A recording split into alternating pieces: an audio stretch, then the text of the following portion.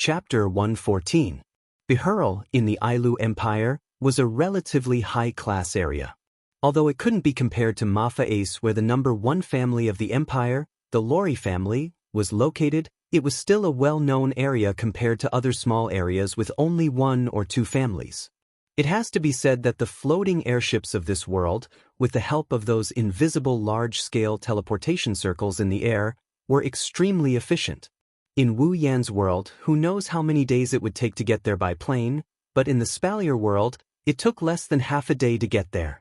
After disembarking from the airship at Bihurl's floating plaza, little Liren shouted and cheered loudly. Because she knew, she had finally returned to the place where she belonged. Some of the uncles were originally dissatisfied with someone shouting loudly, but when they turned around and saw it was little Liren, their dissatisfaction turned into smiles, making Wu Yan feel a chill in his heart. No matter which world, uncles are creatures that must exist. From the expressions of the surrounding uncles, Wu Yan could see that the uncles of the Spalier world also had lowly fetishes. Little Liren, where do we go from here? Chuju held little Liren's hand, squatted down and smiled at her. Seeing little Liren's happy expression, Chuju couldn't help but smile as well. Who would have thought that such a beautiful president with a smile on her face would refuse to get on the floating airship due to her fear of heights when they were resupplying the town? If it wasn't for Wu Yan, who couldn't stand it anymore and exchanged for a stabilizing item from the system, the president would have suggested that they walk to Bihurl. Hearing Chuju's words, little Liren was distressed. Although she was born in this place, she rarely went to places far away, so in this relatively large Bihurl, there were many places she hadn't been to. And Bihurl's floating plaza was a place she hadn't been to before. Her little head shook non-stop, trying to remember the location of her home. Her little eyes darted around, trying to remember the floating plaza's location in Bihurl. In the end, little Liren lowered her head. Woo, Liren doesn't know where to go either. Chuju helplessly stroked little Liren's head. If that's the case, it seems like we can only take our time to find them. Ignoring the gazes of those who are jealous of him standing next to the beauties, he looked around and after thinking for a bit, he walked in front of the crowd. Let's walk around first. Maybe we can find a place that the little girl is familiar with. That's true. Not sure if it's because Wu Yan said the word, stroll, but other than Ikaros, Chuju, Mikoto, and Liren's spirits were lifted. Smiles spread across their faces, making Wu Yan's eyelids twitch. Walking on the street, Wu Yan's group still received 100% of the attention. But this time, Wu Yan didn't ignore their gazes. He thought it would be great if someone could recognize little Liren. However, Hinajiku and the other two seemed to have forgotten about finding a house. They were all looking around at the various shops and stalls, occasionally pointing at certain items with bright smiles on their faces. Wu Yan couldn't help but sigh. Ikaros was the only one who stayed by Wu Yan's side. She scanned the surroundings to see if there's anyone or anything that could threaten Wu Yan. Wu Yan couldn't help but ridicule her again. After walking for who knows how long, Wu Yan felt like he was about to run out of oil. Finally, Chuju spoke up. I'm a bit tired from walking, let's find a place to sit. Straightening his back, Wu Yan came back to life, pointed at a restaurant and said with a smile, There's a restaurant over there, let's go there. Then, without waiting for Chuju and Mikoto to reply, he walked over in big strides, as if afraid that Chuju would refuse. The two adults and one child couldn't help but laugh and followed him. This otherworld's restaurant doesn't look any different from our academy cities. After finding a place to sit down, Mikoto glanced at the restaurant and said so. She dared to speak so loudly, not afraid of being heard by others. Holding a menu, Wu Yan smiled and waved his hand casually. There should still be some differences in the subtle areas. Hinajiku also looked at the street and pedestrians outside the glass window, then turned to look at Liren. Little Liren, can you recognize where this is?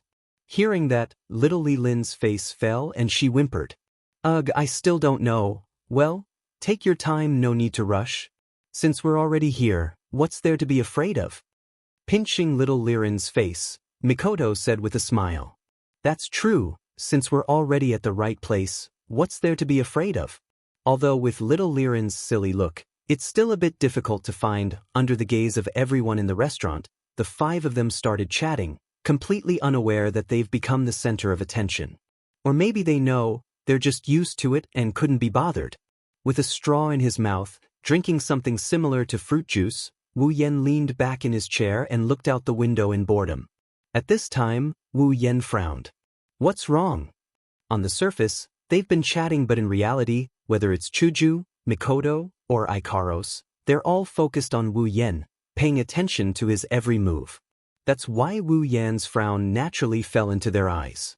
Still looking out the window, Wu Yan's frown didn't loosen. He directly said to the girls, "Don't you think there's something wrong with the people outside?"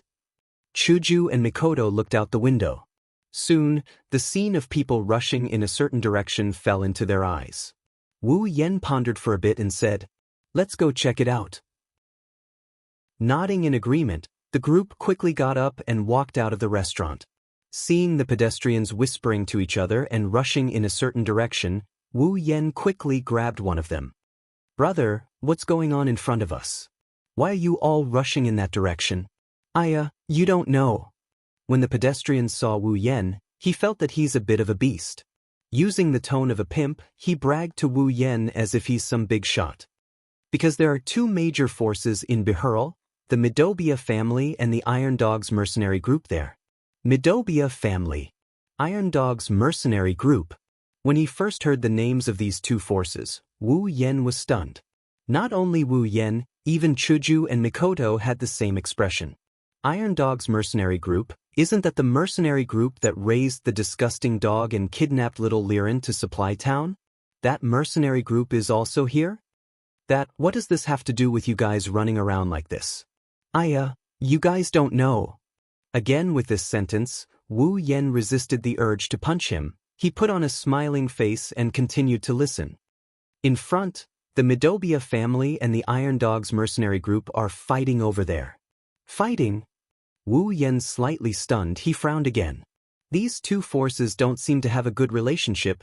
Connecting the dots between Bihurl, Little Liren's hometown, the Iron Dog's mercenary group and the Midobia family, Wu Yan thought of something, but he couldn't grasp it. He could only thank this hateful pedestrian and let him go. "Yan, that Iron Dog's mercenary group is also here. Should we go and take a look?" Chuju whispered in Wu Yan's ear. "That mercenary group kidnapped Little Liren. If they bring Little Liren there, they don't know if something will happen, so Chuju is a bit worried." "Let's go take a look," Wu Yan said in a low voice. "This Iron Dog's mercenary group must have a purpose for kidnapping Little Liren. This is her hometown. Maybe we can find out something if we go take a look." Looking at Chuju's expression, Wu Yan laughed and held her little hand. "Well, even if something happens, do you think we're scared? Don't forget, you're also a rank 7. Being held by Wu Yan, Chuju blushed. "Who's scared? Let's go." Chapter 115. Bihurl, an empty space in the middle of a street. In the middle of the empty space, there were quite a few people standing there. A group of people with weapons in their hands, looking very aggressive. Another group of people had a very disgusting bald dog by their side, looking very fierce. They were facing each other, but their faces were filled with hostility. Anyone with a discerning eye could tell that they were from 2 different groups, and they didn't have a good relationship. More and more people came running over, surrounding them in the middle, pointing and whispering. Anyone with a discerning eye could tell that they were here to watch a show. At the very front of both groups, there was a person standing at the front. From the looks of it, he should be the leader. One group's leader was a young lad, while the other group's leader was a middle-aged man with a bald dog. At this time, the young leader spoke. "Tigray, if you don't hand over our young miss today, we will not let this go." Hearing that, the middle-aged man with the dog called Tigray couldn't help but laugh out loud. His laughter was full of mockery. He looked at the young leader and sneered, "Who do you think you are to say that to me? Gray would be the one to do it, but with a little guard like you, do you believe that if I kill you, Gray wouldn't even have a word of complaint?"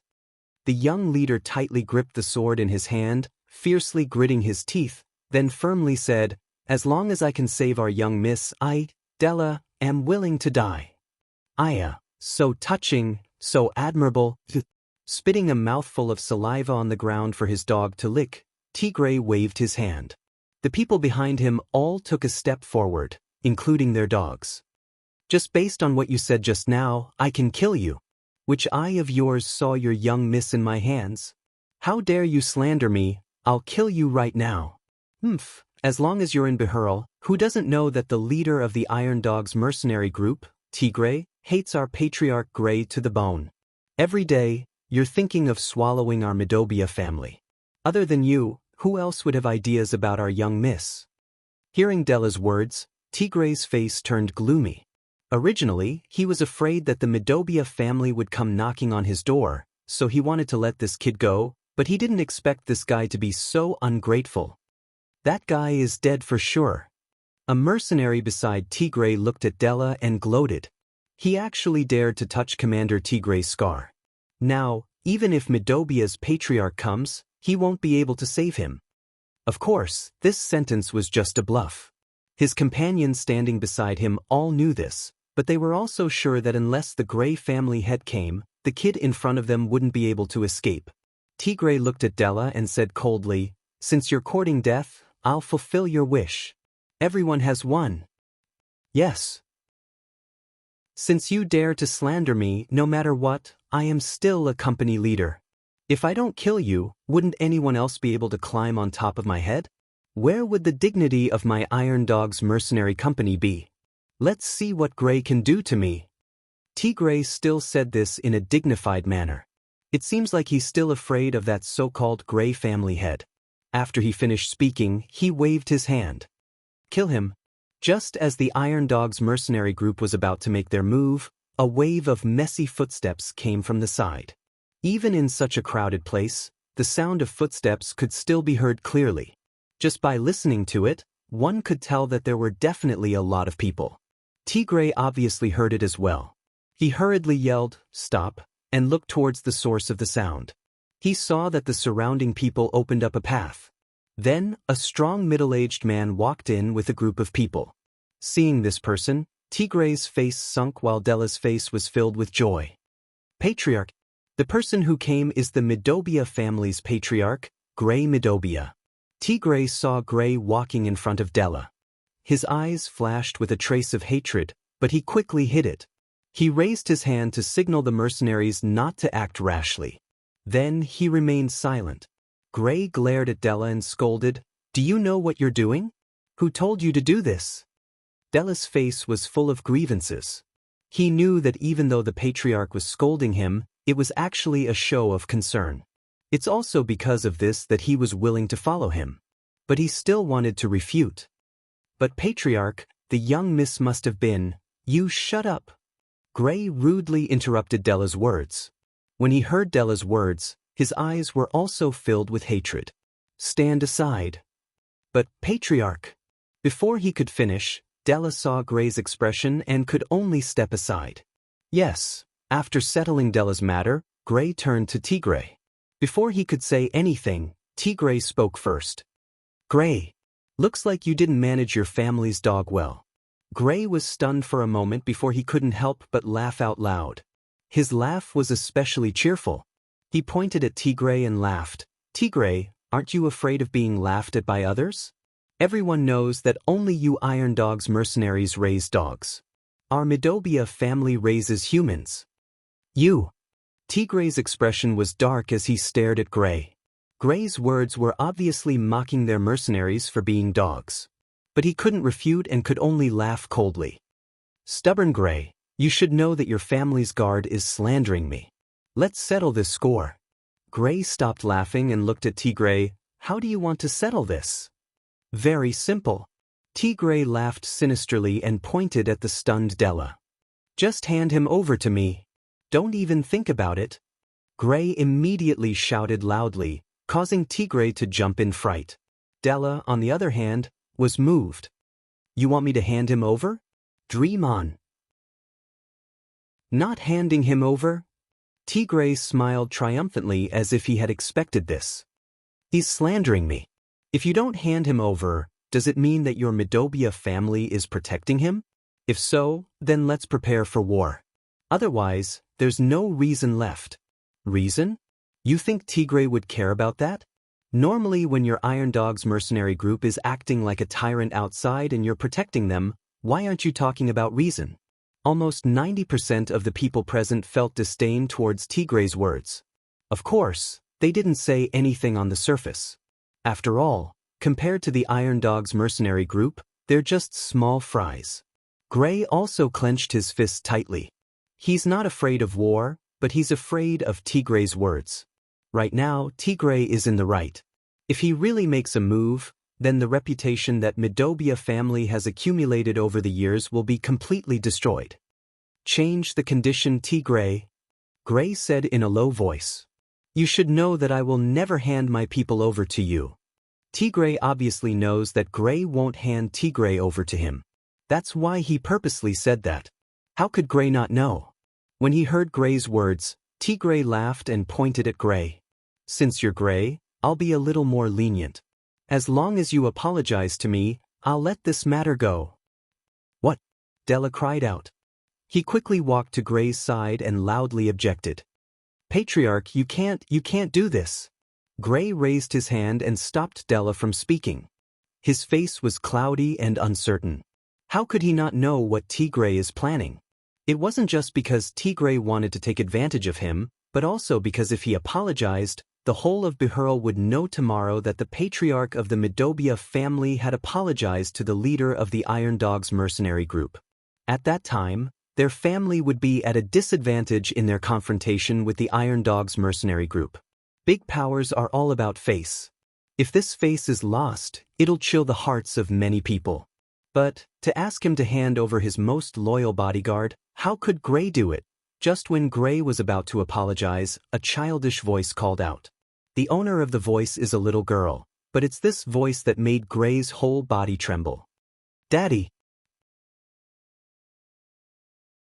Chapter 116. Daddy! In the huge arena where a storm was brewing, time seemed to stop for 2 seconds when this tender voice rang out. For a moment, both sides actually stopped what they were doing at the same time. Gray turned his head towards the source of the voice in disbelief. Just this action of turning his head seemed to have taken him thousands of years to do. He was afraid that this voice was just a hallucination.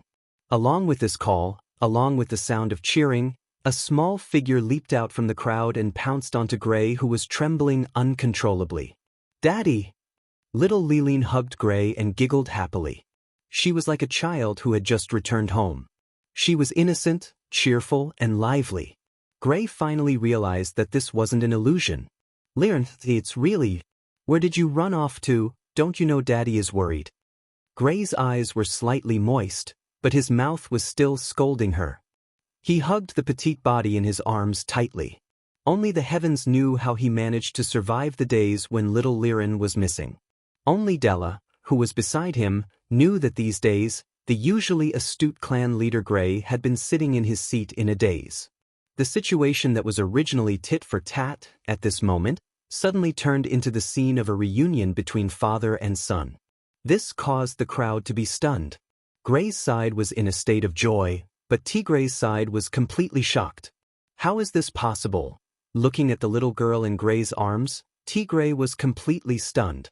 Others may not know the whereabouts of the Midobia family's young miss, but he, Tigre, how could he not know? This young miss, he was the one who kidnapped her. Ty Lee, that bastard. What the hell is he doing? He can't even handle such a small matter. What a waste. Tigre clenched his fist tightly, the veins on his face popped out, proving that he was furious to the extreme. Seeing little Lirin come back, he knew that Ty Lee's side had lost her. Tigre had completely forgotten about it. Now that the hostage was back, what about Ty Lee, who was in charge of the kidnapping? Did he forget about it, or did he not care about it at all? Taking a deep breath, Tigre adjusted his emotions and put on a fake smile and said, Patriarch Gray, although I'm sorry to disturb you and your daughter's reunion, it seems like our matter hasn't been resolved yet. Gray, who was immersed in the joy of reuniting, finally reacted. But at this moment, Gray held an indifferent attitude. As long as his daughter is back, anything is fine. Tigre looked at Gray's happy face. The anger in his heart couldn't be extinguished. The plan failed, Gray was happy, so of course he wouldn't be happy. Gray, now that your daughter is back, It's good that I'm innocent. Our Iron Dog's mercenary group wouldn't kidnap someone and then release them, right? Your subordinate has slandered me. If you don't give me an explanation, I will not let this matter rest. Even if the final plan failed, Tigray still intended to bite Gray. Hearing this, Gray put down the little Lirin in his arms and stood up to face Tigray. I'll apologize now. Apologize? Tigray laughed out loud. His laughter was especially ear-piercing, but the anger hidden in his laughter was heard by many people present. A portion of the smart ones had already guessed the cause and effect of this matter, including Gray. As his laughter faded, Tigray raised his weapon and pointed it at Gray and viciously said, "I, the dignified leader of the Iron Dog's mercenary group, was slandered by a subordinate. You want to let this matter go with an apology? Then in the future, anyone can step on my head and let this matter go with an apology." Gray was stunned. Even the surrounding people were in an uproar. He was the one who said that he would apologize, and now he's the one who said that an apology won't let this matter go. This is obviously going back on his words. Tigray didn't care what others thought. He only knew that there was a fire burning in his heart. Now that the situation is in his favor, if he doesn't vent this anger, he won't be able to let this matter go. Tigray made a hand gesture and the mercenaries behind him all took out their weapons. The dogs beside him also began to bark. No matter how you look at it, it's obvious that Tigray is trying to show off his strength. Tigray! Gray was also enraged at this moment. He yelled, "Looks like you don't plan to let this matter go. Don't think that I, Gray, am easy to bully." Della, who was beside him, immediately raised his do-chi. Previously, because of him, the patriarch almost lowered his head to that despicable person. Della was also furious. At this moment, the one who dared to say that he wants to make a move the most is him. The soldiers on both sides also raised their do-chi. A few mages also began to raise their magic. The group of saber-toothed hounds also arched their bodies, ready to pounce at any moment. Just as the two sides were about to engage in a fight, little Lirin shrunk her head back in fear. She then leaped away from Gray's side and ran to the side, plunging headfirst into the embrace of an unfamiliar woman. This sudden scene naturally caused both parties to be unavoidably stunned. When they clearly saw the person that little Liline had leaped into her embrace, they were once again stunned. It was a very beautiful woman with long pink hair. Beside her, there were two equally beautiful women with tea-colored hair and pink hair. Standing in the crowd of onlookers, they were very conspicuous. When the onlookers realized that there were three beautiful women standing beside them, they were all stunned. When they regained their senses, they retreated as if they were afraid of getting into trouble. Only a young man was left standing beside them. Looking at the people on the scene, he smiled faintly. Suddenly seeing beautiful women, Gray couldn't help but be stunned. But no matter what, he's still the head of a family with a wife and daughter. He quickly regained his composure.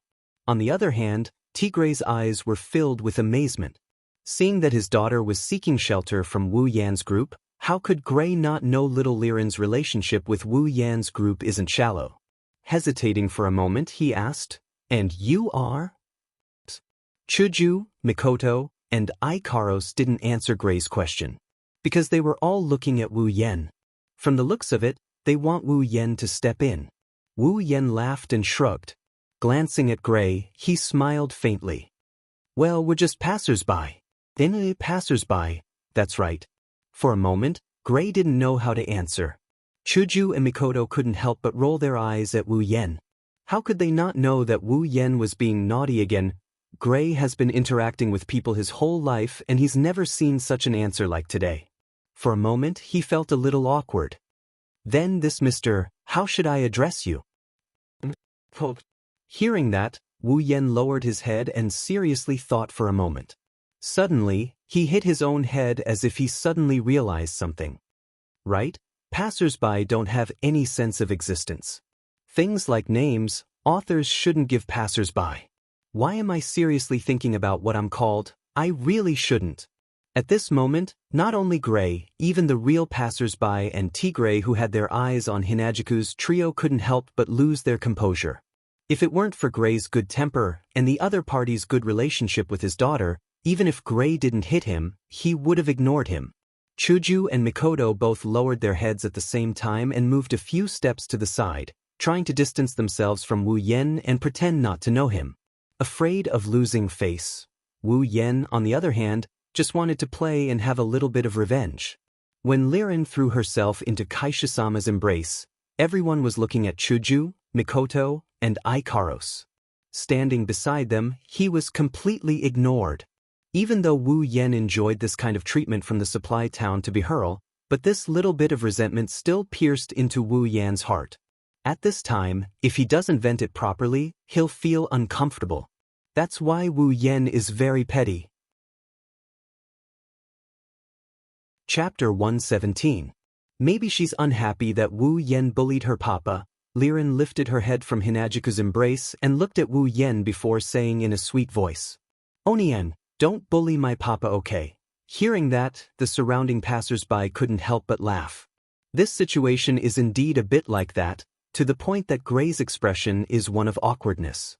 Wu Yen shrugged, putting away his mischievous thoughts and smiled at Gray. "It's just a joke, don't take it to heart. My name is Wu Yen, beside me are my wives. Greetings, clan head Gray." As soon as the words left his mouth, someone shouted in disbelief. There were a lot of people, including Midobia's and Iron Dog's mercenaries. Chuju and Mikoto's face instantly turned red, but they couldn't refute it. After all, it was only a few days ago that they were pushed down. But in front of so many people, calling themselves his wives or whatnot, the shy Kaishisama and Sis Cannon couldn't wait to find a place to hide. Looking at Wu Yan's calm face, they gritted their teeth. Of course, from their flushed cheeks, it's obvious that they're more than willing to do so. In their shyness, Chuju and Mikoto forgot that the so-called, "beside me are my wives," this "beside me" also includes Ikaros, of course. Compared to the blushing Chuju and Mikoto, Ikaros' expression didn't change at all. But if someone were to look closely, they'd notice that there's a ripple of emotion in Ikaros' eyes. As for the surrounding passers-by and the subordinates of the two factions, they're completely Spartan. Looking back and forth between Chuju, Mikoto, and Ikaros, and then looking at Wu Yen, who doesn't look too common, but at least he's the type that wouldn't attract too much attention if thrown into a crowd. Everyone's a little confused. This, no matter how I look at it, it doesn't look like it. However, the three women standing beside him did not refute him. Instead, they even had a bashful look on their faces. It was clear that they acknowledged Wu Yan's words of wife. Therefore, they were jealous. They were envious. They started to hate him. Feeling the envious and jealous gazes of the people around him, Wu Yen curled his lips in disdain. Not to mention how many gazes he had received along the way, he had already reached the realm of being able to ignore them. He himself was also clear that a winner in life had to be baptized. The baptism of gazes was the most superficial kind. It was not like he was going to burn it. What was this brother afraid of? While everyone was silent, Gray laughed heartily and said to Wu Yen, "Young man, your fortune is not bad. Each of your wives are so charming and alluring, it's the envy of others." Hearing this, Wu Yen couldn't help but look at Chuju and Mikoto. He smiled, his eyes filled with tenderness. "Yeah, I've always thought that being able to be with them is my lifetime's blessing." Chuju and Mikoto heard this and couldn't help but look at Wu Yen. Seeing the tenderness in his eyes, they couldn't help but smile. However, their faces were getting redder and redder. They could only continue to lower their heads, not looking at those eyes that were enough to make them sink deeper. You husband and wife's relationship is really good. Also, it seems like my daughter is also under your care. Gray here, thank you. After that, Gray gave Wu Yen a noble salute. Wu Yen smiled and waved his hand, indicating that he didn't dare. While they were greeting each other courteously, Tigre's expression on the side was getting worse and worse. His sworn enemy actually ignored him and started chatting with another brat who was still wet behind the ears. Anyone with a temper would not be able to endure this. Even Tigre's gaze towards Wu Yen became unfriendly. And the reason for this unfriendliness, other than Gray, is also because of Wu Yan's beautiful wives. Only Tigray himself knows. Gray. Looks like you really don't put me in your eyes. Seeing that Gray still wanted to chat with Wu Yen, Tigray's anger could no longer be contained as he roared loudly. Gray coldly glanced at Tigray and then said to Wu Yen, "Little bro, I still have some matters to settle here. Wait a moment, I'll have a good chat with little bro to express my gratitude." Under the control of Tigray's anger, he wanted to take a bite out of Gray. But how could Gray just sit there and wait for his death? Being continuously provoked by Tigray, Gray's heart was also on fire. The two of them were fire against fire, so naturally they could only fight it out. Too bad, with Wu Yen here, this large-scale fight is destined not to happen. Wu Yen smiled as he looked at Tigray. His eyes had a trace of coldness. Not to mention that Gray is little Liren's father. Just the fact that this Iron Dog's mercenary group made him unhappy, he didn't plan to just stand by and watch. At the beginning, not only did Tai Li covet his armament, he also coveted Chuju and Mikoto. His ugly personality was exposed. This Tigray and Tai Li are definitely not good people. Plus, he kidnapped little Liren. Wu Yen walked to the stage as if there's no one around. Chuju, Mikoto, and Ikaros also quickly followed, forming a triangle with Gray and Tigray, causing everyone to be stunned. Wu Yen looked at Tigray, his eyes slightly narrowed. "Leader Tigray, right?" "That's right. It's me." Tigray coldly looked at Wu Yen, as if he wanted to see what kind of trick Wu Yen is playing. Wu Yen nodded and said in a low voice, "Tai Li, who is he to you?" "Tai Li." Tigray's face changed. He thought Wu Yen wanted to denounce him. After all, that little girl from Midobia family was with them. Then, it's very likely that it was Wu Yan's group who saved her from Tai Li's hands. But, there's no proof. What can Gray do to me? "You're just a kid, what can you do to me? Tai Li is my little brother." "Is that so?" Wu Yen smiled. Just when Tigray thought he was going to expose him, Wu Yan's tone changed. "Leader Tigray, did you know?" Wu Yen looked at Gray with a smile, then his face suddenly darkened and said in a low voice, "Your good little brother once had ideas about my wife."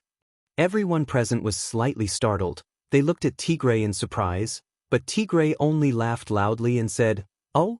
And then? What do you want? You want to team up with Gray to deal with me?" Tigray's face darkened. He coldly said, "Young man, don't be too impulsive. You should know, there are some muddy waters that you can't get involved in." Wu Yen was startled, then laughed again. His laugh was exceptionally happy and cheerful, but there wasn't a trace of a smile in his eyes. "Can I take it that you're threatening me?" Gray was a little anxious. Wu Yen took care of his daughter, and he had a good impression of him. Now that he's saying this in front of Tigray, who has a terrible temper, isn't he afraid that Tigray will cause trouble for him? "So what if I am?" Tigray said with disdain. "Don't tell me you really think you're someone?" As soon as he finished speaking, Tigray froze. His entire body froze. An extremely shocked expression appeared on his face. He didn't even dare to move. On his forehead, a drop of cold sweat trickled down and dripped onto the ground. Gray's astute face was filled with astonishment, shock, and a thick sense of disbelief. Della, who was standing beside him, unconsciously loosened his grip, and the sword in his hand fell to the ground with a clang. However, he didn't care about it at all, and was dumbstruck. They were not the only ones. Everyone at the scene was astonished at this moment. The place fell into a dead silence. No one dared to make a sound. What did they just see?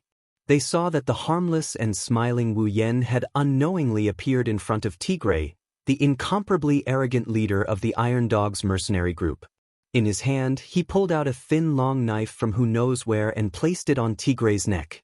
Cold sweat dripped down Tigray's face. The arrogant expression from before still remained on his face, but he didn't dare to move an inch.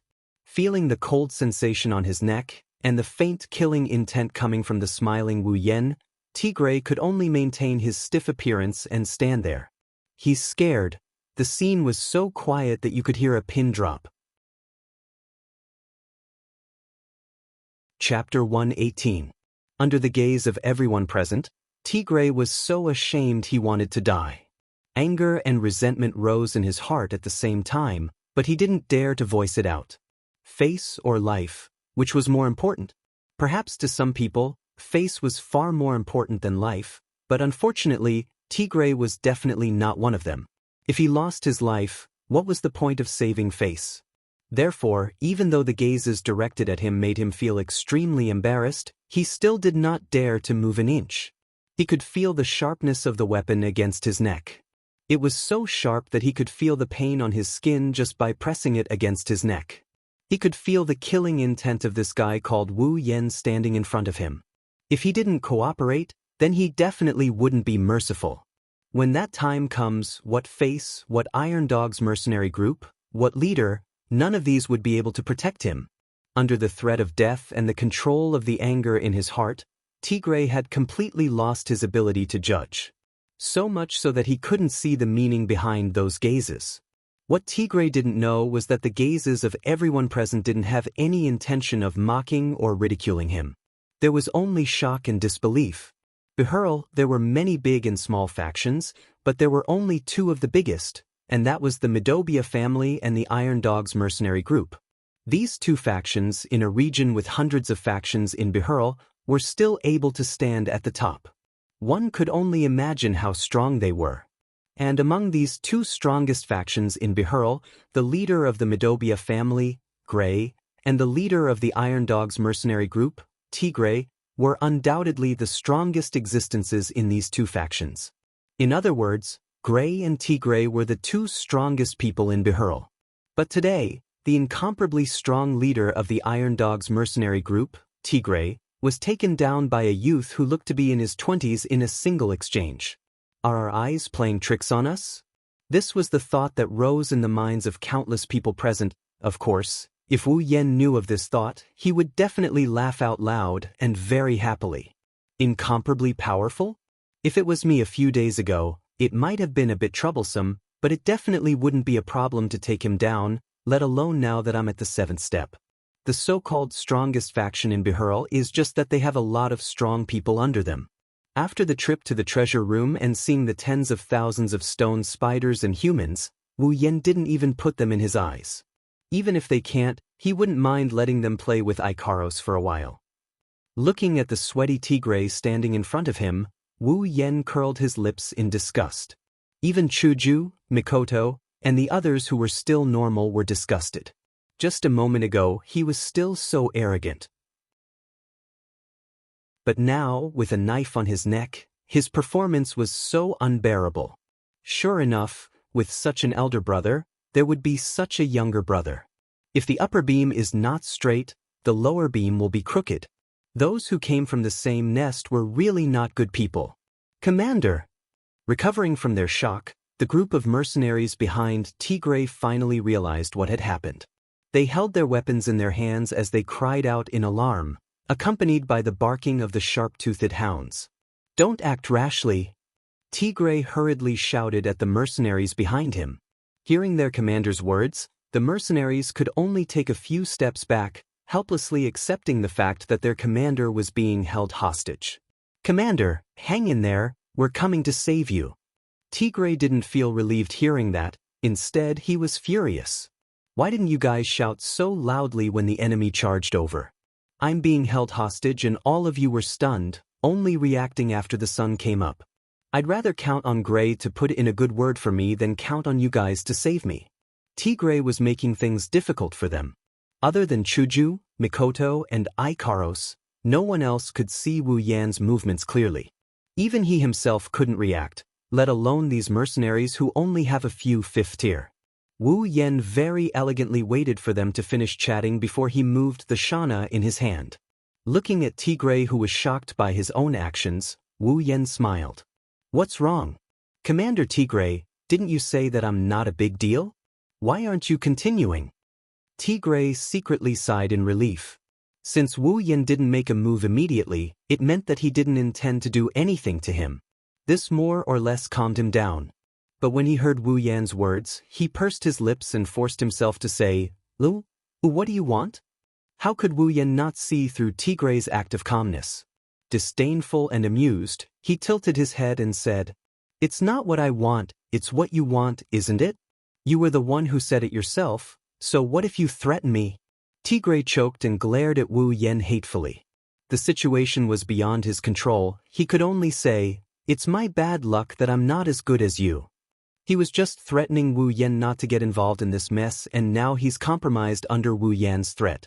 It's ironic, but it's only to the point where Tigray can only admit that he's unlucky.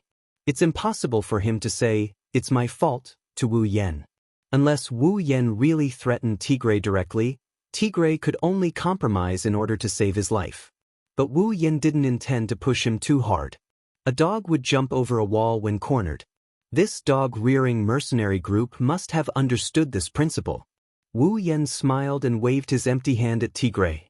This casual gesture made Tigray feel strangely angry. Tigray suppressed the anger in his heart and said sullenly, "Can you let me go now?" Wu Yan nodded indifferently and looked at Tigray's face. "I didn't intend to offend Commander Tigray. It's just that Commander Tigray said he wanted to see what kind of person I am, so I showed a few moves. Please don't take offense." Tigray was furious. He felt that he wouldn't be able to sleep tonight. He was angry every day, but he'd never been as angry as he was today. Plus, he couldn't vent his anger like he usually did. Then, Wu Yan suddenly acted as if he suddenly realized something and continued, "Oh, right, there's also that good brother of yours. You don't have to go look for him. Even if you go look for him, you'll probably only find his corpse." "You killed him?" Tigray cried out involuntarily. Wu Yan laughed mockingly. "Yes. He had designs on my wife. If I didn't kill him, was I supposed to keep him around and waste food?" "You." Tigray gritted his teeth and stared at Wu Yan. All he saw was Wu Yan's cold gaze. He could only turn his head dejectedly. If he died, then he died. He failed the mission, so he was just a piece of trash. Seeing that Tigray didn't intend to pursue his brother's death, Wu Yan's mocking smile became even wider. As expected, both brothers were animals. Removing Niden Zhana from Tigray's neck, Tigray immediately channeled his Do Chi and jumped back, as if he was afraid that Wu Yan would come and put a blade on his neck again. Wu Yan turned a blind eye to it. He lifted Niden Zhana and twirled his blade around before walking back to Chuju and the others. Looking at Wu Yan's back, Tigray wanted to sneak up and kill him countless times. However, Wu Yan's ghostly figure made him not dare to act rashly. He could only suppress the killing intent in his heart and roar at the mercenaries behind him, "Let's go!" The Iron Dog's mercenaries slowly retreated. The bystanders were afraid of touching the fire. Plus, there was no good show to watch, so they scattered like birds and beasts. Wu Yan brought Chuju and the others to Gray's side. Looking at Gray, who still hasn't recovered from the series of events, Wu Yan was speechless. "You're still the head of a tribe, can't you adapt a little?" Of course, Wu Yan didn't know how it felt to have your lifelong enemy taken down by a 20-something-year-old youth in an instant. If it was someone else, perhaps they would be even worse than Gray. Chapter 119. Peng. Damn it. Damn it. That little bastard. How dare he? Damn it. Bitter curses resounded throughout the Iron Dog's mercenary group's office, followed by the sound of objects shattering and falling to the ground. Tigray, however, didn't feel relieved at all and flew into a rage in front of the entire mercenary group. Thinking of how he was threatened by an unknown little bastard in front of so many people and was even forced to compromise, Tigray's anger surged. Once he thought of this, his Do Chi flew into a frenzy, destroying everything in front of him. The group of Iron Dog's mercenary group's upper echelons looked at their leader's angry appearance and bowed down timidly, afraid that if they were the slightest bit careless, they would bump into their leader's fire. In the Iron Dog's mercenary group, regardless of whether it was the new or old members, they all knew that once their leader got angry, if they made a small mistake in front of him, they would be tortured to death. And now, they had never seen their leader's anger greater than this time. If they bumped into him at this time, they would only die a horrible death. Therefore, they could only fearfully lower their heads and hope that their leader wouldn't find trouble with them. Once again destroying a table into powder, Tigray's face was gloomy as he panted heavily. Once he saw the cowering appearance of the people below, his anger rose again. "You bunch of rice buckets, none of you are useful. I was held hostage by that little bastard. Did none of you think of a way to save me?" What use do you have? As expected, they were scolded harshly. They could only obediently agree, but their hearts were filled with bitterness. Even the strongest sixth-step warrior in the mercenary group, Tigray, didn't have time to react and was threatened. What could these fifth and fourth-step warriors do? Of course, this could only be said in their hearts. No one dared to complain out loud.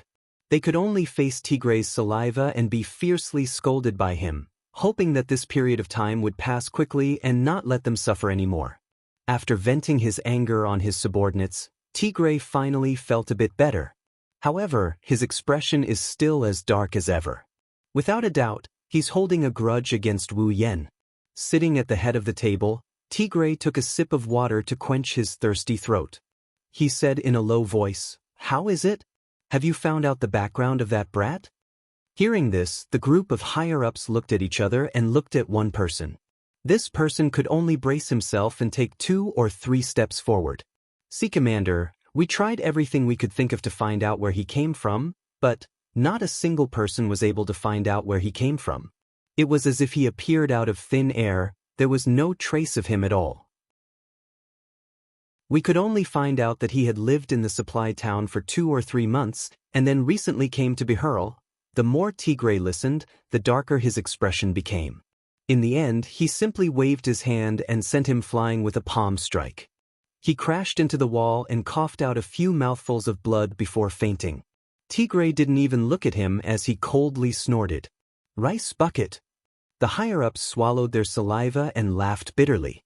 They had already guessed this result when they received the investigation report from their subordinates. They could only rejoice that no one had died yet. At this time, the atmosphere in the Iron Dog's mercenary group's office was extremely stifling. Everyone looked at the gloomy Tigray sitting at the head of the table and could only lower their heads in silence, fear in their hearts. Tigray's eyes flashed with a trace of venomous resentment. He was not willing to accept this. He had fallen so hard in front of this abominable brat who came out of nowhere.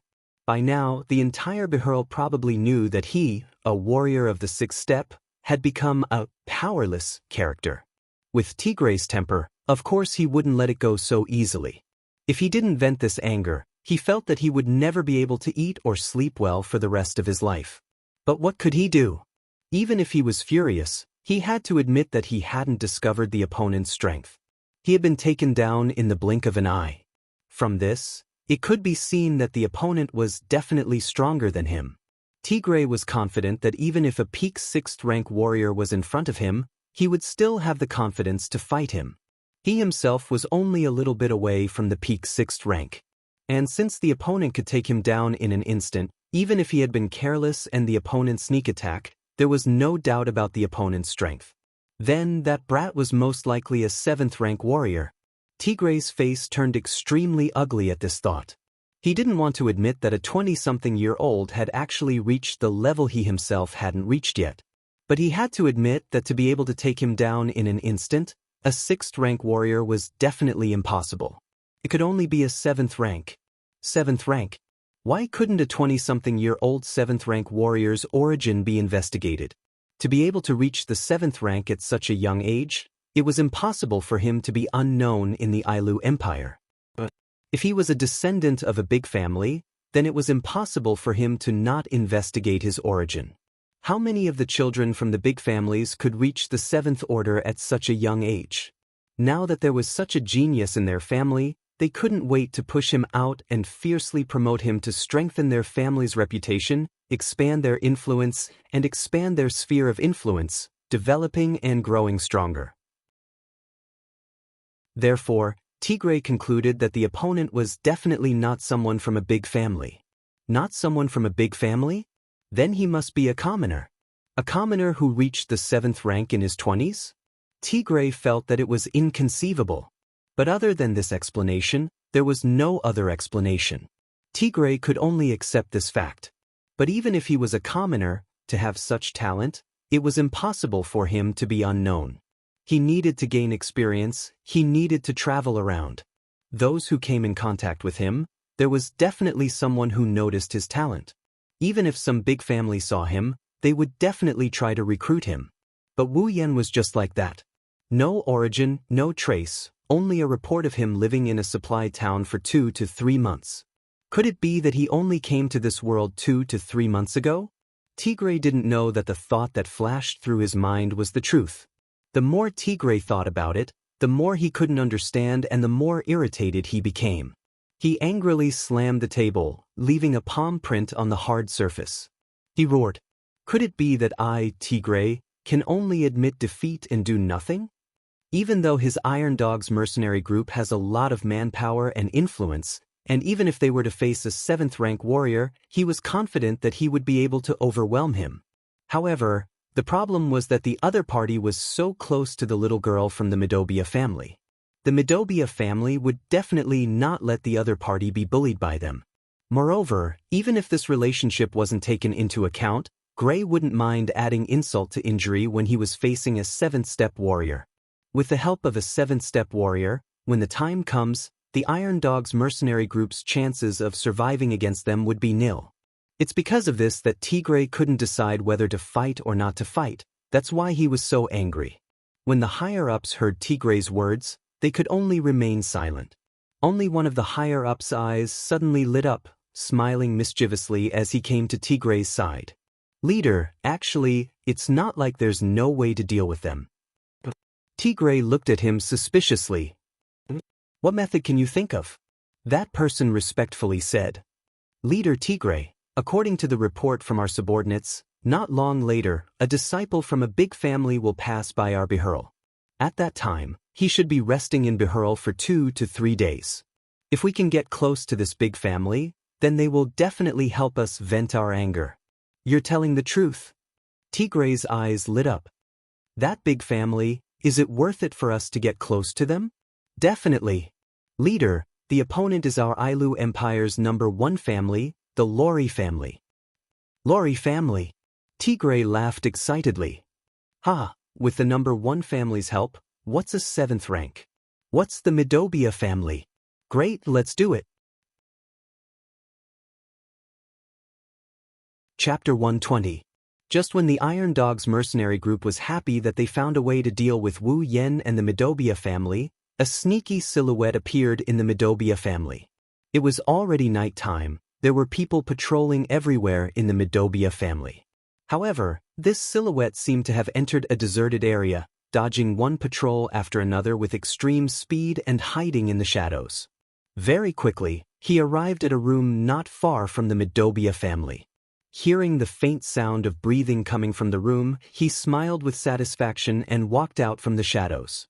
If the patrolling personnel saw this person at this time, they would definitely be surprised. Because this person was the young warrior that the patriarch of the family solemnly invited today to save the young miss of the family. That's right, this person is Wu Yen. Today, after being in the limelight and intimidating the feared leader of the Iron Dog's mercenary group, Wu Yen came to the Midobia family under the invitation of Gray, who was still in disbelief. After explaining why little Liren was with them, Gray was furious on the spot and declared that he would not let the Iron Dog's mercenary group off so easily. Moreover, he was deeply grateful to Wu Yan's group. Especially after finding out that Wu Yen is a tier 7, Gray became even more happy. He's happy that his daughter is acquainted with such a strong and talented individual. He's also happy that his family is able to have a relationship with such a strong individual. Of course, Wu Yen is the only one who exposed his strength. Hinajiku, Mikoto, and Ikaros didn't, so they were treated like normal people. Otherwise, if Gray knew that there was a 7th stage and 2 8th-stage warriors on his side, he would definitely pinch his thigh until it turned blue. After that, Wu Yen, Chuju, Mikoto, and Ikaros stayed at the Midobia family's residence under Gray's persuasion and little Liren's tearful pleading. As for why Wu Yen would sneak out in the middle of the night, that would require a good explanation. This was because Wu Yen wasn't here to steal, nor was he here to steal information, nor was he here to assassinate someone. Since the Midobia clan didn't do anything to offend him, he naturally wouldn't do anything. The reason why he sneaked in was because he wasn't here to be a thief or an assassin. He would never harm the people in the room. Because the room in front of him is Mikoto's room. Sneaking into Mikoto's room in the middle of the night, what he wants to do, that Sima Zhao's intention everyone knows. Other than being a rapist, what else could he be doing here? It was also hard on Wu Yan. After eating meat, he was restrained. He had just gotten rid of his virgin identity. No matter what, Wu Yan did not want to stay in a room alone. It's been 3 to 4 days, Kaisha-sama and Sis Cannon shouldn't be that angry anymore, right? Plus, this was someone else's house, they would definitely be restrained, afraid of waking up unrelated people. Wu Yan's chances of success were still very high. As for why he chose Sis Cannon and not Kaisha-sama? Simple, because Kaisha-sama and little Liren were the closest, so she was asked to sleep with her. Since Kaisha-sama went to sleep with little Liren, then Sis Cannon would naturally sleep with him. Holding the door handle with familiarity, he activated his power. The door opened at the same time as lightning flashed. Wu Yan sneakily looked around before entering the room like a rapist. Who is it? Just as Wu Yan entered the room, a delicate voice called out. However, the voice was soft and weak. Compared to the shouts of people who had discovered a rapist, it was filled with shyness. Wu Yan jumped in fright. He thought he made sure to minimize the sound of his footsteps. Even a Tier 8 Mikoto would have to wait for him to get close to her before noticing him. How did he get discovered as soon as he came in? And that soft voice, no matter how you listen to it, it sounds like she's shy. Did Sis Cannon know I would come? Of course, Wu Yan did not know. Because he had the same superpower as Mikoto, even the electromagnetic waves he emitted were the same as Sis Cannon's. Thus, the moment she entered the room, Mikoto found another individual who has the same electromagnetic waves as her. Other than the sisters that Wu Yan mentioned, the only other person who has the same electromagnetic waves as her is Wu Yan, who has the same superpower as her. As mentioned before, Sis Cannon is smart enough to know what Wu Yan is up to by barging into her room in the middle of the night. Thus, due to her shyness and the fact that she's afraid of making too much noise, she changed her tone to a softer one. Wu Yan could not figure it out, so he threw it away and walked towards Mikoto. "It's me, Mikoto. What are you doing here? Hurry up and get out." She knew what he came here for, but it's precisely because she thought of it that Mikoto got so shy that her face turned red. She shrunk her body further into the bed as she purposely yelled at him with a stern voice. Wu Yan looked at the shy Mikoto and felt a surge of excitement. As expected, "I am a pervert." After lamenting in his heart, Wu Yan walked over with a grin and sat beside the bed, looking at the blushing Mikoto. "Mikoto, what do you think I'm here for? Is your head filled with that kind of stuff? This is someone else's house. She just lost her virginity 3 days ago, which means this is Mikoto's second time." Sundra Sis Cannon naturally couldn't get used to Wu Yan's teasing no matter what. Besides, this is someone else's house. How could she get used to it? However, Wu Yan had made up his mind to ignore Sis Cannon's words. Looking at Mikoto's bashful face, Wu Yan could no longer hold it in. Mikoto screamed in surprise as he flipped her over and pressed her under his body. Caught off guard by the sneak attack, Mikoto felt the weight on her body and her whole body soften. "Stop. Don't." Wu Yan chuckled and ignored Sis Cannon's pleas, blocking all her words with one action. Although it was not the first time she kissed Wu Yan, Mikoto still felt dizzy. She could feel her tongue being captured quickly. She could only make egg sounds, forgetting all about her superpowers and subconsciously acknowledging Wu Yan's actions. Wu Yan did his best to carry out his task. Tears were streaming down his face. Finally, there is meat to eat. Very quickly, under Mikoto's feeble resistance, Wu Yan took off all of Sis Cannon's clothing and stripped her down like a little lamb.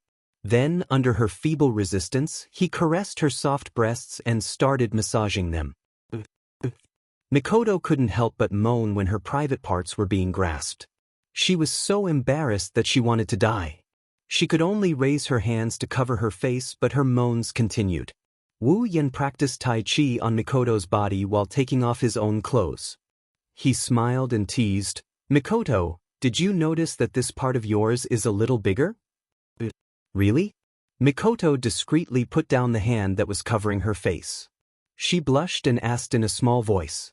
Looks like Wu Yan's words gave her a pleasant surprise. Looks like all girls care about their size, especially flat-chested girls like Sis Cannon. Although, no matter the size, Wu Yan likes them all the same. Of course, it's all thanks to me. Wu Yan tried his best to recommend himself. So, we should do this more often, that way it can become bigger. Who wants that, to become bigger? I don't want to do it with you. You're not being honest. Wu Yan reached a hand under Mikoto's body and the sound of water could be heard. Your body is more honest than you, Mikoto. No. Mikoto pleaded weakly. Then she felt Wu Yan enter her body forcefully. She moaned softly and immersed herself in the pleasure that Wu Yan brought her. The night is still long. Chapter 121. On this day, there were quite a number of people standing at the entrance of the Midobia family. There were both men and women among these people, but the aura on their bodies was quite strong. It was obvious that without exception, all of them had unique skills, and were either warriors or mages who had achieved success in their cultivation. There are 4 people, 2 men and 2 women, standing in front of these people. One of the women has a beautiful head of long silver hair, wearing a short-sleeved shirt and shorts. Her voluptuous breasts hold up her clothes, as if they would burst out of her clothes at any time. Her figure is very tall and hot. Her delicate face is gentle and serious at the same time. She holds a long sword in her hand. With one look you can tell she is a female warrior. The other woman is not as mature as the former. Her pretty face has a hint of immaturity. She still looks very young. Her long black hair is like a waterfall that hangs behind her head. Although her voluptuous breasts are not as big as the former, they are still quite large. Although she is wearing a long robe, it can't cover it up. Both women are equally beautiful. As for the man, he is wearing a magician's robe, standing behind the 2 women. His handsome face also has a hint of immaturity. He also looks very young. However, his eyes are on the black-haired woman in front of him. There is a blurred look in his eyes, as if there is nothing in this world that can attract his attention more than this girl in front of him. As for the other man, it was obvious that he was the oldest of the 4. Compared to the 3 who were still in their youth, this man was a middle-aged man. His appearance was not considered ugly, but there was a trace of viciousness between his eyebrows, which greatly ruined his image. Moreover, he had a bald dog by his side, which made him the one with the worst image among the 4. And he is Tigray. If Wu Yan was here, then he would realize that among the 4 leaders, other than the pretty boy, he knows the other 3. The silver-haired beautiful woman with a long sword is Fei Fei. The young girl with long black hair dressed as a magician is Wu Yan's first friend in the Spalier world, Lulu. At this moment, under the protection of a large group of people behind her, Lulu pouted her lips and puffed up her cheeks. She muttered something unhappily and did not restrain her voice at all. What is this? So many people are blocking my door. It's as if they're here to bully me. It's really uncomfortable. Hearing this, Fei Fei, who was standing beside Lulu, could not help but frown. It seemed that she was also rather unhappy with such actions. I don't like this kind of thing either.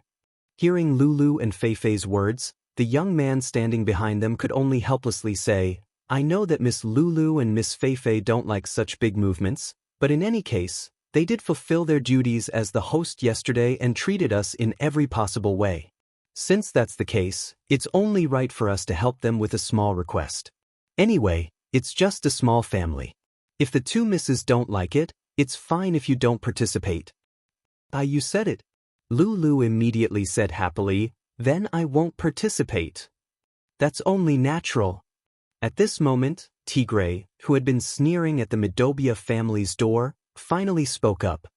He walked in front of Lulu fawningly and smiled. Miss Lilu Plum is of noble status. Naturally, you can't act together with us servants. Originally, the Iron Dog's mercenaries thought that the one who came to Behurl was just a small figure from the Lori family. Who would have thought that after seeing the person, they would be shocked to find out that the one who came was actually the only daughter of the Lori family, the daughter of the head of the Lori family. How is this a small figure? It's clearly a big deal. Thus, after the initial excitement, Tigray worked even harder to curry favor with Lulu. With this big tree, Don't even mention the Midobia family, even if there were 10 more, Tigray would not care. And if he was lucky enough to catch her eye, perhaps the Iron Dog's mercenaries would be able to make friends with the Lori family in the future. When that time comes, he would really have a meteoric rise. Tigray even thought about finding a young, promising and handsome man to try and woo the beloved daughter of the Lori family. If he really succeeded, then wouldn't he be able to get whatever he wanted? Unfortunately, he could see that the pretty boy following the eldest daughter of the Lori family also had feelings for her. Thus, he temporarily put away those thoughts. After a few days of doing his best to curry favor and entertain, Tigray took the opportunity to ask Lulu and the others to help him deal with the Midobia family and Wu Yen. Since Tigray did his best to entertain them, the Lori family could not refuse. Moreover, the Midobia family was only a small family in their eyes. Thus, the young magician agreed. It seemed that other than Lulu and Feifei, he was the Lori family's #1 leader this time. Of course, when Lulu and Feifei heard about this, they were very dissatisfied. The two girls were not people who bullied others using their family's power. The two girls did not like to bully others using their family's power and influence to bully others. But since they had already agreed as the #1 family in the kingdom, of course they could not go back on their words. They could only helplessly lead the team here, which led to the current situation. Lulu did not like this kind of work to begin with. Now that there was a chance to watch, she was naturally happy to do so. She could not wait to agree on the spot. Feifei also seemed to be a little moved. After all, Feifei also did not like this kind of work. It would be best if she could not participate. Tigray, who was beside her, saw the change in Feifei's expression and hurriedly said, "The Midobia family has a level 7 fighter. None of us here are a match for him. So, we would like to ask for Miss Feifei's help." Feifei could only helplessly give up on the idea of watching. She nodded impatiently, but there was a little bit of anticipation in her heart. Although she did not like this operation, but according to Tigray, the level 7 fighter in the Midobia family was about the same age as her. Feifei grew up in the Lori family. Because her talent was too good, she was heavily nurtured by the Lori family. She reached level 7 at the age of 20 and became one of the top geniuses in the Ailu Empire. As the #1 family in the Ailu Empire, Feifei had seen many level 7 fighters. But a level 7 fighter of the same age as her, Feifei had not seen many of them. So, when she heard that there was a level 7 fighter of the same age as her nearby, Feifei wanted to meet him. Of course, she also had the intention to compete with him. Let's hope he's not an annoying fellow. Feifei thought in her heart. Feifei had seen a lot of people who relied on their talent to be better than others. These kinds of people were the ones she hated the most. So, she hoped that the other party would be someone who could surprise her. What Feifei didn't know was that she was destined to be surprised today. In the Midobia family, Gray was sitting on the main seat in the main hall with a document in his hand. Beside him, Della was holding his sword and standing straight, playing the role of the leader of the guards. "Patriarch, something bad has happened." Gray frowned, but he also knew that if it wasn't a serious matter, these guards wouldn't be so impulsive. Thus, he could only look at the guard who just came in and said in a low voice, "Let's go, sir." "Sir? What's wrong? Why are you in such a panic? What's wrong?" "Patriarch." The guard reported to Gray with a face full of panic. Outside the door, Tigray brought the Iron Dog's mercenaries and came looking for us. "Tigray!" Gray was furious. He slammed the table and stood up. "I didn't go looking for him, but he came looking for me first. Just in time, I'll have to settle the score with him." The guard didn't hide the panic on his face and continued, "Patriarch, it's not just the Iron Dog's mercenaries, they also found helpers." "Helpers?" Gray furrowed his brows.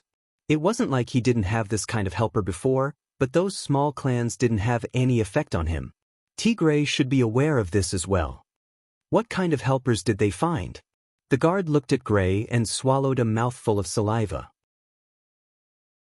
They found people from the Empire's #1 family, the Lori family. "What did you say?" Gray lost his voice. Chapter 122. Lori family. How could this be? Gray felt his head spinning. What is the Lori family? In the entire Ailu Empire, or even the entire Spalier world, there's no one who doesn't know of them. That's the number one family of an empire. Other than the Ailu, Fea, and Baruba empires' royal families, the other two empires' number one families could stand shoulder to shoulder with them. That's the number one family of an empire. If the three empires are said to be the strongest forces in the world, then excluding the empires themselves, the number one families of the three empires are the strongest forces in the world. The Midobia family was not small. In Bihurl, other than the Iron Dogs mercenary group, the Midobia family was the strongest family. However, this strength was nothing in front of the empire's number one family. Let's not talk about the others. Within the Midobia family, the strongest is Gray himself, a rank 6 warrior. However, within the Lori family, there are at least 1,000 people of that rank. It's not that a 6th order warrior is worthless, it's just that the Lori family is too strong. In the entire family, there are close to 1,000,000 5th order warriors and below. In this million, there are only 1,000 6th order warriors. This ratio shows just how precious a 6th order warrior is. Yet the Lori family is able to recruit more than 1,000 6th order warriors. This is the strength of the number one family of the empire. Therefore, in the eyes of the Lori family, a 6th order warrior is considered average. Only a 7th order warrior can enter their eyes. Such a powerful family, if they want to deal with a small family like him who doesn't even have a 7th order warrior, wouldn't it be a piece of cake? Gray couldn't help but take 2 steps back. Now that the Iron Dogs can invite the Lori family to help them, with Tigray's personality, there's no way he will let the Midobia family go. The Midobia family, this is the end. Gray laughed bitterly. Who can he blame? He could only blame himself. A few days ago, he had received news that the Lori family had come to Bihurl. However, he did not contact them as much as possible to avoid unnecessary trouble. That was why he did not contact them. Who would have thought that the Iron Dogs mercenary group would have the Lori family? Seeing Gray's sorrowful expression, Della couldn't help but walk to his side and support him. Patriarch, now is not the time to despair. Even if the Lori family came with the Iron Dogs mercenary group, things still have a chance. Patriarch, you can't give up until the end. Hearing this, Gray roused his spirits and gritted his teeth. Yes, you're right. We still don't know what's going on. It's too early to despair. Let's go take a look at the situation first. What's the situation? As soon as Gray's words fell, a voice rang out. Gray and Della looked towards the direction of the voice. There, Wu Yan walked out with Chuju, Mikoto, Ikaros, and little Liren. Feeling that the atmosphere in the hall was not right, Wu Yan curiously looked at Gray and asked, "What's wrong?" "Patriarch Gray, it seems like you're not in the right mood." Gray went silent and suddenly grabbed Wu Yan's hands. "Little brother Wu Yan, Gray, would like to ask you for a favor." The sudden action startled Wu Yan. If it wasn't for Gray's serious expression, Wu Yan would have sent him flying with a kick. Hearing the meaning behind Gray's words, Wu Yan frowned. "Patriarch Gray, what's going on? What is it that made you beg me for help?" Gray bitterly smiled and shook his head. "My Midobia family might be facing a great calamity soon. So, I want to ask you, little brother Wu Yan." Gray hesitated for a moment, then looked firmly at Wu Yan and said, "If something happens later, please take Liren and leave this place." Wu Yan and the rest were shocked. Little Liren was even more shocked. She flew to Gray's side and clutched his clothes tightly. "Daddy, Liren won't go. Listen to me." "Liren." Gray scolded. "Today, you must listen to me." No. I won't go, I won't go." Wu Yan raised his hand to stop the father and daughter duo from acting out such a scene. He looked straight at Gray. "Patriarch Gray, what's going on?" Gray sighed deeply. "The Iron Dogs mercenary group came to our door." Hearing this, Wu Yan didn't move. He continued to look at Gray. He knew that just the Iron Dogs mercenary group wouldn't be able to make Gray act so unbearably. There must be more to it. They found help from the Ailu Empire's number one family, the Lori family. This time, they might really want to eradicate my Midobia family. Lori family? Wu Yen frowned. This so-called Lori family, isn't it Lulu's family? That's right, Gray said to Wu Yen. Although I don't know if the Lori family is here to help the Iron Dogs mercenary group, but, just in case. That's why I want you to help me take care of my daughter. Please, little brother Wu Yen. Gray wanted to bow to Wu Yen, but Wu Yen grabbed his shoulder and stopped him from bowing. He smiled and said, Patriarch Gray, you said it yourself, they might not be here to help the Iron Dogs mercenary group. So, let's not talk too early. How about this? I'll accompany you to take a look. What? Gray quickly objected. If you guys go out and something happens, what should we do? Don't worry, if something really happens, even if we can't win, we'll still be able to escape. Although Wu Yen didn't want to offend the Lori family, after all, it's Lulu's family. But this matter concerns little Liren and her family, Wu Yen can't just ignore it. Moreover, even if he can't, there's still Ikaros and Mikoto. With these two tier 8, the Lori family won't be able to do anything to them, right? Unless it's the previous patriarch of the Lori family that Fei mentioned before, Lulu's grandfather, who can stop them? If it doesn't work, I'll just F***CK them. Wu Yen realized that every time something happens, he's always thinking about F***CK them. This isn't a good sign. Now that he's a tier 7, he can be considered strong. How can he let himself F***CK them whenever something happens? If it becomes a habit, then it'll be troublesome because it means that he doesn't believe in his own strength. If a person doesn't believe in his own strength, then what courage does he have to face stronger opponents and take another step forward? Although there's the system and he can level up as long as there's monsters to kill, but this is an issue of mentality and state of mind. Wu Yen secretly made a decision. In the future, he won't use resplendent breath unless it's a critical moment. This is to remind himself that he can't rely too much on external items. Of course, Wu Yen doesn't want to set such restrictions on Chuju, Mikoto, and Ikaros. They're much more important than him. If they get hurt accidentally, he'll be heartbroken. How can this be? Don't keep thinking about what if, Patriarch Gray. Wu Yen patted Gray's shoulder and said with a smile, everything has a bad side and a good side. Don't keep thinking about the bad side. Sometimes you have to think about what if, but if you think about what if for everything, then what's the use of feeling? Seeing Gray's hesitant face, Wu Yen softly persuaded him. Well, don't worry. As long as you believe in us, it'll be fine. At least, I'm confident in staying alive. Gray lowered his head and thought about it. After a while he sighed. All right, but you have to promise me. If a fight really breaks out, you have to remember to bring Lin Lin. Seeing that Liren still wanted to say something, Gray glared at her. Liren pouted her lips in grievance. Don't worry. It'll be fine. The group walked towards the gate. On the way, Wu Yen suddenly thought, if the person who comes is Lulu, then it'll be fun.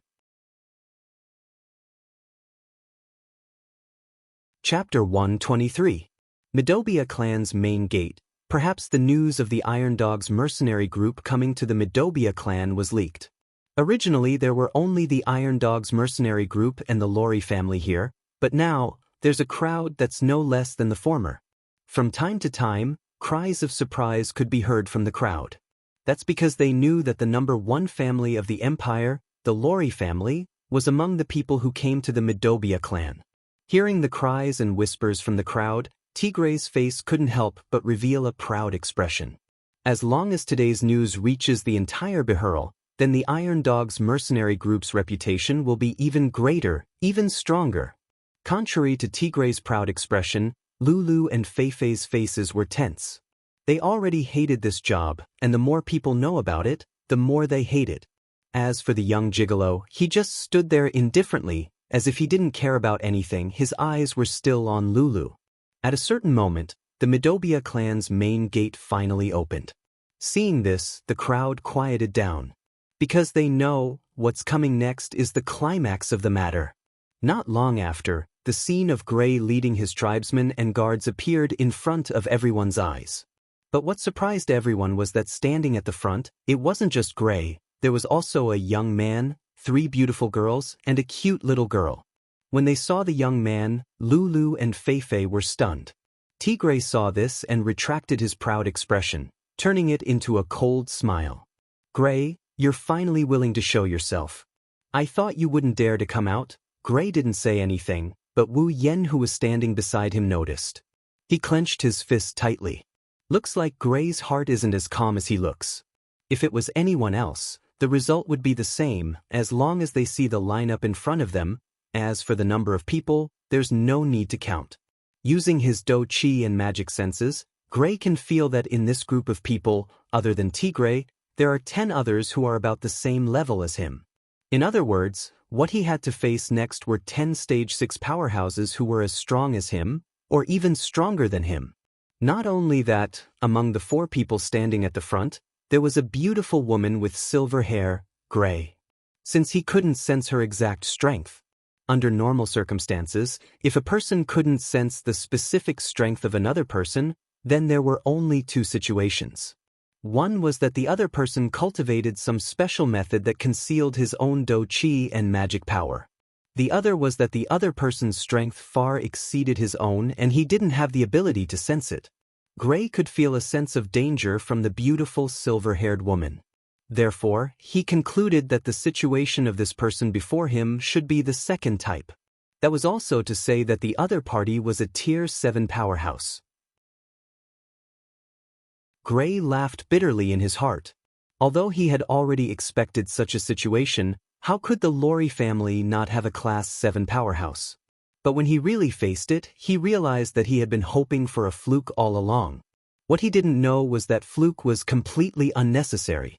Today, it was destined to be a farce. Lulu and Feifei stood at the front of the crowd, such a conspicuous place. How could Wu Yen not see them? Looking at the 2 familiar figures, Wu Yen was stunned for a moment, then he didn't know whether to laugh or cry. Before coming here, he was still thinking that if the people he met were Lulu and Feifei, then it would be fun. He didn't think that he would actually meet them today. After regaining his senses, Wu Yen looked at the high-spirited Tigray, the corners of his mouth widening into a smile. His smile was filled with playfulness.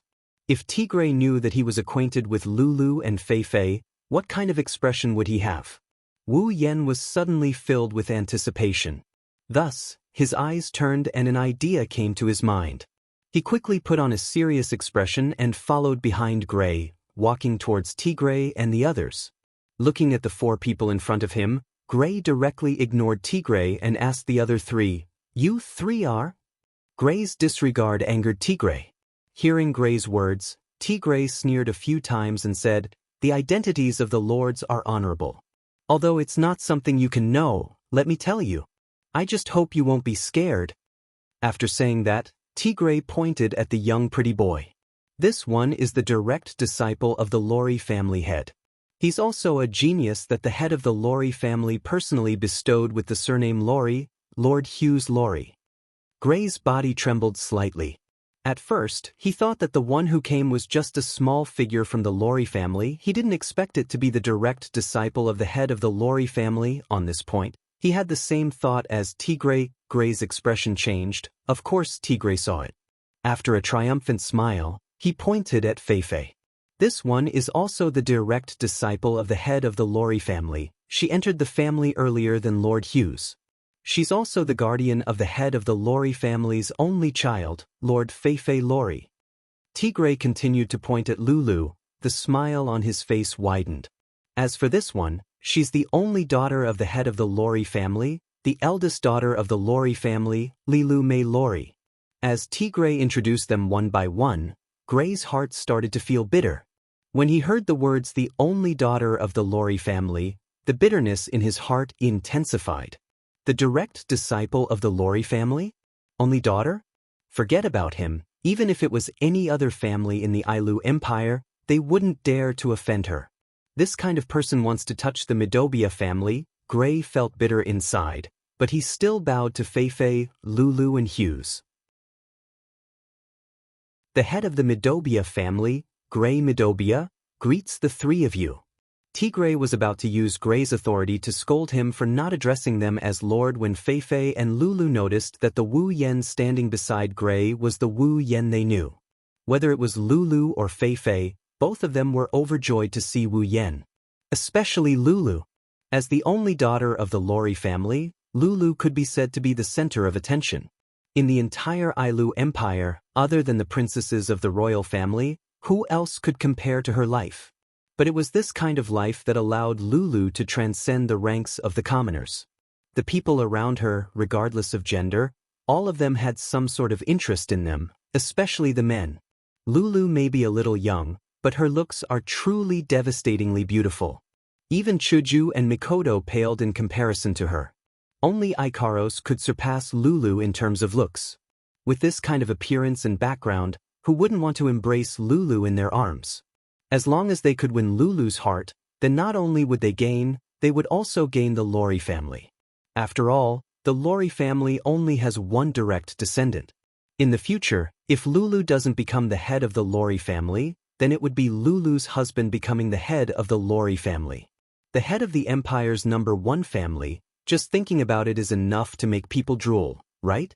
Because of this, Lulu didn't have a single true friend. Other than the few people who could compare to her in the world, there wasn't a single male among them. However, a few months ago, Lulu got to know the first person in her life who is worthy of being her friend. That person is Wu Yen.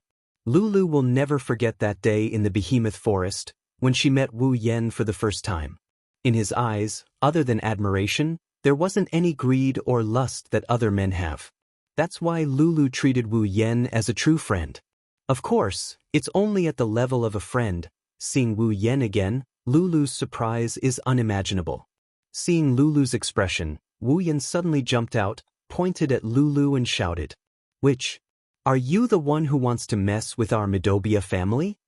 This guy is messing around again. That's Chuju and Mikoto's first thought. Chapter 124. Which? You're the one who wants to mess with our Midobia family? Time came to a standstill as Wu Yen continued his speech. Lulu was stunned. Her originally happy face froze just like that. She didn't know what Wu Yen was trying to do. Feifei was stunned. She didn't know what was going on. She didn't know why things would develop like this. She didn't know how to react for a moment. Gray was stunned, then he started to get anxious. He didn't know what Wu Yen was trying to do, but he knew that Wu Yan's words definitely offended the other party. Tigray was stunned. He kept his expression and didn't say anything, but there was only one thought in his mind: he's dead for sure. Hughes was stunned. He threw all his indifference into the trash can. His eyes were filled with killing intent as he looked at Wu Yen. Chuju, Mikoto, Liren, and even Ikaros were stunned. Even if they were with Wu Yen day and night, they didn't know what to do with Wu Yan's sudden outburst. Everyone present was stunned, even though they didn't know what was wrong with this person who defeated the Iron Dog's mercenary group leader a few days ago, but they knew that if he offended the Lori family, no matter how strong he is, he's dead for sure, unless he's a tier 9. But is that possible? At least, no one in the audience would believe it. So, they can only think that Wu Yen is young and frivolous, thinking that he's invincible after defeating the Iron Dog's mercenary group leader, and now his Chunibu syndrome is acting up.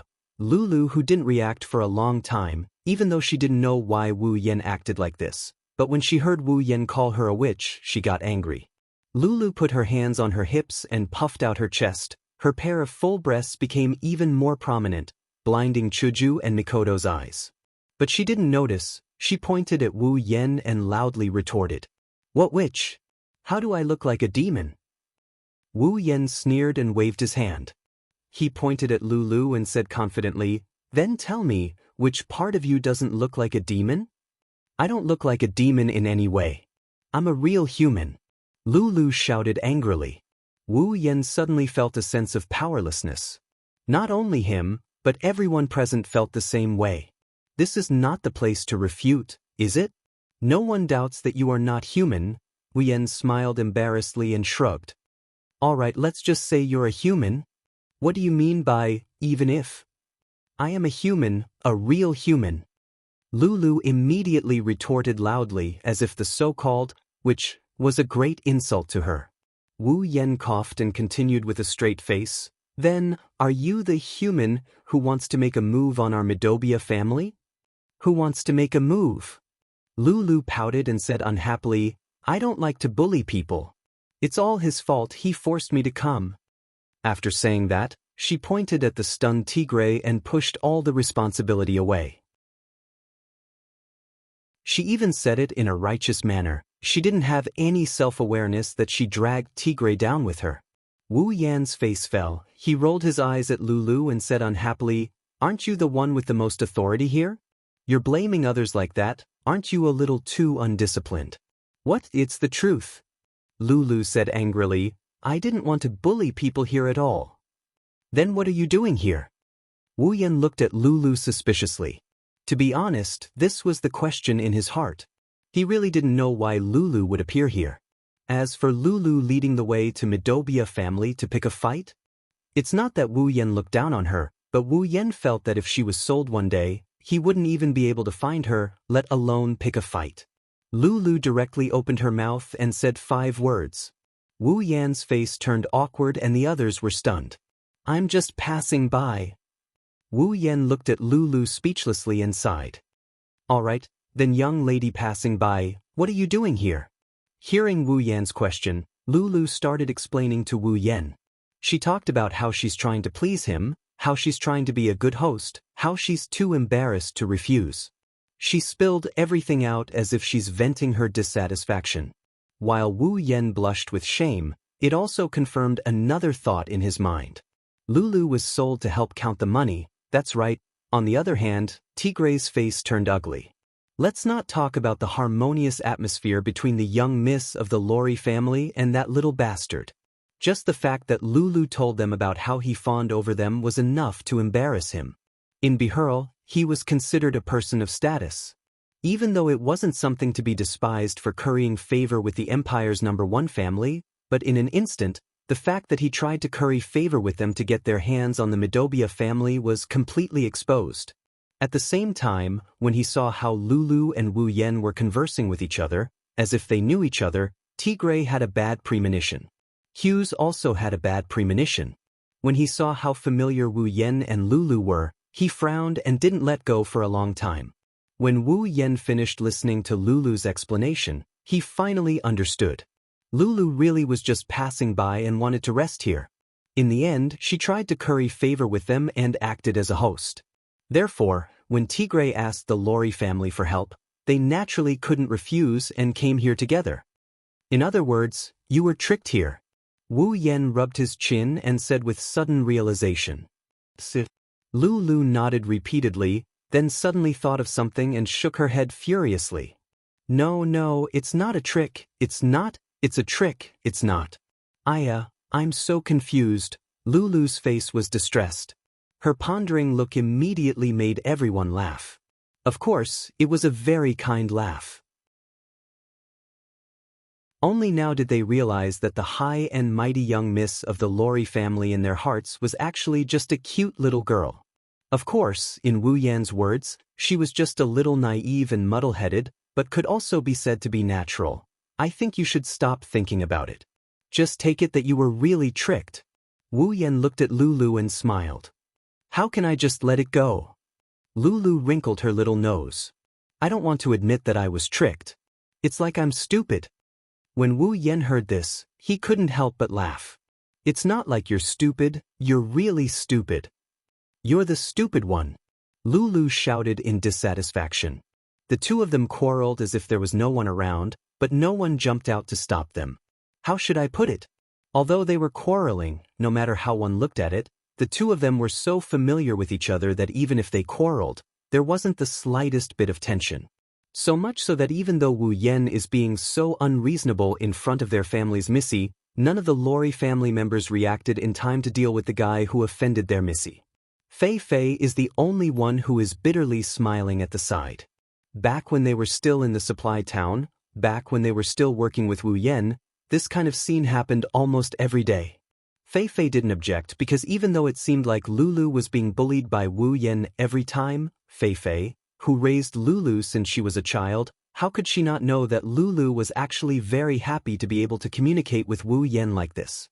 Wu Yen and Lulu don't know what other people are thinking, but the two of them are having a good time bickering with each other because they can feel that the sense of unfamiliarity they felt after their separation is gradually disappearing.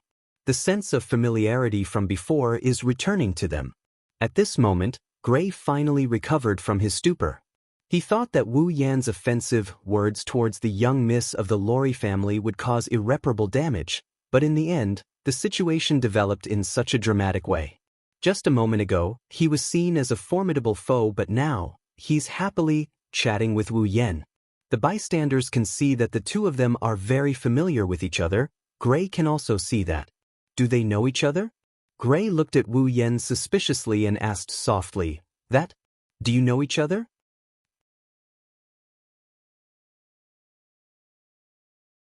Chapter 125.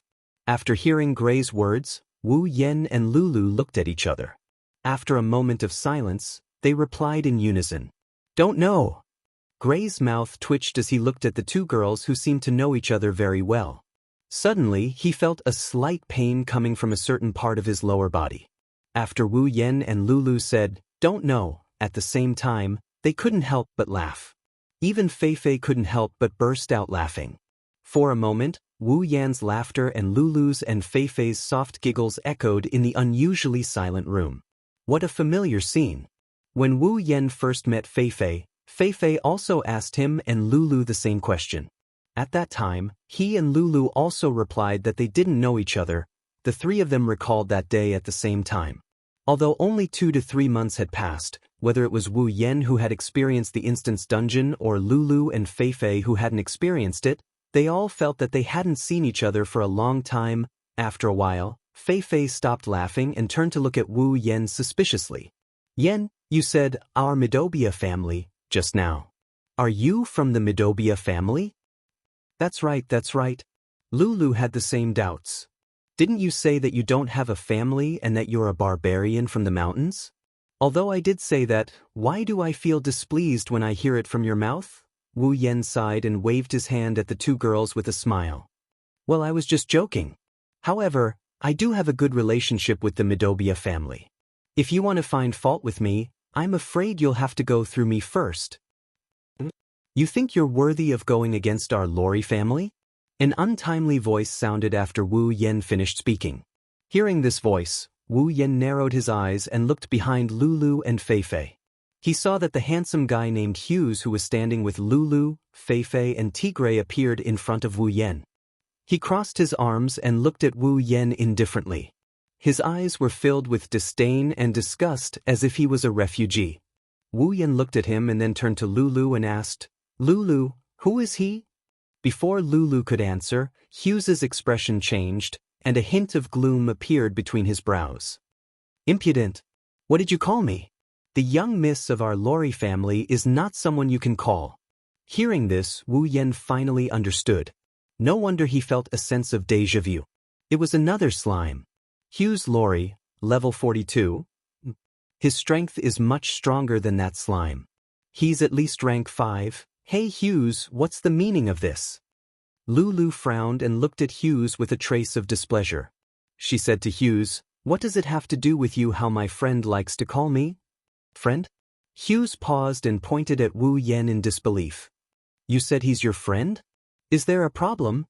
Lulu snorted. Although it was a cold snort, it was still pleasing to the eye when Lulu did it. On the other hand, Hughes' face had completely sunk. Friend? If this word came out from someone else's mouth, it would be normal. However, when it came from Lulu's mouth, it was completely different. Hughes, who had been brought into the Lorry family since he was young, had practically grown up with Lulu. It wasn't that he didn't hear the word friend from Lulu, but it was pitifully few. Even if he used his fingers to count, it would still be absolutely clear. Hughes liked Lulu since he was young. It could be said that when he first met Lulu, he was infatuated with her. She had a high status, but she only had a kind and cute personality. She didn't have the arrogant and spoiled personality of other young misses. On top of that, her cultivation talent was even stronger than his, as well as her beauty that could cause the downfall of a city since she was young. When Hughes first saw Lulu, he silently said to himself in his heart, "She's mine." As Lulu's childhood friend, if Hughes wanted to pursue Lulu, it could be said that he had a much better chance than others. He had always worked hard, but for some reason, no matter how he pursued, Lulu didn't care. If Lulu didn't treat other men the same way, Hughes would have been anxious. However, Lulu, who used to be a stranger to all men, actually said today that a man was her friend. Hughes was silent.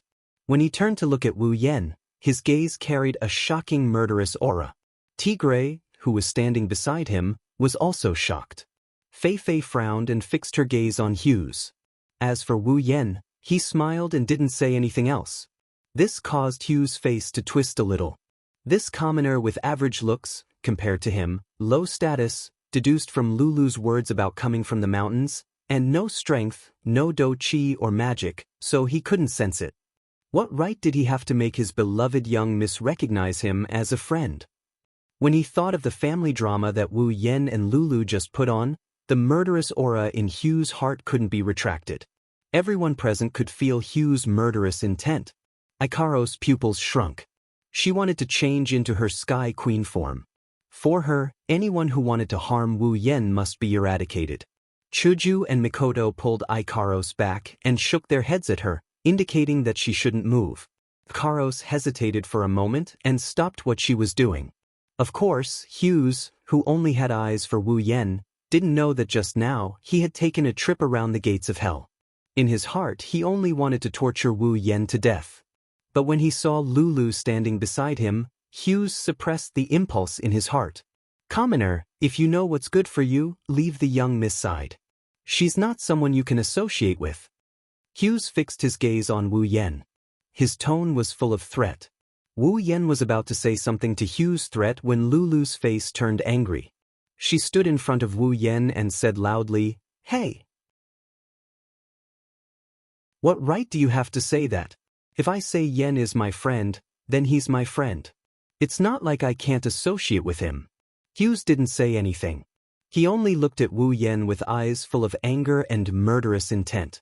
Lulu's protection of Wu Yen only made Hughes' desire to kill Wu Yen even more resolute. From the beginning to the end, no one said anything. Even Tigray, who was the one who came to cause trouble, and Gray, who thought that a disaster was about to befall them, couldn't get a word in. Right now, the development of this matter was no longer just a power struggle, but a personal problem. They didn't know what to do, so they could only observe the situation for now. Chuju and Mikoto were in the same situation. However, compared to Tigray and Gray, who were looking at the development of this matter, the two girls were looking at Lulu. This girl, they had heard Wu Yen talk about her before. They were also curious about the first friend Wu Yen made in this world. Therefore, when they looked at Lulu, Chuju and Mikoto were already examining her. At this time, Wu Yen finally moved. With a move of his hand, Wu Yen rubbed Lulu's head, messing up her beautiful hair. Ignoring Lulu's dissatisfaction, he pulled her behind him. "Let go of your dirty hands." Wu Yan's series of actions caused Hughes to completely explode. Those intimate actions and Lulu's coquettish pouting expression were all challenging the bottom line of Hughes' heart. In a fit of anger, Hughes' noble and indifferent temperament completely disappeared. Anger filled his face. He took out a staff-shaped popular armament. With a raise of his hand, a wind blade shot out towards Wu Yan's hand on Lulu's body. Almost at the same time, an icicle met the wind blade and neutralized it. Lulu put down the staff in her hand and angrily glared at Hughes. She mobilized all the magic in her body. Lulu is angry. The consequences are serious.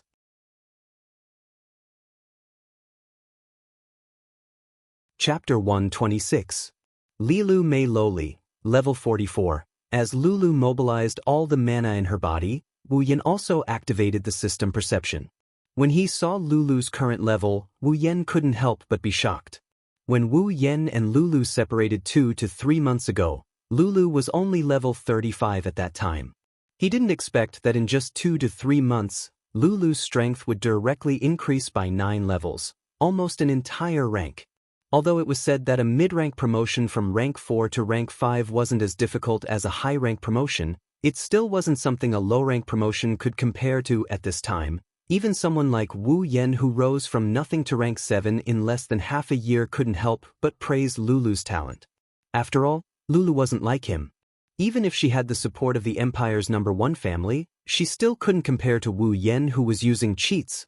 Lulu and Hughes's sudden wind blades and ice cones also shocked everyone present. Other than being shocked by the development of the two's battle without any warning, they were also shocked by Hughes and Lulu's strength. Everyone could see that the two weren't very old, at least not even in their 20s. They didn't expect them to be so strong. In the blink of an eye, they cast spells without seeing the two chanting at all. Of course, after being shocked, everyone returned to normal. After all, a rank 7 in his 20s appeared a few days ago. Naturally, this level of strength wasn't anything strange. Returning to the field, Hughes was startled as he looked at Lulu, who suddenly attacked. Meanwhile, Lulu's beautiful face was filled with anger. "Hughes, you actually dared to attack my friend." Lulu was so angry that she even stomped her feet. Back in the supply town, her people had attacked Wu Yan. Although nothing happened to Wu Yan in the end, Lulu had always kept this matter in her heart because she felt very guilty. Wu Yan was her friend. Her own people actually attacked her own friend. The kind and innocent Lulu put all the blame on herself. Fortunately, Wu Yan was fine. Otherwise, Lulu might not feel at ease for the rest of her life. When they met again, Lulu was also nervous. She didn't know if the friend she had made with great difficulty would leave her because of this. Fortunately, Wu Yan didn't take this matter to heart. Although they felt a little unfamiliar when they first met, the two of them quickly returned to how they were when they were in the supply town. Lulu finally felt at ease. In the end, her own people attacked Wu Yan again. Since she was young, Lulu was good at observing people's expressions because of others' coveting of her status. How could she not know that the reason why Hughes attacked Wu Yan was because of her? Therefore, Lulu was angry. Her first and possibly only male friend in her life was attacked again and again by the people around her. Lulu felt guilty, but at the same time, her anger was completely ignited. It could be said that Hughes had hit the right target. "Yan, I'm sorry." Turning to look at Wu Yan, Lulu wanted to say something, but she really didn't know what to say. In the end, her eyes were wet. Wu Yan couldn't help but laugh. Looking at Lulu's wronged eyes, he said, "Lulu, you don't think that I will be angry at you because of someone I just met today and have a bad impression of, right? You won't?" Lulu tilted her head and said timidly. Wu Yan sighed. "Of course not. No matter how you look at it, left, right, horizontal, or vertical, it has nothing to do with you." "But, no buts." Wu Yan pressed Lulu's head again and rubbed it hard until Lulu's hair looked like a chicken's nest. Only then did he nod in satisfaction. "Anyway, you just need to know that this isn't your fault. That's enough." Lulu nodded blankly. Looking at Wu Yan's face, her tears turned into a smile. Then, she unhappily tidied up her hairstyle that Wu Yan had made into a chicken's nest. Bastard. Abominable bastard. Hugh's lifetime of self-cultivation had vanished into thin air today. Regardless of whether it was the way he addressed her as little Lulu, or the intimate act of touching her head, or the interaction between the two of them, it all made Hugh's heart turn black. "Miss, the other party is just a bastard with no status. How can you lower yourself to befriend such a bastard? If the clan leader finds out, he will object." Hughes's hand was already turning blue from gripping the magic staff, but he didn't feel it. His face was gloomy as he looked at Wu Yan. He wanted nothing more than to tear him into pieces. "I haven't settled the score with you yet. How dare you blame me?" Lulu only felt that her mood, which had just gotten better with great difficulty, was once again ruined. "Don't talk about whether Dad will think that I'm lowering myself. Even if he does, he won't blame me." When she said this, Lulu appeared to be full of confidence. This made Hughes finally remember that the clan leader doted on this precious daughter the most. Hughes gritted his teeth and looked coldly at Wu Yan. He said sarcastically, "Bastard. I don't care what methods you use to deceive, miss, but as a person, you must know your place. Putting aside your status, do you dare to stay by Miss' side without any strength? Aren't you afraid of being laughed at? It was indeed a joke. When Hughes said this, it wasn't just the surrounding people who laughed in their hearts. Even Gray and Tigray's expressions were marvelous. A rank 7 warrior in his 20s was called not having any strength? If that was the case, then what were they, and what were you, Hughes? They didn't say anything. At this time, Hughes was in a fit of anger. They weren't like Wu Yen, who had the protection of the Lorry family's young miss. If they were to bump into Hughes's fire, they wouldn't be able to get away with it. Lulu didn't say anything. It was obvious that Lulu hated Hughes more and more. She didn't even want to talk to him. She just looked at Wu Yen. Yen, don't listen to him. Strength and whatnot, I don't care about that at all. Is that so? After being provoked again, and being called a bastard, Wu Yen didn't have the slightest bit of anger. For this to happen to the petty Wu Yen was simply inconceivable. I know that Lulu, you don't mind this. In front of everyone, Wu Yen slowly walked in front of Lulu and looked at Hughes. But I do mind. Lulu looked at Wu Yen in shock, as if she couldn't believe that he would say such a thing. Even Fei Fei was stunned and looked at Wu Yen in surprise. Hughes's face lit up and he sneered.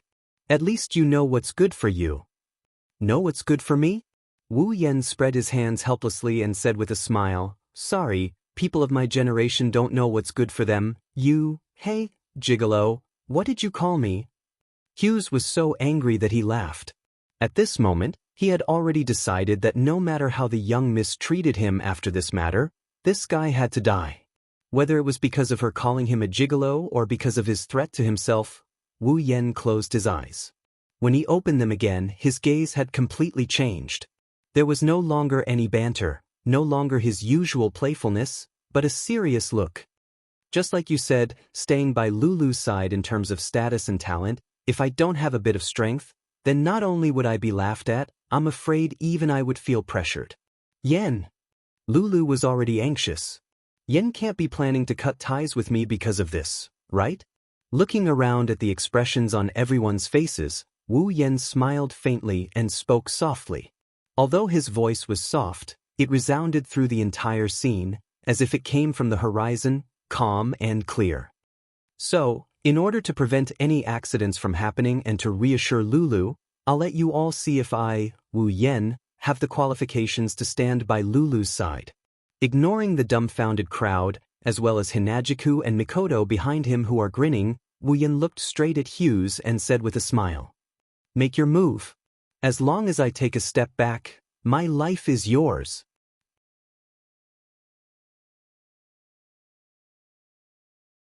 Chapter 127.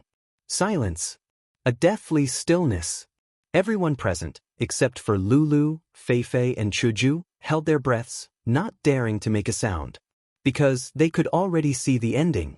Now, what they were concerned about was how the super genius of the Lorry family, the rank 5 Hughes, would react after being defeated by this unknown rank 7 youth who came out of nowhere. Even Gray and Tigray, who were supposed to be the main characters of today's event, stood quietly at the side, watching the development of the situation. Gray felt that the current situation was obviously not something he could interfere in. Even if he wanted to help Wu Yen, the colossal power of the Lorry family made him not dare to act rashly. In addition, the eldest daughter of the Lorry family acted towards Wu Yen. He felt that no matter how bad the situation was, she would still protect Wu Yen. Tigray, on the surface, looked the same, but on the inside, he was laughing out loud. Although the plan to deal with the Midobia family was temporarily out of the question after the strange development of the situation, Tigray felt that the current situation wasn't bad. He knew that with Wu Yan's strength, dealing with Hughes would be a piece of cake. But, in this way, Wu Yen would have thoroughly offended the disciple of the Lorry family. Being targeted by the number 1 family of the empire, even if Wu Yen was a rank 7, he would still have no chance of winning. Even if he couldn't take care of the Midobia family, taking care of this despicable brat would still be good enough. Ha ha, ha. Hughes couldn't help but laugh out loud. His laughter was so happy, but also so angry. At this moment, he couldn't hold back the killing intent in his heart, releasing it all. Originally, he wanted nothing more than to tear Wu Yan into pieces, but Lulu had always been on Wu Yan's side, making it difficult for him to do so. Now, the opponent actually came looking for death. How could Hughes hold back his laughter? How could he hold back and let Wu Yan go? Good. Very good. Hughes laughed loudly. He looked at Wu Yan as though he were looking at a dead man and suddenly said coldly, "Since that's the case, let me see how you're going to prove your so-called qualifications." "Yan, you? How can you be so reckless?" Lulu was so angry that she stomped her feet. She was very anxious. Wu Yan's words had indeed moved her. However, Lulu wasn't sure how strong Wu Yan was right now, but Lulu was very clear. 2 to 3 months ago, when they were still in the supply town, Wu Yan was a stage 2. 2 to 3 months had passed, and she had advanced by almost 1 level. But what about Wu Yan? Even if he advanced by 1 level, it would only be 3 levels. A tier 3 versus a tier 5? Even if Lulu was very naive and stupid, she could still tell from such a simple comparison of strength. The difference of 2 ranks was not a joke. It was indeed a difference of 2 ranks. However, it was hard to say who was stronger and who was weaker. Lulu was so anxious that she was about to cry. She hurriedly pulled Wu Yan back. "No, I don't agree." After saying that, Lulu immediately glared hatefully at Hughes and loudly shouted, "Hughes! If you want to fight, I'll fight with you." Lulu turned to look at Wu Yan. She saw that Wu Yan was looking at her with a slight smile on his face. He said to her, "All right, Lu, just watch from the side." "But you..." Lulu's expression kept changing as she paced back and forth in hesitation. Seeing this, Wu Yan pulled her aside and walked forward. Lulu's expression changed. Just as she was about to chase after him, she felt her clothes being pulled. The person who pulled her was Fei Fei.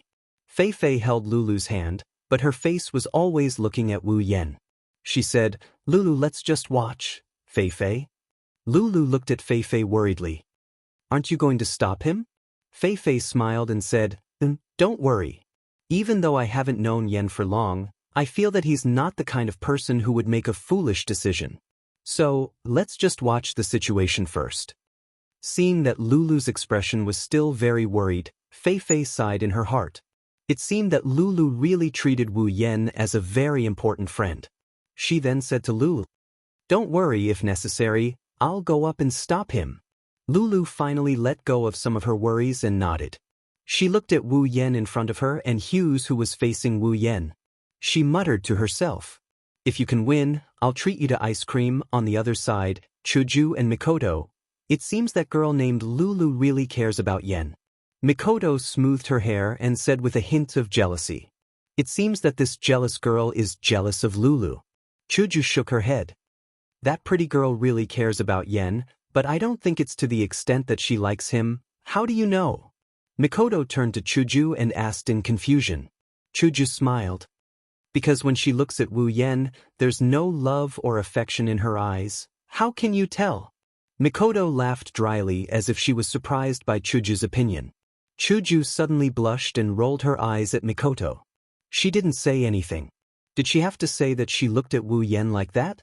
If she did, she wouldn't be the Kaisha-sama on the stage. Hughes had already swapped out the staff in his hand. Compared to the previous one, this one is much thinner and the craftsmanship is more refined. Other than that, there's nothing else that's different. However, Wu Yan knew that the difference between the two isn't something that can be compared to one another. The staff in front was a common armament, but the staff in Hughes' hand was a rare armament. A 5th stage magician with the strength of an intermediate stage has a rare armament? Wu Yan couldn't help but sigh. As expected of the Lori family, as expected of the Empire's #1 family. So rich? Wu Yan was sigh at the other party's wealth, but he didn't know that what he should be sigh about wasn't that. At least, when the others saw the rare armament in Hughes' hand, their faces changed. Although the rare armament was only 1 grade lower than the common armament, the power of the rare armament was on a completely different level. If Hughes without the armament is 100%, then with the common armament, it's 120%. With the rare armament, it's 150%. It's almost a 50% increase in power, but Wu Yan really didn't put it in his eyes. Hughes sneered at Wu Yan and didn't say anything. He raised his staff and quickly chanted an incantation. Lulu's face changed again. Hughes wanted to kill Wu Yan. At this time, it was impossible to stop him. Although the incantation wasn't short, Hughes was obviously very familiar with it. He quickly finished chanting and a green magic array appeared in front of him. Then, a huge green lion appeared in front of everyone. A huge magic wave was emitted from the lion's body, allowing everyone to clearly feel its power. Hughes' eyes turned cold and he waved his staff. Fierce wind beast technique. In that instant, the lion roared soundlessly and brought a huge wave with it. With a kick of its 4 limbs, it charged towards Wu Yan with a terrifying momentum. Be careful! Lulu couldn't help but cry out. Fei Fei had already raised the weapon in her hand. Wu Yan looked indifferently at the huge and seemingly powerful green lion. He didn't take out Shana but instead stretched out a hand and a finger. Under everyone's gaze, a burst of electricity flashed from Wu Yan's body and made beep beep beep sounds. The electricity flowed towards Wu Yan's outstretched finger. Lightning Magus! Hughes cried out in surprise. Even Lulu was stunned. Before anyone could react, Wu Yan pointed at the charging lion's head. With the sound of electricity, the green lion suddenly exploded and disappeared into thin air. That's impossible! Hughes was dumbfounded.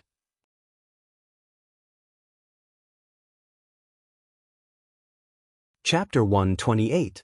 Impossible! Impossible! Impossible! Like a broken doll, Hughes had a blank look on his face as he kept repeating this sentence. This made the people around him feel pity for him. This result was obvious. Everyone present had already guessed it, so they weren't surprised. They were just speechless. 7th rank really strong. Of course, not everyone was as relieved as the onlookers, the Midobia family, and the Iron Dogs mercenary group.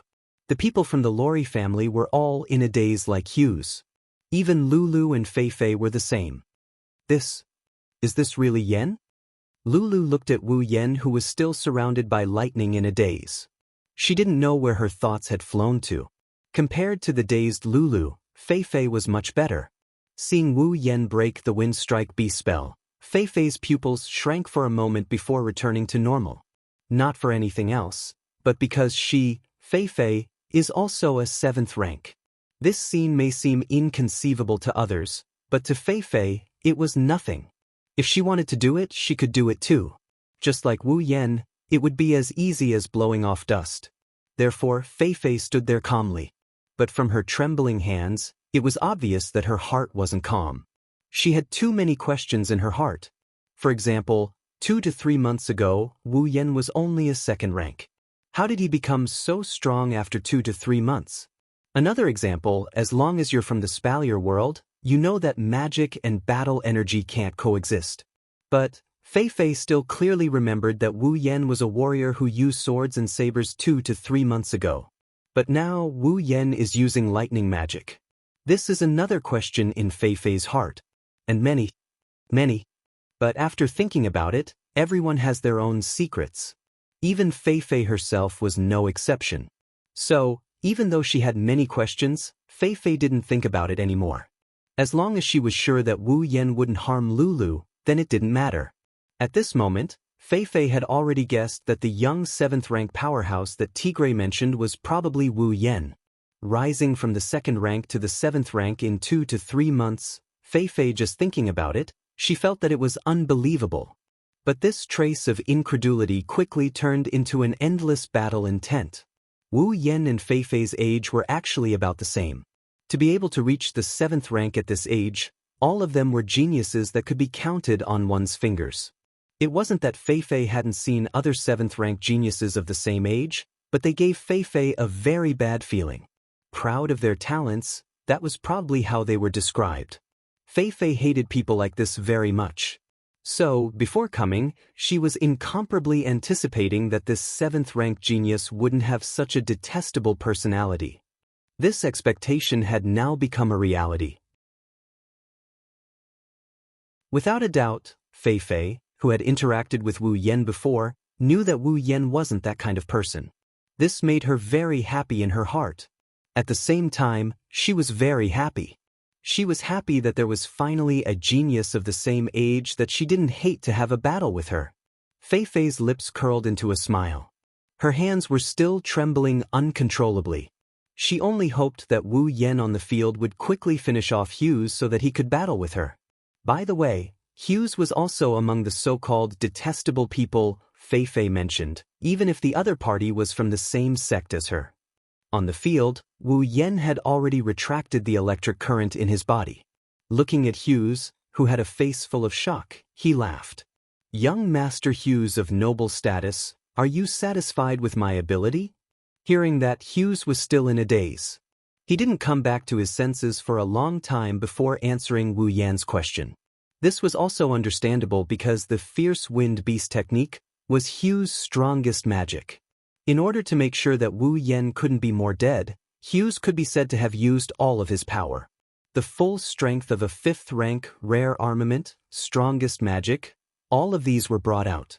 That attack just now was Hughes' strongest attack. However, in the end, such a strong attack was actually broken by a finger of the lowly commoner in his eyes. What did this mean? This meant that the lowly commoner in his eyes who had no strength was stronger than him. And who knew how much stronger he was? Hughes was confident that his attack just now, even if a 6th rank came, although it could be resolved, it definitely wouldn't be that easy. If one was not careful, they might even be injured by him.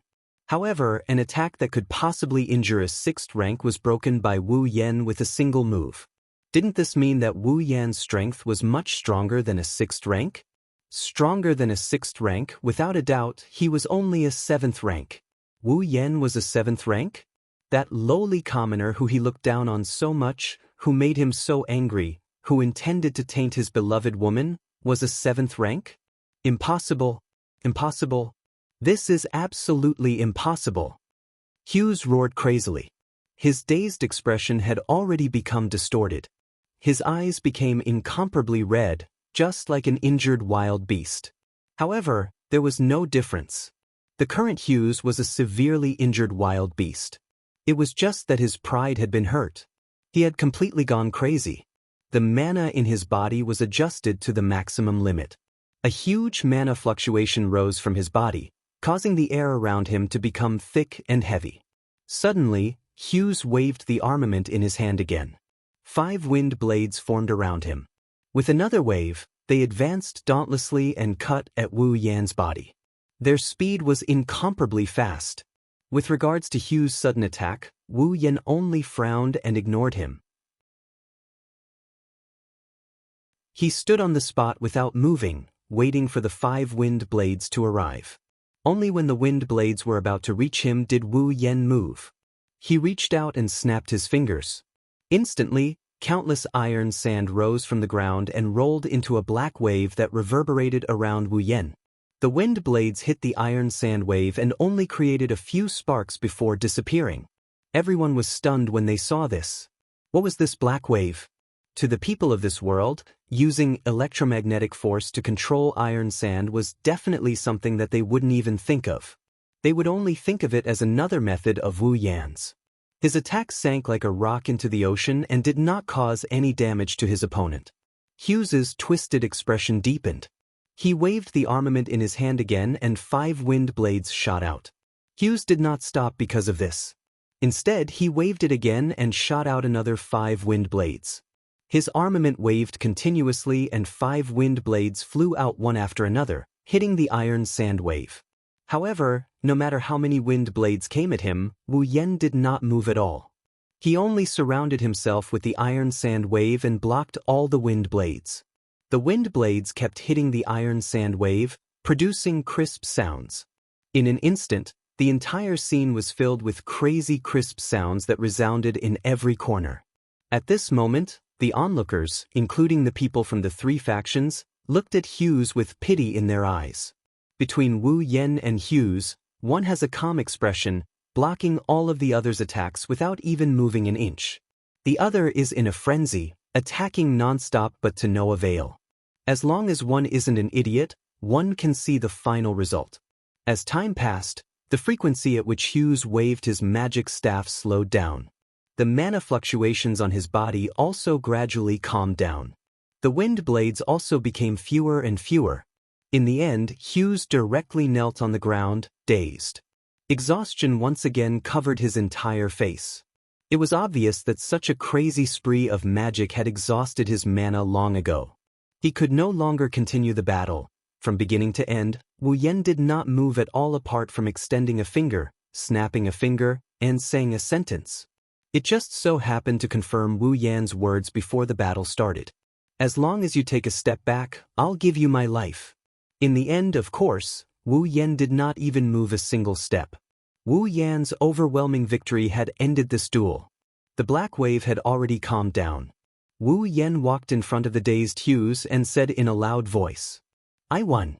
Young master of the Lori family, please remember to tell all those people with status, and power that I, Wu Yan, am a friend of Plum Lilu Lori. Now is, and will be in the future."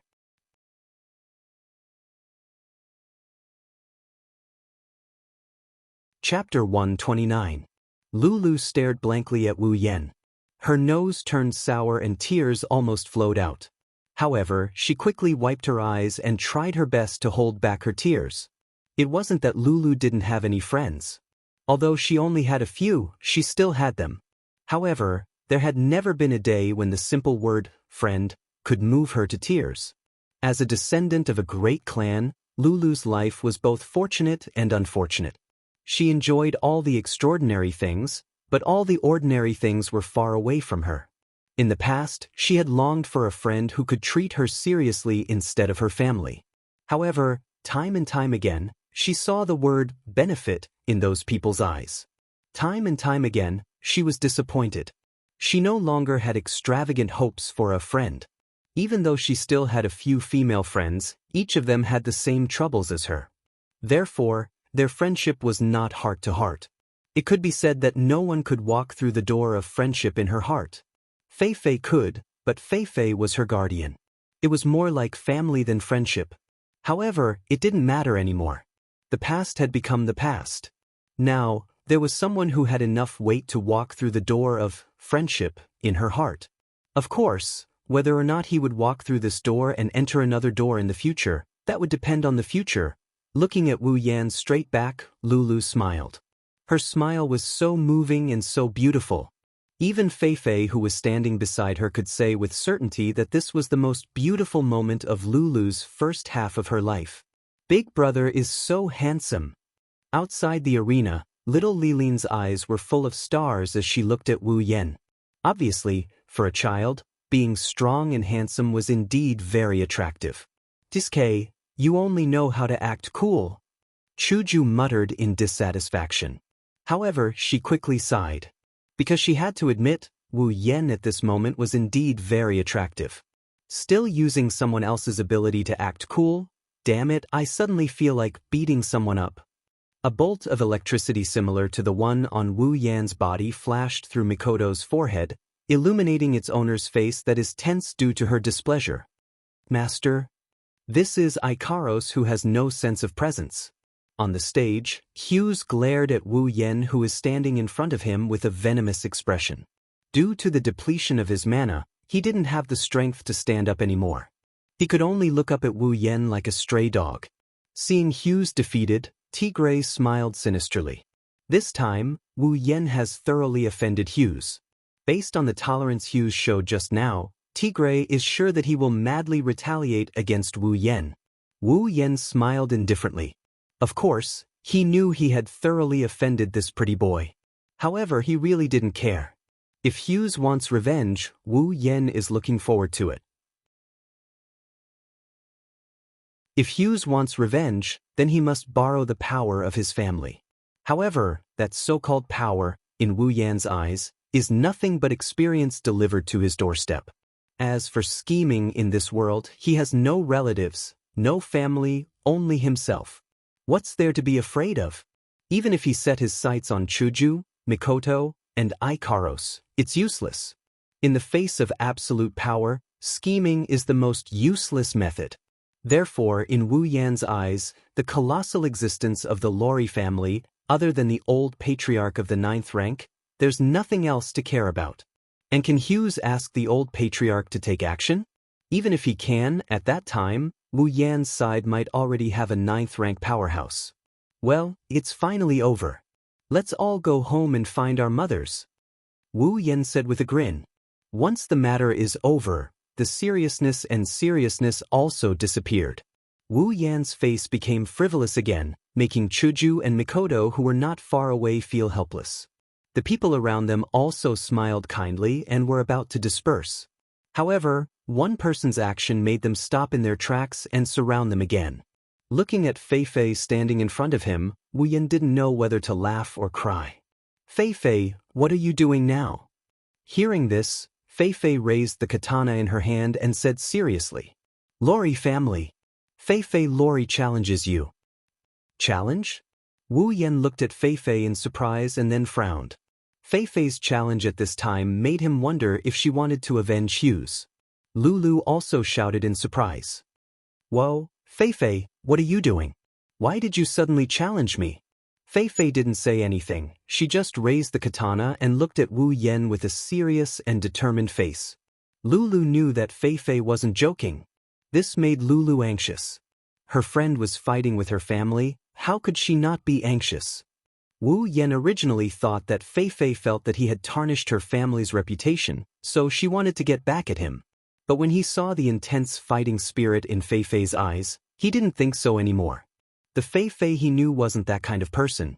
Seeing the fighting spirit in her eyes, if Wu Yan still couldn't guess why, then all the hot-blooded anime he watched were wasted. Fei Fei is itching for a fight. Wu Yan shook his head with a smile. He didn't expect Fei Fei to have such a fighting spirit. But in the blink of an eye, he also became excited. Recently, if he wasn't being ganged up on, he met an opponent that he couldn't handle, or the opponent was too weak. Wu Yan also considered that it's been a long time since he had a good fight. Today, Wu Yan is no longer a weak newbie, he is now rank 7. Fei Fei is level 68, and he is level 65. Although Fei Fei is 3 levels higher than him, the 3 levels aren't that big of a gap. Fei Fei is stronger than him, but not by much. If they fight, it's hard to say who will win and who will lose. Thinking of this, Wu Yan felt a fire burning in his heart. It made his blood boil and boil. So Wu Yan grinned. I accept. Yin. Lulu didn't know what to say. This sudden scene made her brain unable to wrap around it. She didn't know what to do. Wu Yan looked at Lulu, smiled and waved his hand. Don't worry, it'll be fine. Lulu couldn't help but be anxious. It's already a duel, and you say it'll be fine? No matter which one of you is in trouble, it's considered a problem to me. Fei Fei also gestured to Lulu, telling her not to worry. Lulu realized that the two won't change their minds. She shouted frantically. Ah, I don't care. Do whatever you want. With a cold snort, Lulu walked to the side without looking back. If she didn't stop and look at the center of the field, Fei Fei and Wu Yan would have thought that this half-natural girl would have run away in a fit of anger. Gray and Tigray were silent again. This is another matter that they can't interfere in. They should be the main characters today. One came looking for trouble, the other is being looked for trouble. Wu Yan walked in front of Fei Fei, looked directly at her face, and sighed. I didn't think that there would be a day where I would go against you, Fei Fei. Fei Fei blinked and smiled lightly. Yeah, I didn't think that the little guy who got lost in the behemoth forest would make me treat him seriously one day. Wu Yan suddenly felt awkward. He didn't mind Fei Fei calling him a little guy, because at that time, Wu Yan was indeed a little guy, not in terms of age, but in terms of strength. Fei Fei, can you not talk about getting lost? Wu Yan scratched his head. Fei Fei smiled and raised the sword in her hand. As long as you can defeat me, I promise I'll forget everything. Is this a bet? You can say that. Then I accept. At this point, the two looked at each other and smiled. The atmosphere was so harmonious that it made the surrounding people stunned. Didn't they want to duel?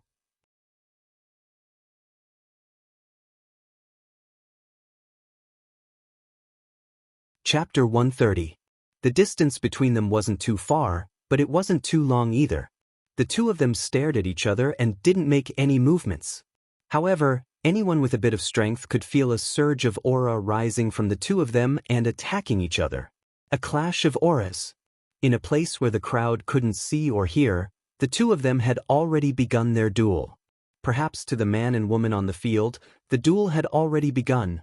Feifei sized up Wu Yan for a while and said, "What? Do you need me to let you go?" Of course, Feifei didn't say this because she looked down on Wu Yan. Instead, she saw that Wu Yan didn't seem to be carrying any weapons, so she made a concession. After all, the long sword in Feifei's hand was a rare armament. Hearing this, Wu Yan knew what Feifei was talking about and smiled. "No need." In the blink of an eye, a strange, light, and nimble sword appeared in Wu Yan's hand. Wu Yan let it twist around his wrist and then grabbed it with a "pa" sound. "Is this your weapon?" Seeing the Nidianjana in Wu Yan's hand, Feifei's eyes lit up and she nodded in praise. Without a doubt, the Nidianjana's light and nimble design made Feifei quite fond of it. Wu Yan nodded and raised the Nidianjana. "It's called the Nidianjana. It's a rare armament." Rare armament. Feifei couldn't help but smile and nod. This was for the best. Everyone didn't have to hold back and the conditions were the same. They could go all out. The appearance of the Nidianjana not only made Feifei happy, but also shocked countless people. They didn't understand why Wu Yan took out a sword. This was because they believed that even if Wu Yan used a weapon, it should be a magic staff or something like that. After all, what Wu Yan used before was lightning magic. Now that he had taken out a sword, could it be that he was still a warrior? Thinking of this, countless people laughed. Magic and Doqi couldn't coexist. This was the most basic common sense of the Spalier world. Who didn't know this? But otherwise, why would Wu Yan take out a sword? At this point, someone recalled that when Captain Tigray had been kidnapped by Wu Yan a few days ago, the other party had used a knife. Could it be that he could use both magic and qi at the same time? Everyone present couldn't help but have such a ridiculous idea. Of course, what they didn't know was that Wu Yan didn't know battle qi, nor did he know magic. What used the blade was his physical strength, and what used the lightning was his computing power. Superpower. Hugh stood in front of Laurie's house and looked at Wu Yan in the arena. His vicious gaze shot at him as if he wanted to see two holes in his body. He didn't care whether magic and qi could coexist or not. He only knew that when he was dealing with him just now, not to mention an armament, he didn't even have a weapon. He didn't even use his full strength. He hated it. He hated that the one standing in the arena wasn't himself. One had to know that challenging a senior sister who was stronger than him, but only a few years older than him had always been his goal. So, there was one more reason for Wu Yan to be hated by Hughes. Let's begin. Feifei focused her gaze and slowly drew her long sword. It was a real long sword. The blade was about the same length as Feifei's body. It was bright silver and extremely slender. It wasn't much worse than Wu Yan's Nidanshana. The entire blade was connected to the hilt perfectly. There was no guard and it looked similar to Wu Yan's Kusanagi no Tsurugi sword. It was just that the blade was longer and slightly curved. Feifei stroked the blade and looked at it as if she was looking at her family. "It's called Night Elf. I personally designed it. I asked my teacher to find a tailor-made armament for me. It's also a rare armament." Wu Yan's mouth twitched and smiled. Now, he understood why Feifei looked at Nidanshana with love. It turned out that the Night Elf designed by Feifei wasn't much different from Nidanshana. They were both light and lightweight weapons. Wu Yan also quickly pulled out Nidanshana. This action made everyone present finally realize that Wu Yan really intended to use a sword to fight. Wasn't he a magician? Could he really coexist magic and qi? Wu Yan didn't know about other people's troubles. Because as the two of them brandished their weapons, the invisible auras clashed with each other. Their auras clashed with each other. The auras that soared into the skies suddenly collided without the slightest sound. There was clearly no sound, but everyone present felt as if their ears were ringing, exploding in their heads, making them feel uncomfortable. Other than Chuju, Mikoto, Ikaros, and little Liren, who was being held by Chuju, Lulu was the only one who didn't feel anything. As for the reason, probably no one knows. The invisible collision made the hair of both of them flutter. It also made them realize how strong their opponent is. That's why Fei Fei and Wu Yan didn't feel anything out of the ordinary. Instead, they both laughed. At some point, Fei Fei finally made the first move. Night Elf swayed in her hand, turned around and pointed at Wu Yan. Then she sprinted. Her body turned into a straight line, leaving a long trail behind. Fei Fei charged at Wu Yan. The gleaming tip of her sword clearly lit up, making everyone feel a chill. However, when Fei Fei sprinted halfway, a figure appeared in front of her. A gleaming blade appeared in front of her, causing Fei Fei's pupils to shrink. That's Wu Yan's Xianxia. Clang. Sword and sword collided. Shockwaves surged. Just like how Fei Fei didn't know how Wu Yan suddenly appeared in front of her, Wu Yan also didn't know how Fei Fei's night elf appeared in front of him. In the end, of course, the two armaments collided. The confrontation turned into a stalemate. The two blades were in a deadlock, constantly rubbing against each other. Sparks flew from the friction like raindrops. As expected, Fei Fei is very strong. Wu Yan looked at Fei Fei's face that was close at hand and said with a smile, "That's the same for you." Fei Fei was also very happy. This kind of battle between confidants was what she had always been pursuing. Perhaps this was what her teacher meant when he said that on the road forward, there must be an opponent, a confidant. Thinking of this, Fei Fei smiled again. Then her eyes sharpened. She shouted and began to exert strength on Night Elf. Feeling Fei Fei's strength, Wu Yan also began to exert strength. Soon, Fei Fei was suppressed by Wu Yan. In terms of level, Fei Fei was a little higher. In terms of strength, Wu Yan was also a little higher. After all, a girl's strength wasn't always comparable to a boy's. In terms of strength, it was still unknown. Knowing that she couldn't win against Wu Yan in terms of strength, Fei Fei twisted the blade and pulled the Xianxia to the side. With a pull, the two armaments were pulled to her side. Then, Fei Fei turned around and slashed at Wu Yan with Night Elf. When Fei Fei turned around, Wu Yan turned his blade and held it to his side to block Fei Fei's slash. Then he used his other hand to push Fei Fei away. With a smile, Wu Yan turned the Xianxia again and pointed the tip of the blade at Fei Fei, who was retreating. Fei Fei dodged to the side and the Xianxia brushed past her cheek. A small strand of hair fell down and floated to the ground. Seeing that his attack failed, Wu Yan swung the Xianxia at Fei Fei. However, it only hit Night Elf. With a flick, the Xianxia was pushed away by Fei Fei. Instantly, Wu Yan's front was exposed. Fei Fei raised the blade with both hands and fiercely slashed at Wu Yan's chest. Without enough time to pull the Xianxia back, Wu Yan could only move his feet and retreat. Night Elf slashed the ground while Wu Yan was retreating. Whoosh! Night Elf opened a hole in the ground, telling everyone that this attack was no joke. In response, Wu Yan only pulled back the Xianxia and charged. Body movement. Blade cry.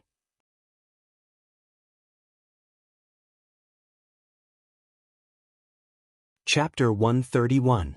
Behurl, Midobia's main gate. The entrance of the Midobia family was quite spacious. Judging by the number of people present, there were at least 1,000 people standing here. However, in this place filled with thousands of people, there's not even the slightest bit of noise. They're very quiet as they look at the center of the stage. Even their breathing is soft, as if they're afraid of disturbing something. The only thing that can be heard is the sound of blades clashing against each other, as well as the sound of wind whistling due to the huge amount of energy being squandered. Occasionally, there's a shout. The male and female figures on the stage are constantly clashing. After clashing, they'll quickly separate. Then they'll meet again, clash again, separate again, and meet again. They're repeating the same action, but it's not boring at all. Bang! After another clash, the two separated. Looking at their opponent, they both smiled at the same time. It's been a long time since I've had such a good fight. Sure enough, fighting with you was the right decision. Fei Fei sighed. Although it's a sigh, Anyone with a discerning eye can see the joy on her face. Wu Yan shrugged and didn't say anything. He only waved his hand at Shauna. It's rare for him to be hot-blooded. Naturally, he doesn't want it to end like this. When Fei Fei saw this, she still had a smile on her face, making her already beautiful face even more charming. Suddenly, she said, "Don't worry." Then, was that your full strength just now? Hearing this, Wu Yan lightly smiled and raised his head to look at Fei Fei. Full strength? How is that possible? That's right, the battle just now was just a warm-up for Wu Yan. I believe that even Fei Fei would be the same, otherwise she wouldn't ask this question. Of course, Wu Yan didn't know how much shock his words caused to the crowd. That wasn't his full strength just now? Everyone couldn't help but look at each other, not knowing what to say.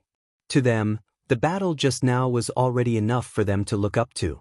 Even the 6th rank Gray and Tigray were about the same. But at this level, he actually didn't use his full strength?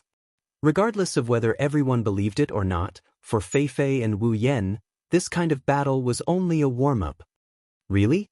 After hearing Wu Yan's words, Fei Fei gradually retracted her smile and tightened her grip on Night Elf. That's great. A huge wave of energy rose from Fei Fei's body. A steam-like gas swirled around her body. A powerful force swept up the dust in the air and scattered it all over the arena. Sister Fei Fei, you finally used your Do Qi. That's right, in the battle just now, from beginning to end, Fei Fei didn't use Do Qi, and Wu Yan also didn't use his full strength. Aren't you going to use your Do Qi? I won't be merciful anymore. Fei Fei raised her head slightly.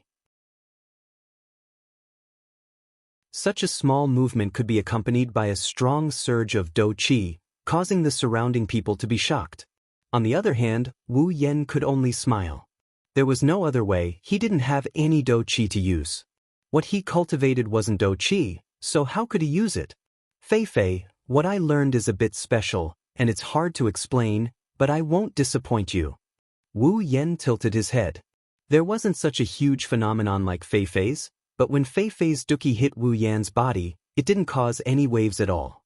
Instead, it separated like a flood. If the current Fei Fei was like a majestic sea, then the current Wu Yan was like an immovable reef. Fei Fei could clearly feel that the current Wu Yan was a little different from the previous Wu Yan, so she didn't say anything. Then it's coming. Fei Fei held the hilt of her saber tightly with both hands and turned it upside down. At the same time, her entire body's Do Qi surged into the saber in her hand. Fei Fei forcefully pulled back and slashed down in Wu Yan's direction. A dazzling sword beam made of Do Qi shot out from Night Elf towards Wu Yan.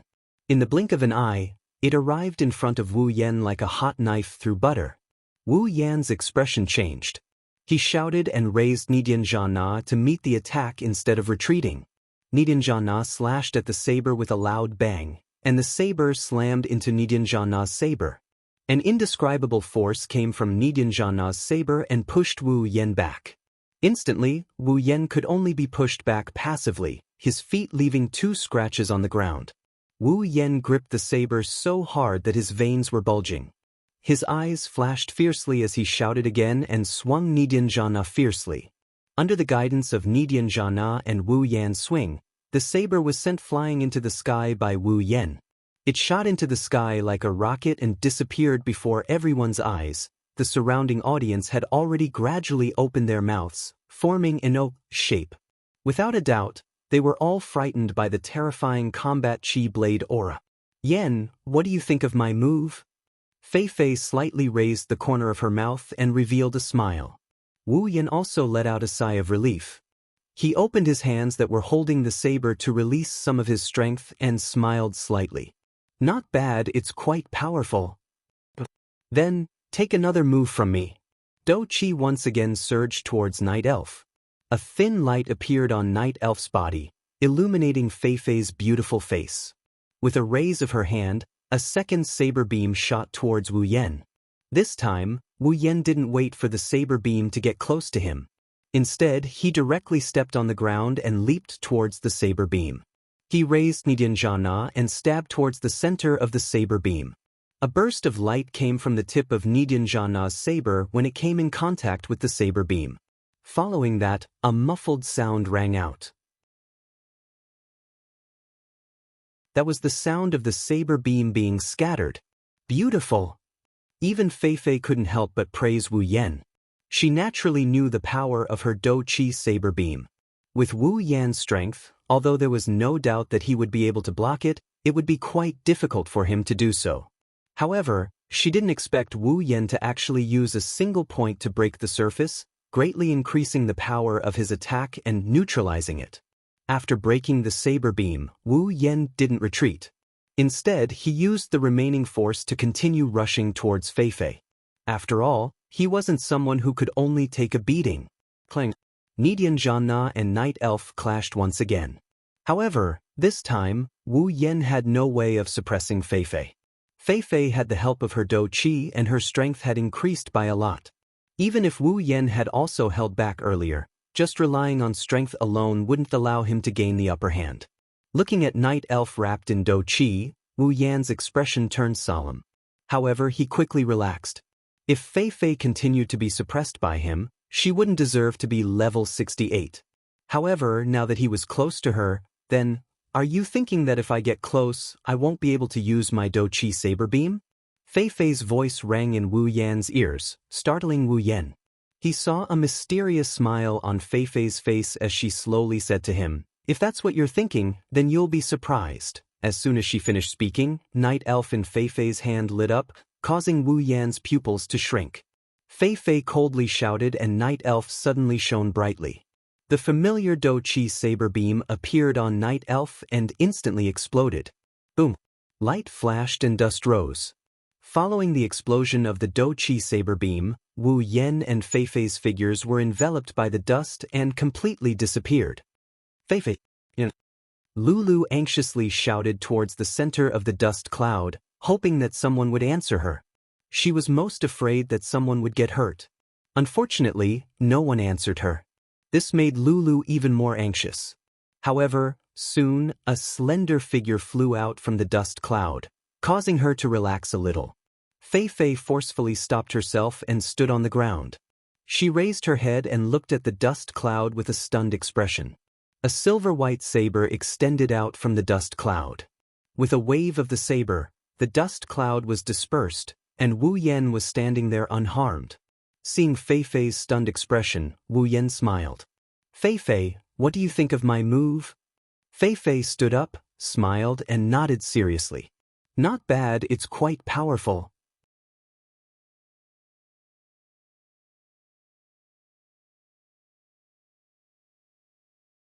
Chapter 132. What the hell happened? That's the question that popped up in everyone's mind. Fei clearly had the upper hand, so how did Fei get sent flying? Why does it sound like Wu Yan is the one taking advantage of the situation? Right now, everyone's heart was itching to know what happened. Only Hinajiku, Mikoto, and Ikaros didn't seem to have any questions. Fei's Do Chi sword aura is really powerful, Wu Yan said with a sigh. This isn't fake, it's not like Wu Yan hasn't seen Do Chi sword aura before. Back in the treasure trove, Wu Yan saw Cullus's blood soul slash. Fei's Do Chi sword aura may not be as strong as Cullus's, but it's definitely one of a kind in the realm of the seventh step. Maybe she heard Wu Yan's muttering, Fei explained. This is my special technique. Compared to pure sword and sword skills, my Do Chi sword aura is more outstanding than my Do Chi sword aura. Wu Yan nodded in understanding. This can be considered Fei's specialty. With her outstanding Do Chi sword aura, Fei can already stand firmly in the front row of the seventh step. After all, that was just a pure Do Chi saber light formed from Do Chi, not a Do Chi saber light emitted from a battle technique. Battle technique and simple Do Chi, which one has more lethality? Without a doubt, it's the former. Then it's my turn to ask. Fei's beautiful eyes looked at Wu Yan and asked curiously, "What method did you use to cancel out my Do Chi sword aura and send me flying?"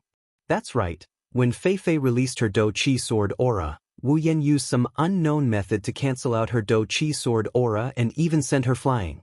Oh, Fei, you didn't see it clearly?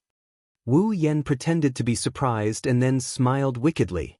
Then I'll use it one more time. This time, you have to see it clearly.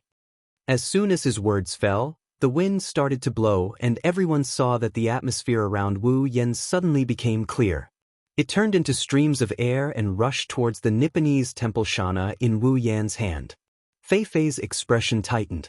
She raised Night Elf and faced Wu Yan with a sense of urgency. She could feel that at this moment, the sword in Wu Yan's hand became a little dangerous. The streams of air flowed towards the blade and then rolled onto the Nipponese temple Shana. As more and more streams of air rolled onto the blade, all of the air seemed to be absorbed into the Nipponese temple Shana. With a buzzing sound, the Nipponese temple Shana suddenly trembled and emitted a fiery red light. Little bits of sparks jumped out from the blade and merged into it. A red halo surrounded the blade and made it extremely dazzling. Do-Chi sword aura. Fei Fei looked at the strange state of the Nipponese temple Shana in Wu Yan's hand in surprise. She really didn't expect that in the end, the thing that cancelled out her Do-Chi sword aura was also a Do-Chi sword aura. Wu Yan also didn't explain. His chaotic return to Horizon Dance was indeed very similar to a Do-Chi sword aura. Speaking of which, the range of Do-Chi sword aura was very large. No matter if it was a sword or saber-type battle technique or simply using a sword or saber to strike with Do-Chi, it was all called a Do-Chi sword aura. After Fei Fei's surprise, she became excited. In the past, she had always used her Do-Chi sword aura to suppress her opponents. She didn't expect that there would be a day where she would be suppressed by a Do-Chi sword aura. It was really refreshing. Then let me see how powerful your Do-Chi sword aura is. Fei Fei was ready for battle. She quickly mobilized the Do-Chi in her body. She wasn't Wu Yan and didn't dare to block a Do-Chi sword aura with her body alone. Although she didn't know that, seeing that Fei Fei was planning to block his chaotic return to Horizon Dance head-on, Wu Yan felt a bit helpless. The power of the chaotic return to Horizon Dance wasn't something that could be blocked head-on. Compared to Fei Fei's Do-Chi sword aura, the chaotic return to Horizon Dance was much stronger. Subconsciously, Wu Yan dispersed more than half of the power of the chaotic return to Horizon Dance. Then, he raised the Nipponese temple Shana and slashed it in the air. In an instant, the halo on the Nipponese temple Shana turned into a red arc. It smoothed out the vibrations in the air, cut open the rocks on the ground, and crushed the debris. It was like a red arc of light that attacked Fei Fei. Fei Fei only felt that her vision was filled with a red light. That was the sword aura of the chaotic return to Horizon Dance. It arrived in front of Fei Fei at a speed that was 3 times faster than Fei Fei's Do-Chi sword aura. When the chaotic return to Horizon Dance arrived, Fei Fei knew that if she blocked it head-on like Wu Yan, she definitely wouldn't be able to block it.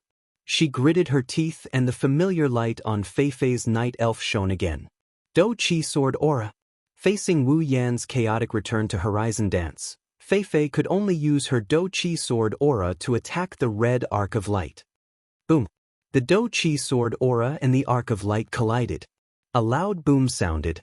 The Do-Chi sword aura and the arc of light violently collided, and the sound of collision was exceptionally clear. Too powerful. Lulu stuck out her little tongue, indicating that she wasn't in the same group as them. The surrounding people also nodded in succession. A battle between rank 7 powerhouses was indeed very terrifying.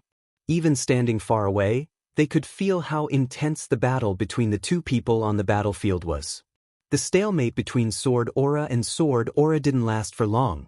Soon, after an even louder sound of collision sounded, the Do-Chi sword aura was torn apart by the arc of light. What?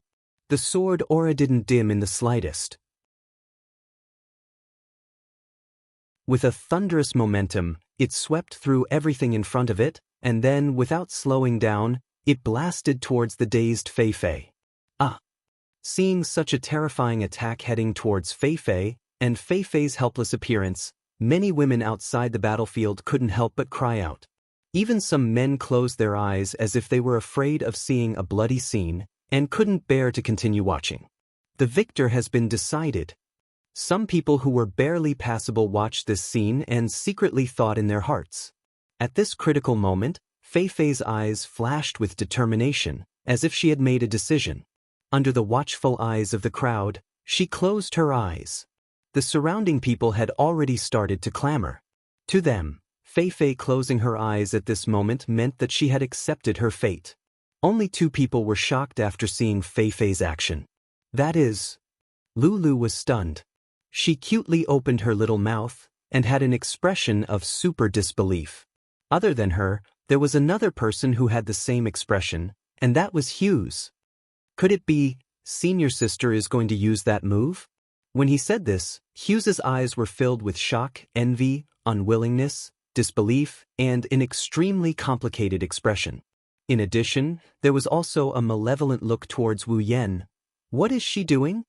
This was the thought in Wu Yan, Chuju, and Mikoto's minds.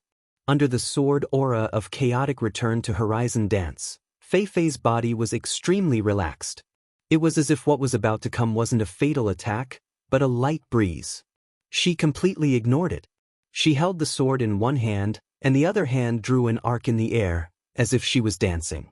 She lightly tiptoed, and then, the night elf in her hand lightly waved it forward.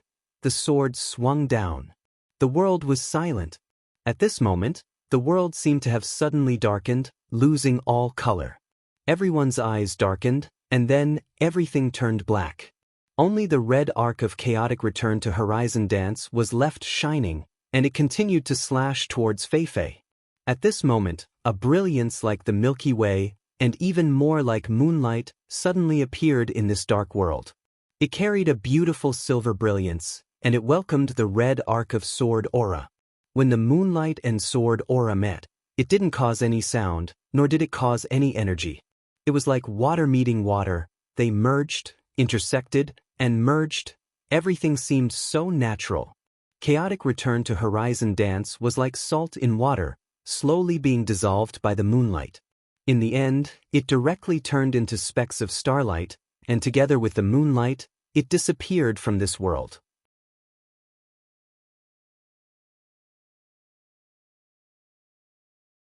Chapter 133.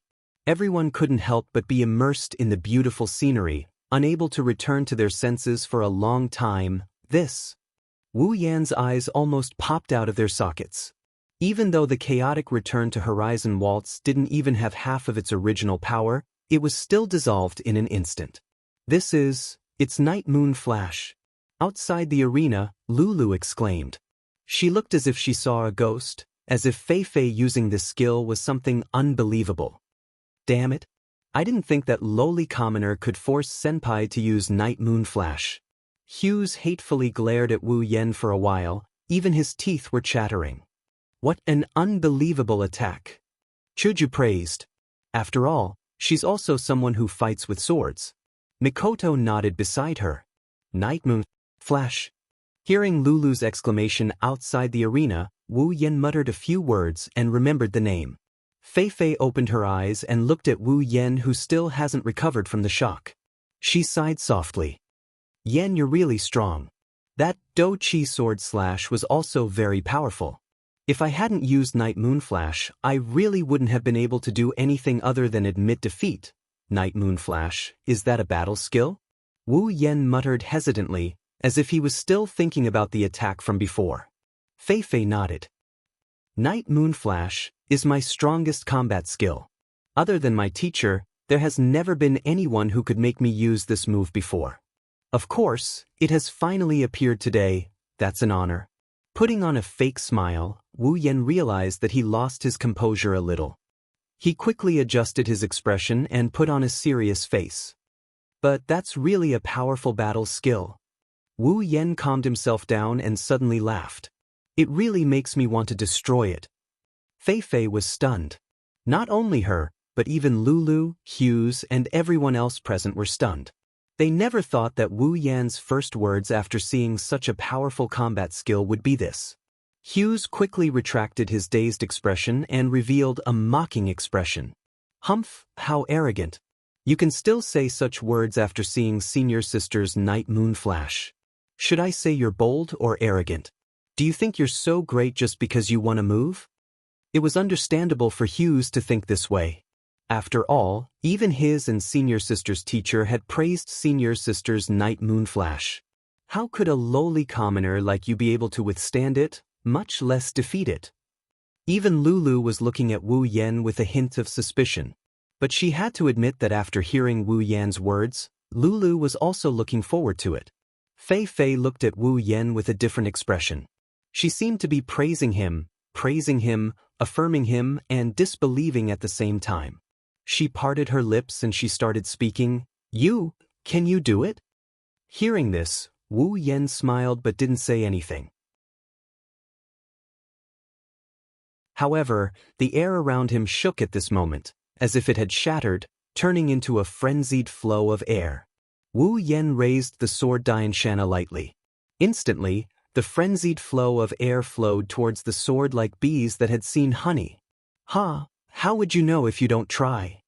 A violent aura emanated from the small blade. Fei Fei finally became serious. Obviously, from the phenomenon caused by Wu Yan's battle technique, Fei Fei was certain that Wu Yan wasn't joking. Everyone else also noticed this. Wu Yan did the same thing not too long ago. This means that Wu Yan is still using the same move as before. However, the same move brought about an even more intense phenomenon. They were shocked to find out that Wu Yan is using the same move as before. Wu Yan didn't use his full strength in the previous move. The Tier 6 experts who were closest in strength to Wu Yan and Fei Fei were already numb. It wasn't that they didn't know how big the gap was between them and a Tier 7 expert. However, the battle happening in front of them had already exceeded their scope of understanding. Of course. After all, the battle between Wu Yan and Fei Fei was considered a peak existence among Tier 7 experts. As a level 68 Fei Fei, coupled with her powerful combat aura blade and night moon flash, it wasn't surprising for her to be able to fight at such a level. However, for a level 65 Wu Yan to be able to fight at such a level, even someone of the same level as him might not be able to do so. With the support of sword mastery and chaotic return to Horizon Dance, Wu Yan had already become one of the top existences among Tier 7 experts. Interesting, the sky darkened again. Day turned into night. Under the colorless night sky, a ray of moonlight descended from the sky and turned into a beautiful Milky Way. It was a Milky Way, but it emitted moonlight. At this moment, it seemed to have turned into a rope. Under the influence of an invisible force, it slowly wrapped around Night Elf in Fei Fei's hand, causing Night Elf's crystal-clear blade to be dyed in moonlight. If this is a challenge from you, then I accept it. Fei Fei raised Night Elf and looked at Wu Yan with a serious expression. Even she didn't realize that under that serious expression of hers, there's a joyful heart. This should be the last. Wu Yan also raised his Nyetan Temple Shana and pointed it at Fei Fei. The surrounding atmosphere was constantly replenishing the light, making it brighter and stronger. On one side is the moonlight, on the other side is the flame under the wind. They are facing each other from afar, displaying their power to the sky and the earth. Do your best. Lulu had already forgotten her original intention. Seeing this scene, she couldn't help but cheer. To her, she felt proud that her family and friends could be this strong. Hughes, Gray, and Tigray all gulped. Although they had their own thoughts, they couldn't deny that they were all looking forward to what would happen next. Ikaros, Mikoto, if you see Yen in danger, save him immediately. Hinajiku said to Mikoto and Ikaros. She couldn't take her eyes off the shocking scene on the stage. Ikaros didn't say anything, but her pupils had already turned deep red. As soon as she sees Wu Yan in danger, she'll go up and stop him. Only she and Mikoto, who are both Tier 8, have the ability to stop a duel between two Tier 7. That bastard, he doesn't know how to restrain himself. Isn't he afraid of throwing his life away? Mikoto gritted her teeth, but her brown eyes were also staring at the stage. The two on the stage didn't have the spare energy to observe what was happening outside the stage. They had to admit, the more they fought, the more their blood boiled. Gradually, they had to use their full strength in this duel. If they couldn't fight to their heart's content, it'd be a pity for them and for others. Come. Fei Fei shouted excitedly. Her fighting spirit shot through the clouds. As you wish. Wu Yan roared. He took a step forward and rushed towards Fei Fei. Wherever he passed, the air trembled and dust was extinguished. The red glowing Ni Dianxiu cut through the wind and waves. Under Wu Yan's guidance, it was surging violently. Fei Fei lowered her head and shouted. She also rushed towards Wu Yan. Like the queen of the night moved with her movements. Moonlight danced with her movements. The elves of the night chirped excitedly. In an instant or maybe 10,000 years, the two met in the middle of the stage. Looking at each other's faces, they swung their swords and moonlight towards each other without mercy. Heaven and earth went silent, all sound disappeared, and then, boom, silver and red light filled everyone's eyes. Between heaven and earth, only these two colors were left. A deafening sound that was enough to shatter one's eardrums exploded under the silent sky. Ah! Countless people raised their hands in pain and covered their ears, trying to slow down the sound. But soon, their hands weren't enough. A violent shockwave blew from the center of the stage, blowing up sand and dust towards the people around. They wanted to raise their hands to block it, but they were afraid of shattering their eardrums. For a moment, there was nothing they could do. How terrifying!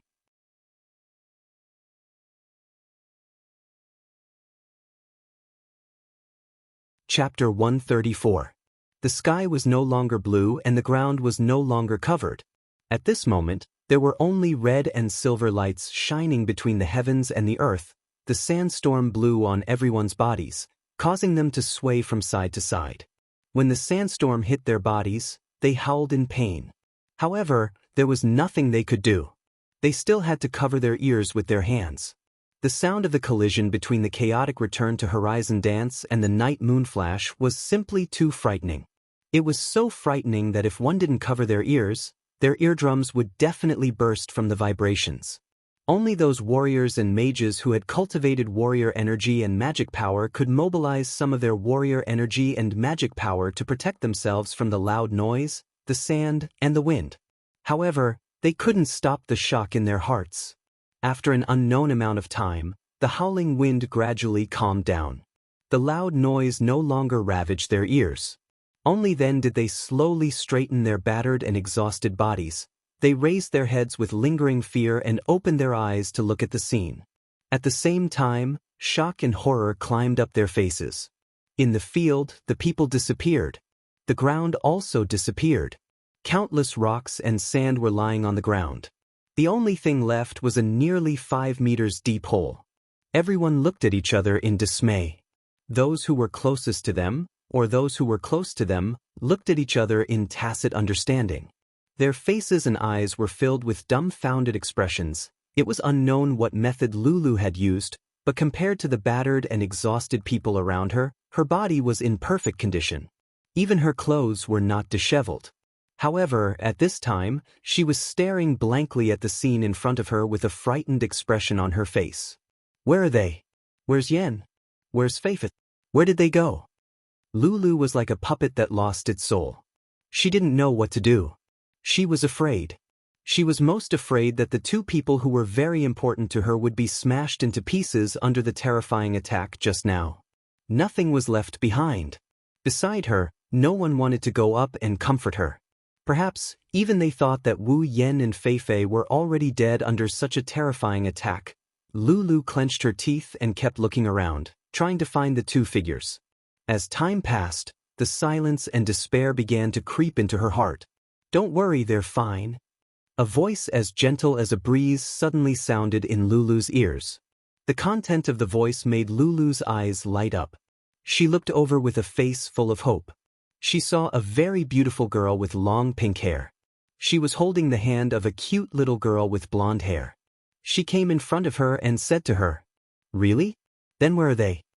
Lulu said timidly. Her pitiful look made Chuju love her. She spoke softly to Lulu as if she was coaxing a child. At the same time, she pointed to a direction. "Look, they're over there." Everyone's eyes immediately looked in the direction that Chuju pointed. What appeared in front of them were rocks and rocks. There was no one at all. They looked at Chuju suspiciously and confusedly. Let's observe carefully. Hinajiku was both annoyed and amused at the same time. From the looks of it, She couldn't do anything about the way the people around her looked at her like she was some kind of fraud. Hearing that, people began to look for it seriously. Soon, someone exclaimed and shouted loudly. "Look over there!" In a very inconspicuous corner, behind a rock, people saw that there was a black wall and a crystal-clear transparent blue wall of light. Just as everyone was wondering what that was, the black wall started to slowly shatter and scatter. At this moment, everyone could clearly see that those were black granules. The black wall scattered and turned into black particles. At the same time, the blue light wall gradually disappeared. Then, the main characters who caused this scene, Wu Yan and Fei Fei, appeared in front of everyone. "Fei Fei!" Lulu shouted and ran towards the two. She seemed to be in high spirits. Chuju couldn't help but smile. This girl is too cute. However, Lulu stopped running quickly. Her eyes bulged slightly. She looked behind Wu Yan and Fei Fei and shouted again. Everyone's heart skipped a beat. Of course, they were like Lulu. Their eyes almost popped out of their sockets as if they were looking at a dead ancestor. Chuju, on the other hand, could only smile bitterly. Let's not talk about them making a fuss over nothing. Although today's events have already left them with a lifetime of shock, the scene in front of them still shocked them. Oh my God, is that an angel? Yes, the one who made everyone's eyes pop out is Ikaros. A pair of blue light wings fluttered behind her back and suspended her in midair. A pure white halo was inverted above her head, making her look so holy and beautiful. Some people were stunned. They felt like the good thing of their life was finally revealed to God. That's why an angel came to visit them. Some people were infatuated. They felt like they have no more regrets in their lives. Perhaps she didn't like everyone's attention on her. Ikaros spread her wings of light and turned them into a pair of pink wings. The circle of light disappeared and her crimson eyes turned back to an indigo color. What she didn't know was that this image was closer to an angel than her previous image of Sky Queen mode. "Master, are you okay?" Ikaros was carrying Wu Yan in her arms. His face was pale and his whole body was powerless. He smiled bitterly. "I'm fine, just a little tired. Don't worry." He shook his head with a bitter smile. He can't help it. This time, he really went too far. He was only slightly affected by the shockwave and he had to use up all his strength to block it. If Ikaros didn't come to his side in time with absolute defense circle, it wouldn't be as simple as just being tired. Serves you right. Mikoto put down the equally pale Fei Fei in her arms. She didn't hold back and scolded him.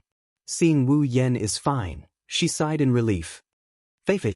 Lulu finally recovered from her shock and ran to Fei Fei's side to support her. She looked at Fei Fei with tears in her eyes. It's like she's looking at a cockroach that survived a great battle. Fei Fei felt even more powerless. Shaking her head in exasperation, Fei Fei looked at Mikoto. "Thank you for saving me." No need to be so polite." Mikoto scratched her face in embarrassment and replied shyly. Her stuttering made Fei Fei smile involuntarily and feel closer to Mikoto. "Oh, did you have to risk your life like that?" Chuju walked in front of Wu Yan and said with dissatisfaction. That stern look made Wu Yan turn his head away awkwardly and laugh dryly. Lulu saw that Fei Fei is fine and returned to her cheerful self. She curiously looked at Ikaros and ran in front of her. Staring at her wings, she asked, "Hey, big sister, are those wings? Are you an angel?" Ikaros didn't know what to do with such a passionate attitude. She could only walk to Wu Yan's side in silence. Wu Yan could only laugh and interrupt. "Looks like there's no winner in this duel." "Yeah." Fei Fei was a little disappointed but very satisfied. "But Yan, you're really strong." "Same here." Wu Yan could only reply with a smile. Fei Fei smiled and looked at Ikaros and Mikoto. Her eyes turned serious. "I didn't expect the two ladies to be tier 8 fighters. I didn't see it before." One sentence and it caused 1,000 ripples. They had originally thought that their hearts had become numb after this series of developments, but they were shocked once again. Looking at the beautiful and holy Ikaros and the heroic and domineering Mikoto, the crowd was confused. They're both tier 8 fighters.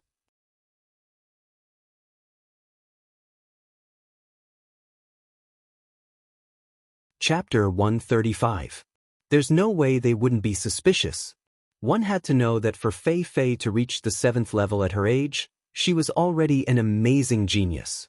Looking at the entire continent, there weren't many geniuses like her. In this tiny Behurl, it's already unbelievable that 2 geniuses reached Tier 7 in their 20s. But she's saying these 2 super young girls are actually Tier 8? How is that possible? Appeared in everyone's mind. Only Wu Yen and Chuju smiled bitterly. Fei-Fu-sama, you're saying they're Tier 8? Tigray had an ugly smile on his face as he walked up to ask with a trembling voice. Almost everyone at this moment magnified their ears, which had been tightly covered just a moment ago, several times over, fearing that they would mishear a word or two. Fei Fei looked at Ikaros and Mikoto with a small smile. To be able to save me and Yen so effortlessly when my night moon flash collided with a battle skill of the same level other than my teacher, I don't believe that there is anyone at the 7th tier who can do that. Fei Fei's meaning is clear. A Tier 7 can't do it, but her sensei can. Everyone knows the head of the Lori family is a Tier 8. In other words, Fei Fei is indirectly answering the question. These 2 girls are indeed Tier 8. Everyone sucked in a breath of cold air. Looking at Ikaros, who's about the same age as Wu Yen and Fei Fei, and Mikoto, who's domineering and heroic but still a little childish, they felt like the world was surreal. A Tier 8 isn't a cabbage. Just look at Lulu's father, Fei Fei's sensei, the head of the Lori family. A Tier 8 is enough to become the head of the Empire's #1 family. One can imagine how high a Tier 8 is in people's hearts. Don't look at how Ikaros killed 3 Tier 8 powerhouses in one go and think that Tier 8 powerhouses are easy to reach. In fact, that's not the case. Out of the countless forces that went out to hunt for treasures, only 3 of them managed to reach Tier 8. This just goes to show how powerful and precious a Tier 8 powerhouse is. Because of this, everyone felt a bit unnatural. After all, such a character was right next to them. Especially Gray and Tigray, both of their hands were trembling. It was easy to see how unsettled they were. One of them felt like he was floating. 2 Tier 8s stayed in his house for a few days, and they even have such a good relationship with his daughter. My Midobia family sure is strong. The other one felt fear in his heart. Before this, he had his eyes on them. Not only did he want to kill Wu Yen, he also wanted to take these 2 beautiful girls into his arms. But now, the 2 girls he had his eyes on are actually Tier 8? Thinking up to here, Tigray sweated profusely. He's not afraid of a single Wu Yen. Even if Wu Yen is a Tier 7, with the power of the Lori family, Tigray would still dare to try. But if it's a Tier 8, forget about him. Even if he did, the Lori family wouldn't agree to it. As the #1 family in the Empire, the Lori family definitely has more than one rank 8 warrior. However, the number of them can be counted with one hand. Offending 2 rank 8 warriors for a person like him, even an idiot would know what to do.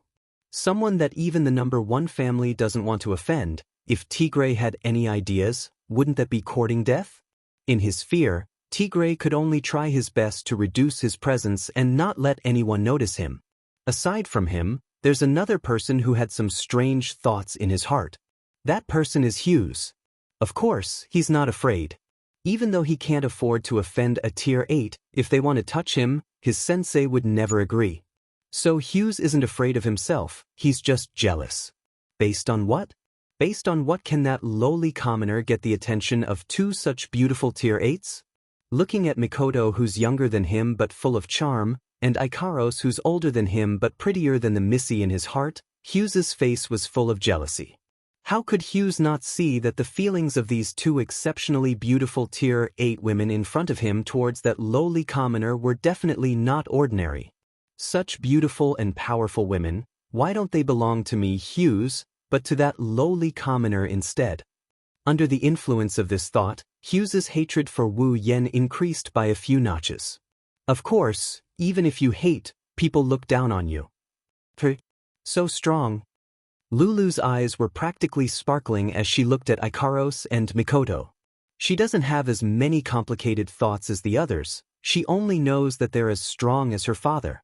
Hey, this older sister, and this younger sister, how did you train? One is a little older than me, the other is a little younger than me. How did you train so well? Lulu stared at the two with starry eyes and asked. It's nothing, it's just some casual training. Even though Mikoto wasn't happy with Lulu's description of her as a little bit smaller, but Lulu's current appearance really did resemble the twin ponytailed juniors who came to her bed every night. Mikoto shuddered and hurriedly said perfunctorily. Of course, the words out loud are pretty shocking. Casually training and you can train to tier 8 and whatnot. It made everyone's eyebrows twitch uncontrollably. In fact, Feifei was also curious about Ikaros and Mikoto.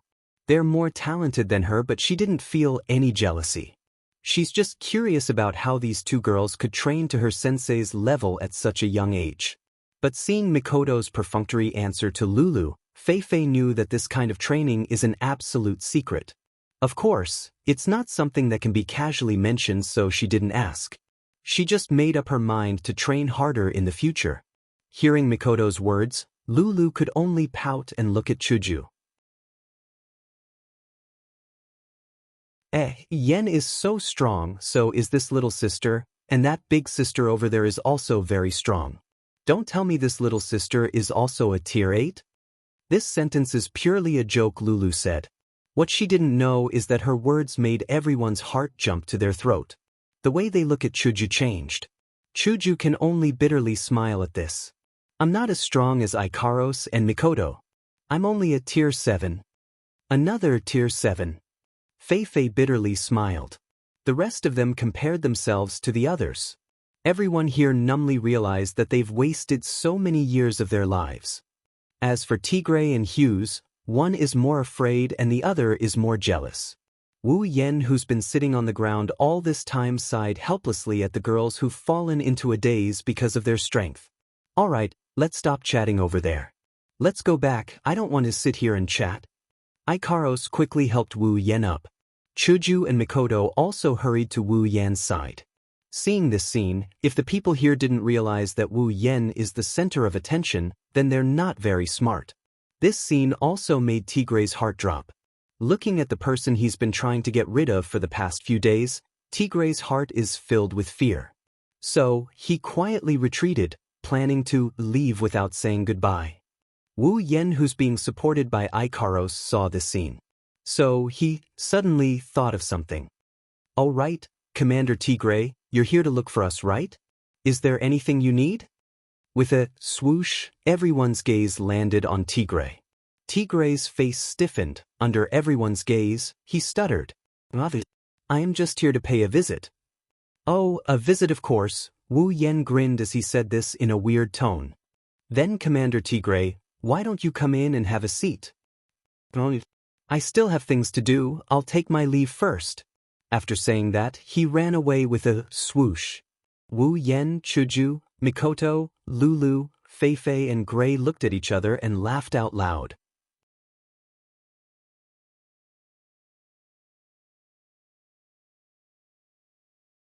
Chapter 136. Behurl, Floating Plaza. Sob, everyone remember to miss me. Lulu held her hand, looking at Wu Yen, Chuju, Mikoto, Ikaros, and her dad standing in front of her. Lulu waved at them with a face full of reluctance. It's been a few days since Wu Yen and Feifei's battle. In these few days, everyone has gotten closer to each other. Lulu and Feifei have become very close to Chuju and Mikoto.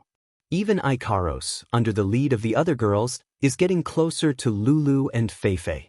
Speaking of which, Lulu and Feifei are very easy to get along with. If it wasn't for the fact that they're from a big family and have seen too many hypocrites, their social circle would have been pretty good. In these few days, the two girls also found out that Chuju, Mikoto, and Ikaros are very worthy of being friends.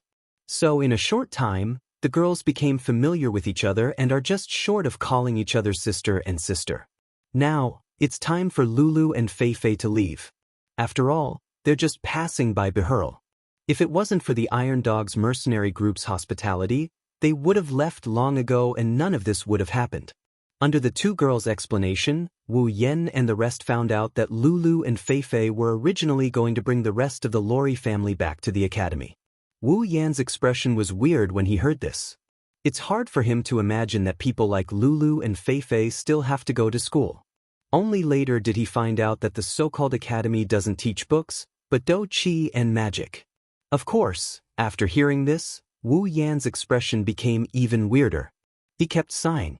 Sure enough, a different world can't be separated from a magic do qi academy. As for why Liren would follow Lulu and Feifei to the academy, it's actually Gray's decision. Something like cultivation, if it's too young, it's definitely harmful. Even though Liren is still young, it's time for her to cultivate. Education has to start from a young age, cultivation is also the same. That's why Gray asked Lulu and Feifei to bring Liren to the academy. Lulu and Feifei also liked this cute little girl from the bottom of their hearts, so they agreed without hesitation. As for Lulu and Feifei, Gray and Liren trusted them quite a bit, so this matter was settled just like that. In fact, at the beginning, Lulu and Feifei also invited Wu Yan and the rest to go to the academy. Wu Yan was also quite interested in this world's academy, so he agreed. But for some reason, Mikoto hinted for him to stay first.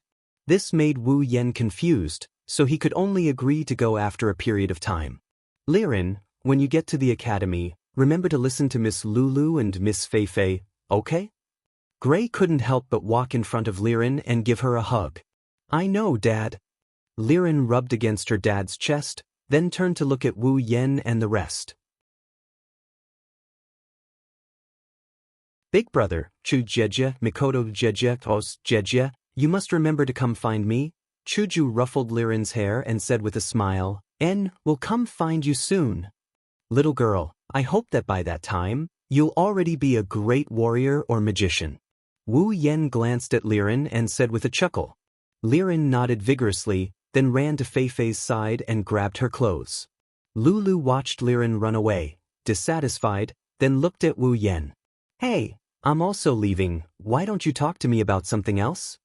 Hearing this, Wu Yan immediately pulled out a friendly smile and said with concern to Lulu, Then, Lulu, remember not to be sold by others again, you're the one who was sold. So annoying. Making a face at Wu Yan, Lulu angrily ran to Feifei's side, making Feifei feel helpless. Feifei looked at Wu Yan and said with a smile, Then we'll be leaving, when you guys get to the academy, we'll spar again. Well, spar is fine, as long as you don't exhaust yourself. Wu Yan laughed dryly, making Feifei burst out laughing. Actually, both of them know that even though the battle a few days ago was really intense, but against someone they know, even if they use their full strength, they still have something to hide. Let's not talk about others, just take Wu Yan for example, even though he used his full strength in that battle, it was only a part of it. Don't forget, he still has a LV4 ability that he hasn't used yet. As for Feifei, as the disciple of the Lori family head, she definitely has some trump cards in her hands, so it can be said that she's hiding her full strength. Then we'll be leaving, we look forward to your arrival. Feifei looked at Wu Yan, Chuju, Mikoto and Ikaros, then pulled Liren and Lulu, bringing them along with the rest of the Lori family towards the airship. Yen and everyone goodbye. Goodbye big brother. Goodbye big sisters. Goodbye daddy. Goodbye. Everyone said their goodbyes to Lulu, Feifei, and Liren. Before leaving, Hughes gave Wu Yan a death glare before running onto the airship. Wu Yan rolled his eyes at that, but didn't say anything. And just like that, Lulu, Feifei, Liren, and the rest of the Lori family members boarded the plane, which is the airship. Under the watchful eyes of Wu Yan and the rest, they flew into the distance. So, what are we going to do next? Back at the Midobia house, in the room, Wu Yan, Mikoto, Chuju, and Ikaros sat down. Wu Yan said, but his eyes were on Mikoto, Chuju, and Ikaros did the same. After all, it was Mikoto who suggested to stay. Under everyone's gaze, Mikoto's eyes flickered, her face full of hesitation as if she didn't know what to say. She opened her mouth but didn't say anything. She just stood there, hesitating. Seeing how hesitant Sis Cannon was, Wu Yan couldn't help but feel helpless. Mikoto, if there's something you want to say, just say it. Don't be shy, don't tell me. Wu Yan leaned his face forward, snickered a few times. You want to stay and do the H thing? Who wants to stay and do that kind of thing? Hearing Wu Yan's words, Mikoto jumped up like a cat whose tail was stepped on. She pointed at Wu Yan, her face red. Beside her, Chuju's face was also red. She glared at Wu Yan, scolding him for not being serious at a time like this. Then she turned to Mikoto. "Mikoto, what's the matter?" Mikoto snorted coldly at Wu Yan before sitting back down. She hesitated for a while before looking at Wu Yan. "Yan, I'm already level 8 now. Shouldn't we go back to Academy City?" Hearing this, Wu Yan and Chuju were stunned. Now they understood that Mikoto was thinking about her sisters. It's no wonder. Her sister's safety has always been on her mind. Under Wu Yan's persuasion, Mikoto understood that she still wasn't strong enough. She had no choice but to give up on the idea of going back and focus on increasing her own strength. Now, Mikoto is level 8. Although she just reached level 8, she has the power to fight. She can't wait to go back to Academy City and save her sisters. Wu Yan frowned, looking at Mikoto's worried face. He sighed. To be honest, if he could, he really didn't want to go back to Academy City so soon. After all, there's not only Accelerator, there's also the Angel Aius. Ishi. Her strength is at least level 8. Not to mention, the enemy this time, other than these two bosses, there's also the final boss, Alistair. Alistair's strength is probably about the same as that angel. In terms of strength, Wu Yan isn't afraid. With Ikaros, as long as it's not level 9, it's fine. What Wu Yan is afraid of is his monstrous mind. But it's obvious from Mikoto's expression that Wu Yan knows that she can't sit still anymore. If they don't save her sisters, she won't be able to rest easy. Under Mikoto's surprised expression, Wu Yan finally nodded. "All right, let's go to Academy City."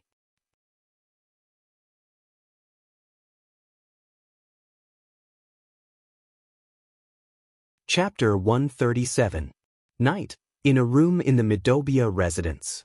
Wu Yan was sitting alone on his bed, his hand constantly gesturing something in the air.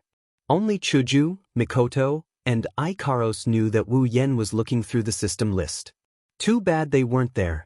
In this system list that only he and his summons could see, Wu Yan was constantly flipping through it.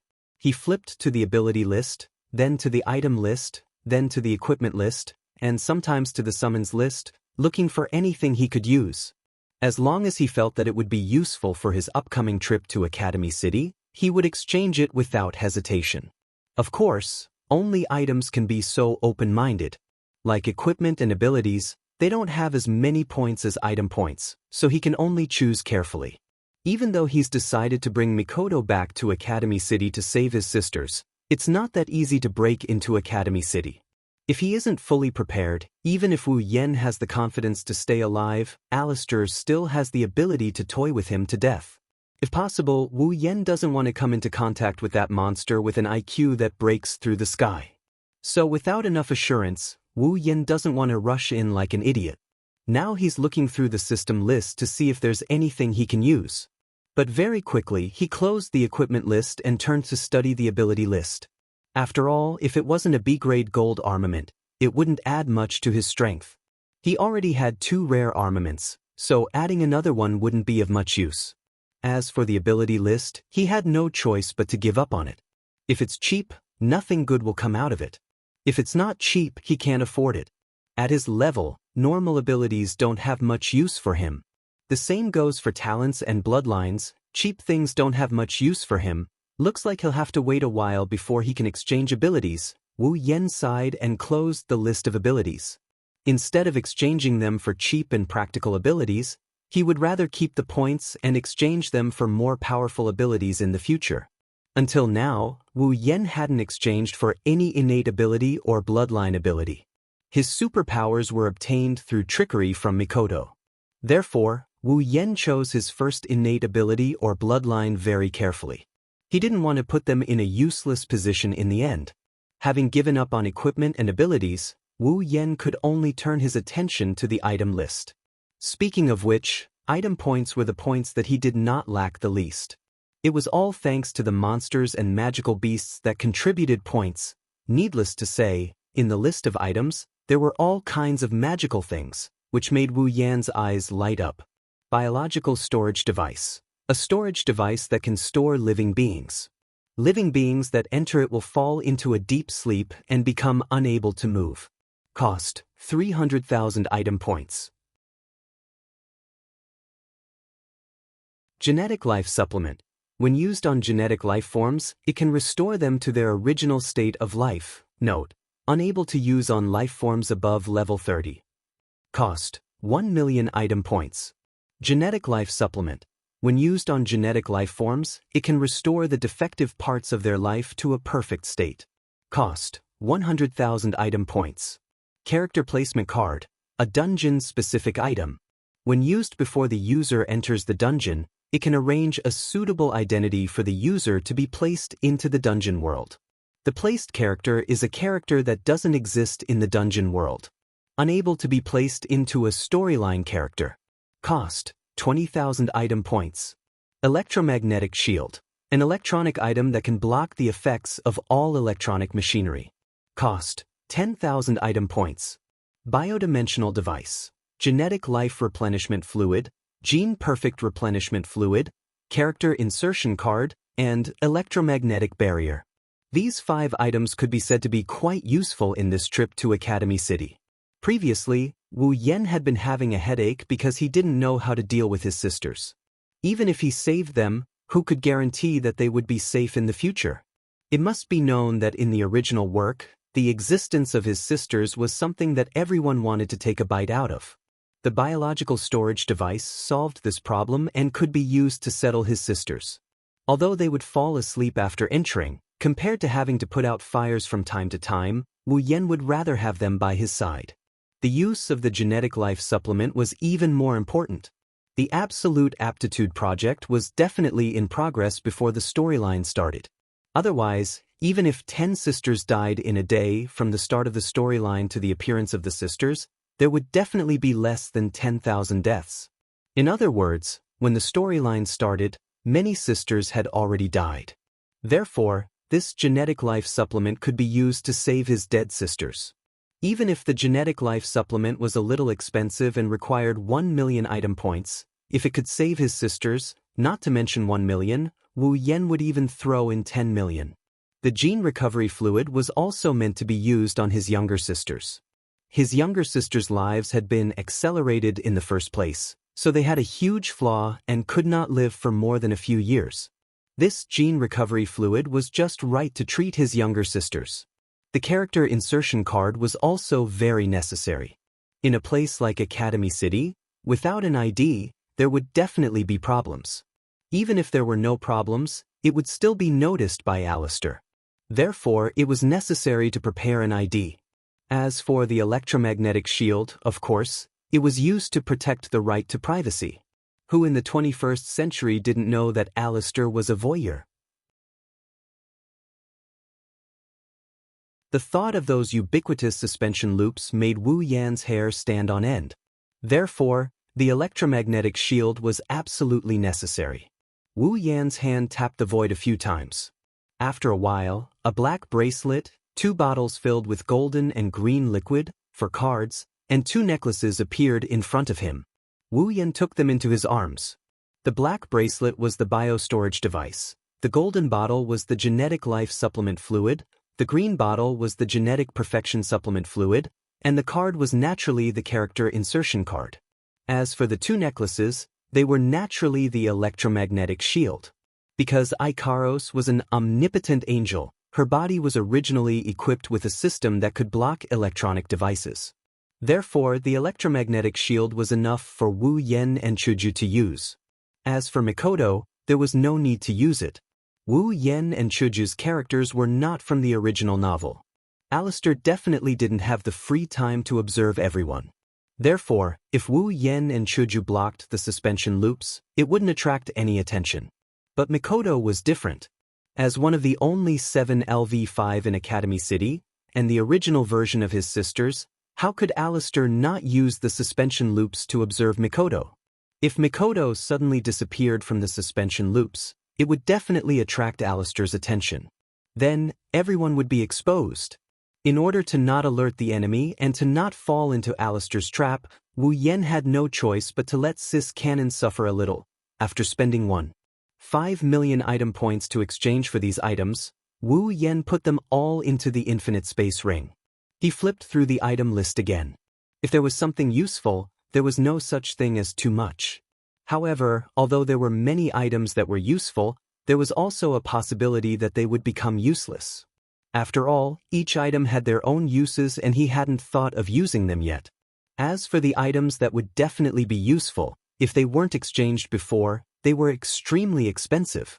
Even Wu Yen couldn't afford to exchange for them with his points. Of course, their uses would definitely be heaven-defying at this time. Wu Yen regrettably realized that he didn't have many item points left. He continued to flip through the list with disinterest. There really wasn't anything to find. Wu Yen had no choice but to close it. He had points and the items in the system wouldn't run away. He could always exchange them when he needed them. Looking at the remaining 7.3 million item points, Wu Yen closed the system and walked towards Mikoto's room.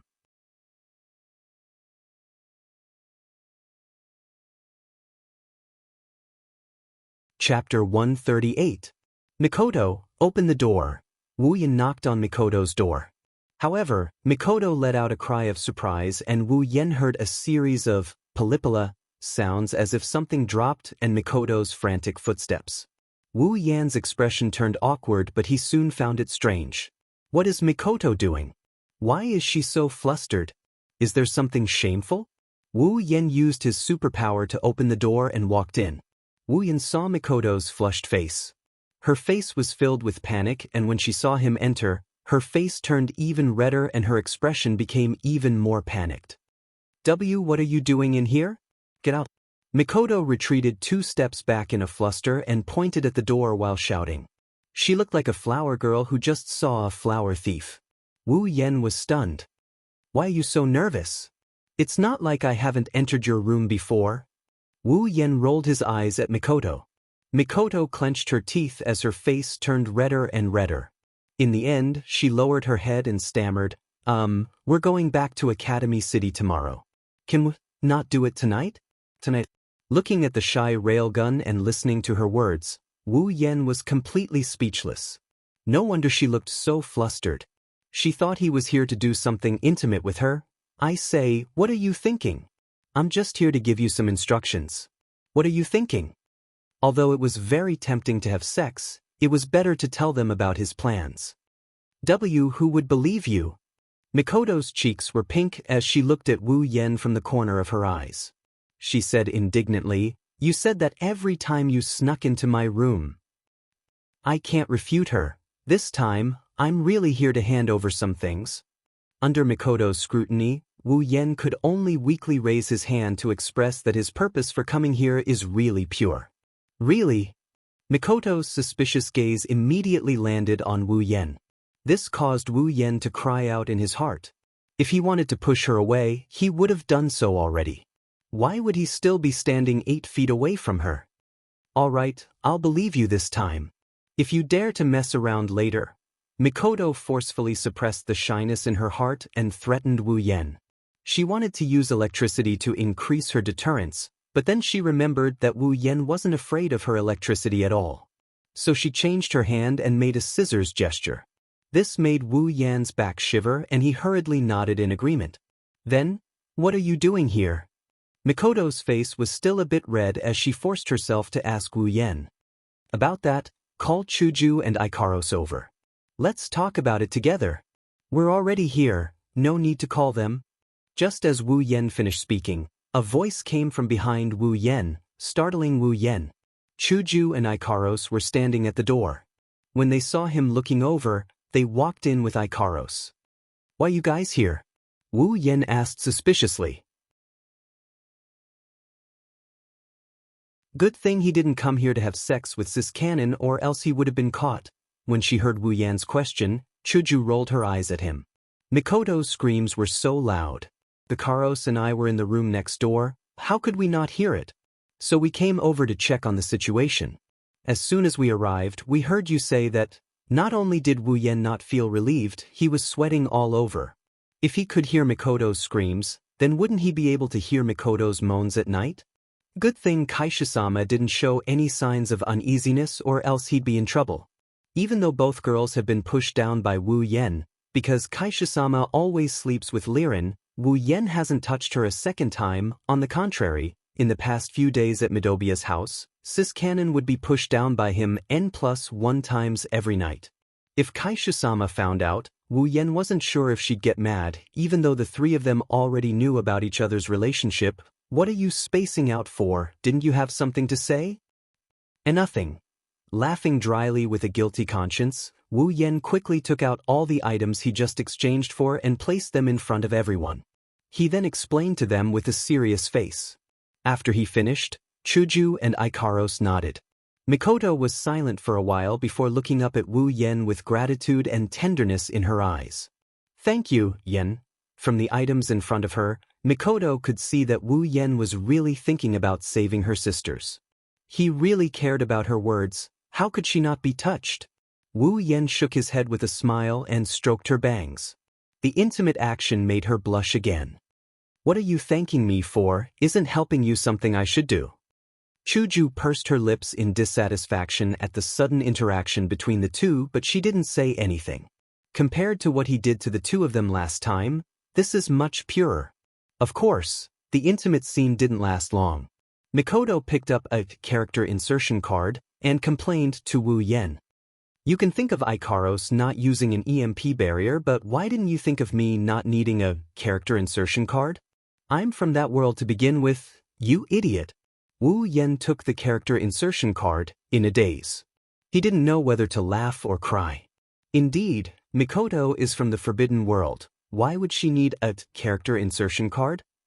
Sighing, Wu Yen could only say, well, I guess it's better to keep it for next time. No, you can use it now. Chuju suddenly said and snatched the character insertion card from Wu Yen, not letting him keep it in his space ring. Use it? Who is it for?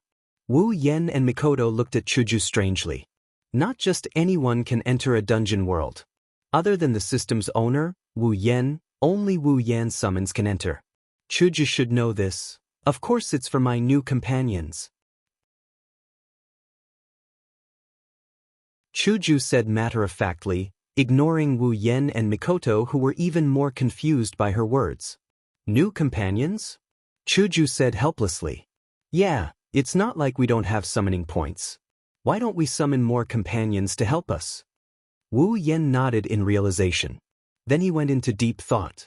Speaking of which, Wu Yen still has 120,000 summoning points.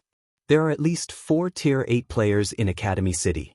The first is Alistair, a legendary magician. His strength is undeniable. The second is Iwas. As an angel, Iwas is definitely stronger than Accelerator, who didn't have his wings.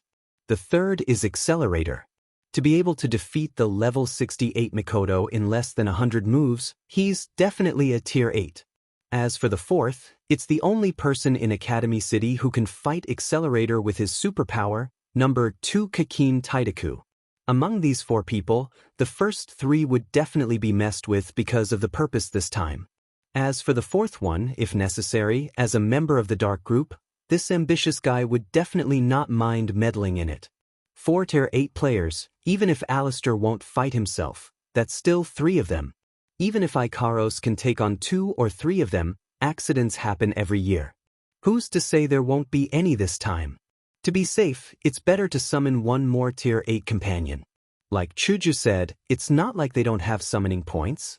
Alright, it's decided. Summon. Wu Yen clapped his hands and made the decision. He felt a faint sense of excitement.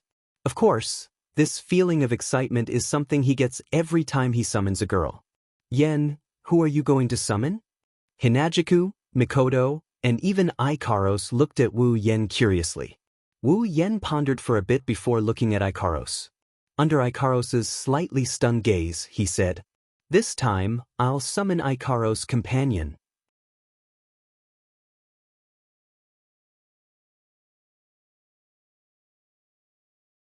Chapter 140. Is everyone ready? Wu Yen, Chuju, Mikoto, Ikaros, and Astria stood in a circle. Other than Mikoto, All four of them raised their character insertion cards.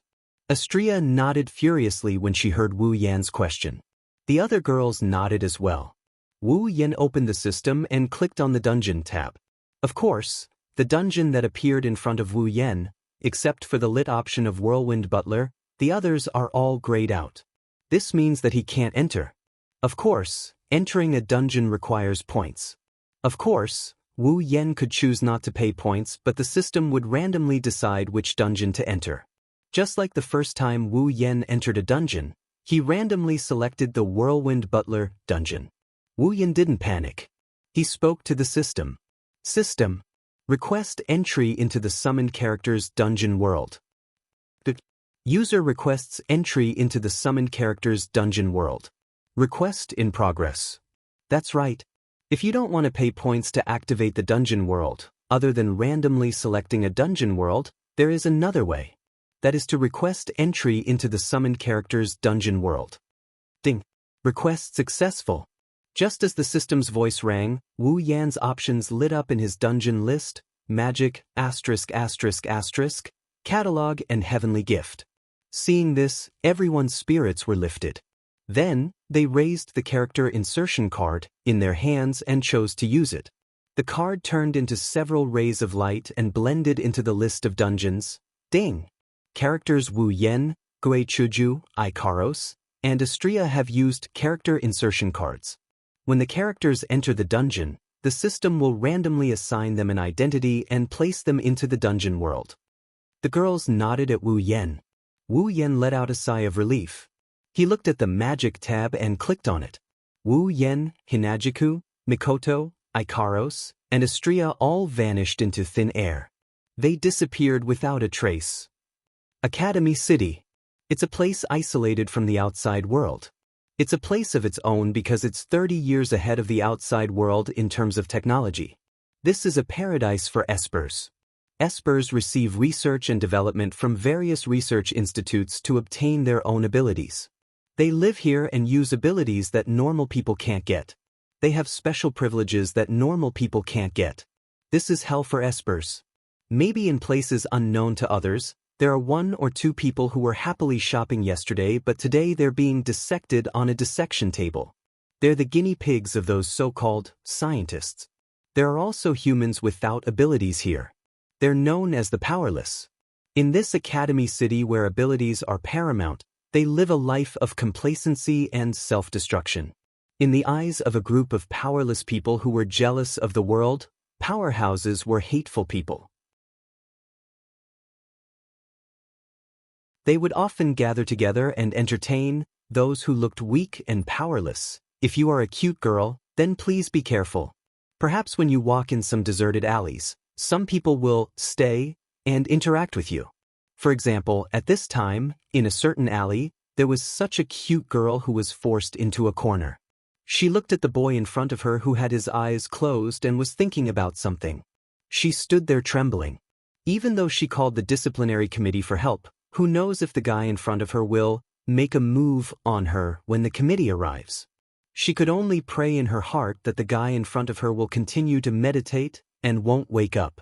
However, the hope in her heart was quickly dashed. After a bout of dizziness, Wu Yan felt his body return to his control. He quickly opened his eyes and tried to see the scene in front of him. What appeared in front of Wu Yan stunned him. It took him a while to come back to his senses. A girl, a very cute girl. Even compared to Hinajiku and Mikoto, she wasn't too far off. At this time, her eyes were filled with tears, trembling less than 10 centimeters away from him. When she saw him open his eyes, her face was filled with shock and fear. What's going on? Before Wu Yan could figure out what's going on, the system beeped like crazy, knocking Wu Yan's head so hard he felt dizzy. Dungeon World, Magic Catalog. Dungeon Mission, Rescue. Mission 1. Save 20,000 Misaka sisters. Revive all the dead Misaka sisters and heal all the Misaka sisters who are still alive. Collect all 20,000 Misaka sisters and store them in the biocontainment device. Mission Reward. Equipment points, item points, ability points, summoning points, 100,000 each. Mission 2, yet to be activated. Mission 3, yet to be activated.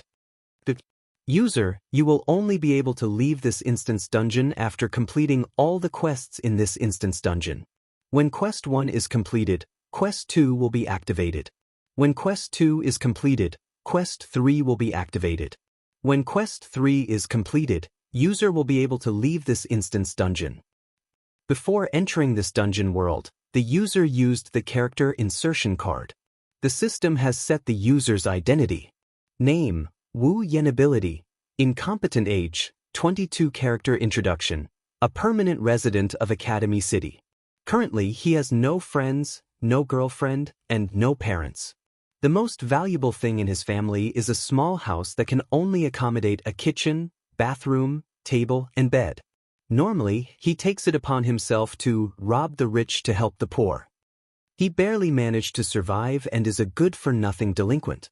Sometimes he will take on a side job and counsel troubled young girls. So, apart from being a delinquent, he is also a complete scumbag. Identity setup complete. Reminder, the time ratio between the dungeon world and the real world is 100:1. Therefore, the user can train in this dungeon world without any worries. I wish you a pleasant time in this dungeon world. F***ck your ***. After accepting the identity that the system inserted into him and the memories of his life in the Academy City, Wu Yan started cursing without hesitation, scaring the girl in front of him so much that she didn't cry out loud. No, she was already crying. Woo, I beg you to let me go. I will give you all the money I have. I beg you, woo. The young girl's tears flowed down. Moreover, she kept begging. Her appearance was very pitiful. Wu Yan's body stiffened. His face was stiff as well. He cursed the system's entire family. Even he wasn't sure if the system had that many. Please don't cry, okay? Squeezing out a stiff smile, Wu Yan dryly laughed. He doesn't know the other party, but he can't do anything about a girl crying and whatnot. Let me go, sob. The young girl didn't seem to hear Wu Yan's words. She kept crying and mumbling as if she was wronged. Please don't cry, okay? Although Wu Yan really wanted to let her go, his reputation would be ruined. Even though the system's introduction showed that Wu Yan's reputation was ruined beyond repair, Wu Yan still wanted to salvage something. He really didn't want to be treated as a scum. Therefore, Wu Yan could only soften his tone and gently persuade the young girl. At least give him a chance to explain. Sob. The young girl completely ignored Wu Yan. She didn't care what Wu Yan said and continued crying. Wu Yan's head was about to swell. However, Wu Yan didn't know that he would soon regret it. He regretted not letting the girl go.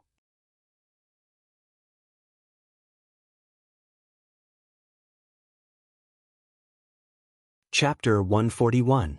A young and powerful man and a delicate and cute girl were in an empty alley. Moreover, the delicate and cute girl was crying pitifully. Anyone who saw this scene would automatically imagine a scene of molesting an innocent woman. Needless to say, young Lady Justice of the Justice Organization who had just arrived and witnessed this scene, she would definitely think the same way. I'm a disciplinary committee member. I received a report and came here. Please don't make any unnecessary resistance. Hearing this delicate voice, Wu Yan and the girl's reactions were different. The girl raised her tear-stained face and looked at her in surprise. Wu Yan's face stiffened again. Please don't be her. Please don't be her. Please don't be her. Please don't be her. Please don't be her. In his heart, he prayed to all his ancestors from the ape age to his great-grandfather and great-grandmother. He only hoped that this voice that he heard in front of the screen 8,800 times was an illusion. Wu Yan slowly turned his head like a machine, his neck even made a kaka sound. But when he saw the owner of the voice, Wu Yan knew that his ancestors also wanted him to accompany them, a beautiful girl with a height of only 1.5 meters and pink ponytails appeared in front of him.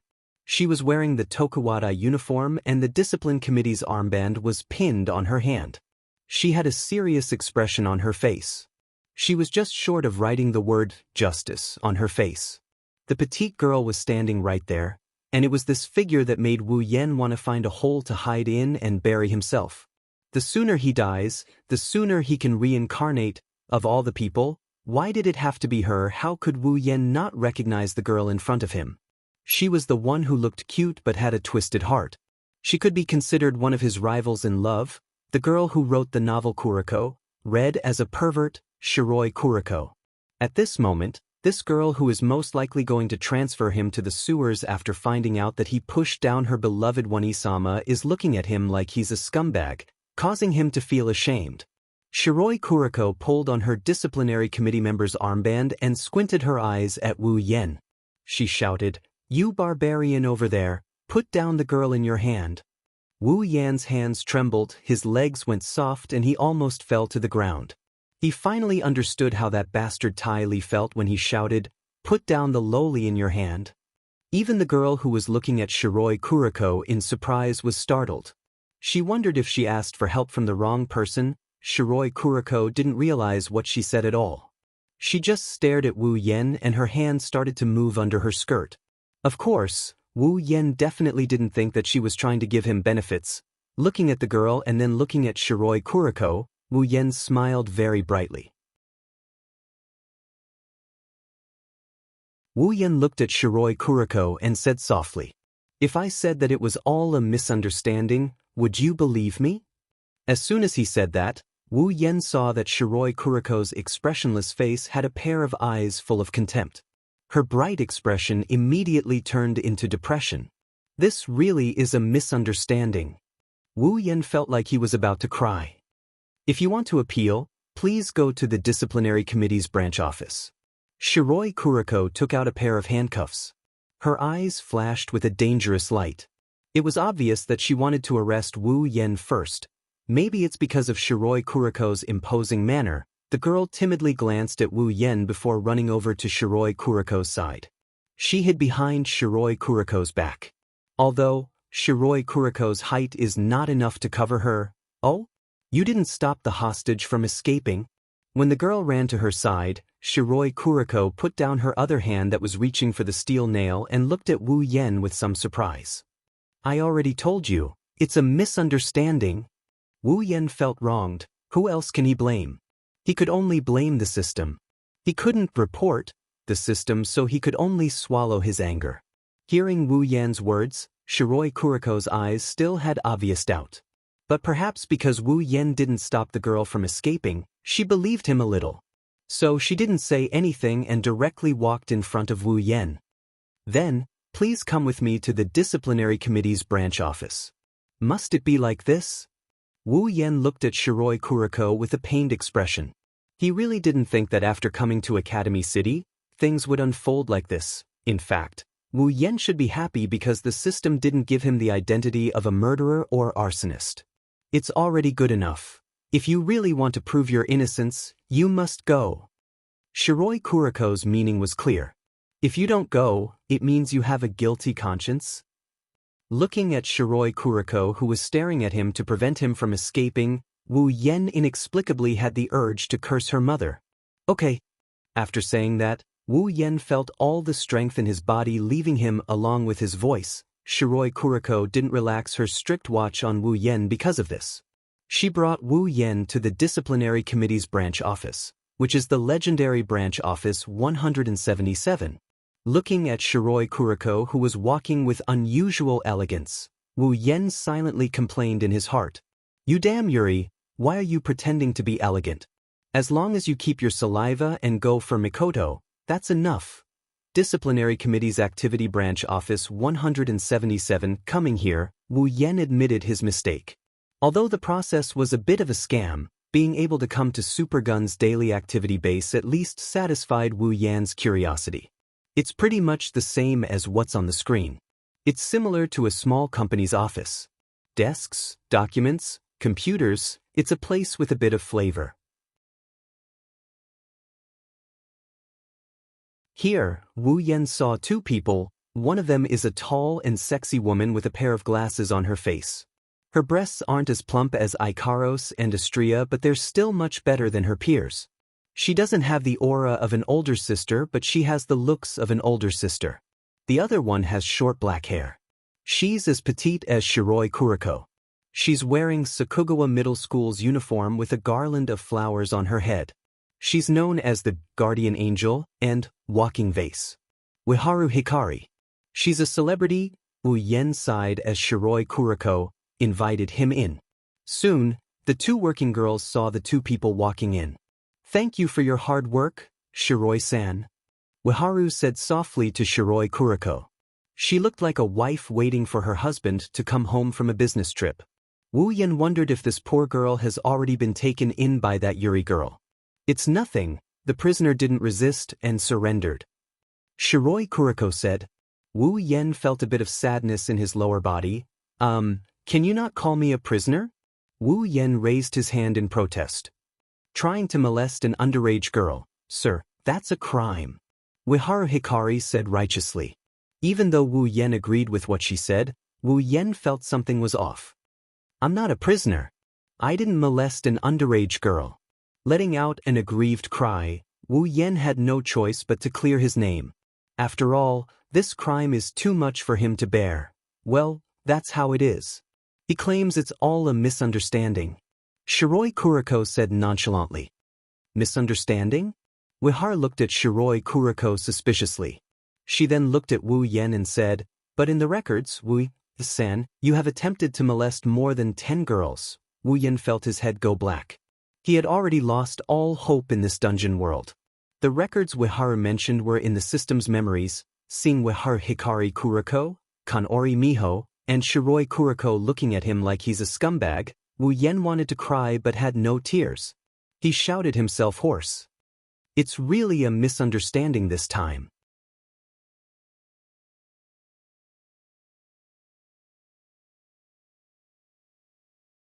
Chapter 142. No matter what Wu Yen said, the three girls were suspicious of him, making Wu Yen want to cry but no tears came out. Perhaps it's because of Wu Yan's frivolous personality, the three girls were a lot nicer to him. Of course, the nicer words coming out of that Yuri girl's mouth weren't so nice. In the end, under Wu Yan's efforts, they didn't add another record to his record. They only gave him a warning, especially Shiroi Kuriko. She said something like she won't let him go the next time she sees him. She's just like a bad girl. After writing a bad review warning on the file, Konami looked at Wu Yen and said, "Okay, let your friend vouch for you and you can go." Wu Yen flinched. "Let's not talk about the official's guarantee, just finding a guarantor is a problem. Don't forget, the identity given by the system is that he has no friends, no parents, no girlfriend. Where is he going to find a guarantor?" Do I have to have someone vouch for me before I can go?" Wu Yen said with a hollow laugh. It's been an hour since he came to Academy City and he felt his heart weaken a lot. Konami frowned and stared at Wu Yen. She said seriously, "This is the rule. As a citizen of Academy City, you should know about it." Wu Yen rolled his eyes. To be honest, he really didn't know. The anime hasn't been broadcasted, the manga hasn't been drawn, the novel hasn't been written. How could he know about this rule? "But I can't find anyone to vouch for me." Wu Yen held back for a long time and said this. "You can't find anyone?" The three girls were stunned. Shiroi Kuriko looked at Wu Yen strangely. That look was exactly the same as when Wu Yen met Lulu in the Behemoth Forest. Lulu looked at him with the same look. That look of looking at a mountain savage. "Don't tell me your relationships are so bad that you don't have a friend who can vouch for you. Although I don't want to admit it." Wu Yan's mouth twitched. His resentment towards the system deepened. Shiroi Kuriko stared at Wu Yen seriously for a while, then sighed and spread out her hands. "Looks like you'll be detained here for a few days." Must it be like this?" The three girls nodded in unison. Even Chu-chun was no exception. Wu Yen raised his head and looked at the ceiling. His face was filled with grief. He was speechless for a long time. In Academy City, it's not that Wu Yen doesn't know anyone. On the contrary, he knows a lot of people. He even knows that damn otaku Alistair. It's just that they don't know him. The only people who know him are the girls who came with Wu Yen. But who knows what identities they were given and where they are now? This time, Wu Yan's intestines are turning green from regret. He didn't expect them to be separated. He changed so many items. Why didn't he think of a different method of communication? Even though they can sense each other's presence due to the intertwining of life force, they didn't expect him to be arrested the moment he arrived. Without a way to contact them, by the time they come looking for him, he would have already been detained to the point where he can be released. Sigh, I wonder how they are doing. Wu Yan isn't worried about Chuju. She has strong self-discipline. Wu Yan is a bit worried about Ikaros. Ikaros isn't good at interacting with people. Wu Yan is worried about Astria. Who knows if that idiot can survive in this place? There's also Mikoto. Wu Yan isn't worried about her. After all, she's a resident of this place. She's probably in her dorm right now, waiting for this Yuri girl to go back to Yuri. Suddenly, Wu Yan's eyes lit up and he shouted excitedly. I got it. The sudden shout startled all the women present. Early Spring screamed as her head hit the computer. It was so painful that she was about to cry. What are you shouting for all of a sudden? Shiroi Kuriko shouted in dissatisfaction. Her two pink ponytails stood up. Even Kanori Mi was dissatisfied. Seeing the three girls glaring at him, Wu Yan smiled awkwardly. He quickly said to Shiroi Kuriko. Oh right, I found someone to vouch for me. Kuriko, lend me your phone. Shiroi Kuriko jumped up and glared at Wu Yan. She gritted her teeth and shouted. Don't call me that. I'm not familiar with you at all. Wu Yan just remembered that in Japan, only people who are very familiar with each other can call each other by their names. You can't blame Wu Yan, he's not from Japan, he laughed dryly. Don't mind the details, Shiroi Kuriko snorted before taking out her phone and shoving it into Wu Yan's hand. Then she sat down and ignored Wu Yan. Wu Yan held the phone that looked more like a Bluetooth headset than a mobile phone. His eyebrows twitched. This is high-tech. She's trying to kill me. Luckily, Wu Yan often saw Kuriko using her phone on the screen. He clumsily used the phone to search for something. Soon, a name appeared on the screen. Wu Yan's face lit up. He quickly dialed the number back. Under the confused eyes of the three women, the call was finally picked up after a series of busy tones. An extremely familiar voice also sounded. Oh, Kuriko. On the other side of the phone, the owner's voice rang out as soon as he picked up the call. Moreover, it rang throughout the entire branch 177. It was unusually loud, causing Hei-Zi to instantly stand up and exclaim in shock. Wani-sama. Wu Yan wanted to smash the phone. Not only was it hard to control, it even put the phone on speaker. Kuriko, what's wrong? Mikoto's voice came again. However, the room was eerily quiet. Shiroi Kuriko looked at Wu Yan like she wanted to eat him alive. Wu Yan's head was about to explode. Ape, how dare you use my phone to harass my Wanima? She put one hand under her skirt and the other hand reached for the phone in Wu Yan's hand. She wanted to take back the phone and Wu Yan at the same time. Wait. Let me finish. When Wu Yan's voice rang out, Mikoto on the other side of the phone was shocked. How could Mikoto not hear Wu Yan's voice wrong? But why is Wu Yan with Kuriko? Yen? Is it Yen? Mikoto's words made Kuriko's hand stop. At the same time, it also made Wu Yan give up on taking her down. Kuriko's mouth was wide open. Wu Yan smiled bitterly at the phone. Mikoto, it's me. Why are you holding Kuriko's phone? Even if Mikoto wasn't here, Wu Yan could imagine how strange and confused she must be right now. Wu Yan's bitter smile deepened. Can't help it. This trip to Academy City didn't go well from the start. Listen to me first. Thus, Wu Yan blurted out an ambiguous explanation. After all, there were three girls present. Wu Yan couldn't explain it clearly. On the side, Kuriko opened and closed her mouth in disbelief. She looked at Wu Yan calling out Mikoto's name and Mikoto calling out Yan's name so intimately, so familiarly. Not long after, the explanation ended. Everyone was silent. Mikoto was also silent on the other side of the phone. After a while, Mikoto's voice came through. In other words, you've been arrested by Kuriko and you're waiting for me to vouch for you. That's what happened. Wu Yan turned his face away unnaturally. Even if Mikoto wasn't in front of him, he didn't feel like he could face anyone. Where's the perverted girl? Wu Yan wasn't sure if it was his imagination, but Wu Yan felt like Sis Cannon's voice had a tinge of darkness to it. You should know that's not the case. Wu Yan sighed.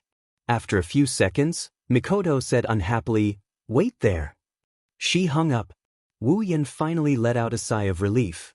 If possible, he didn't want to stay here anymore. However, while Wu Yan's side was settled, Kuriko's side was freaking out. What the hell is going on? Why, you scum? How could you know Wani-sama?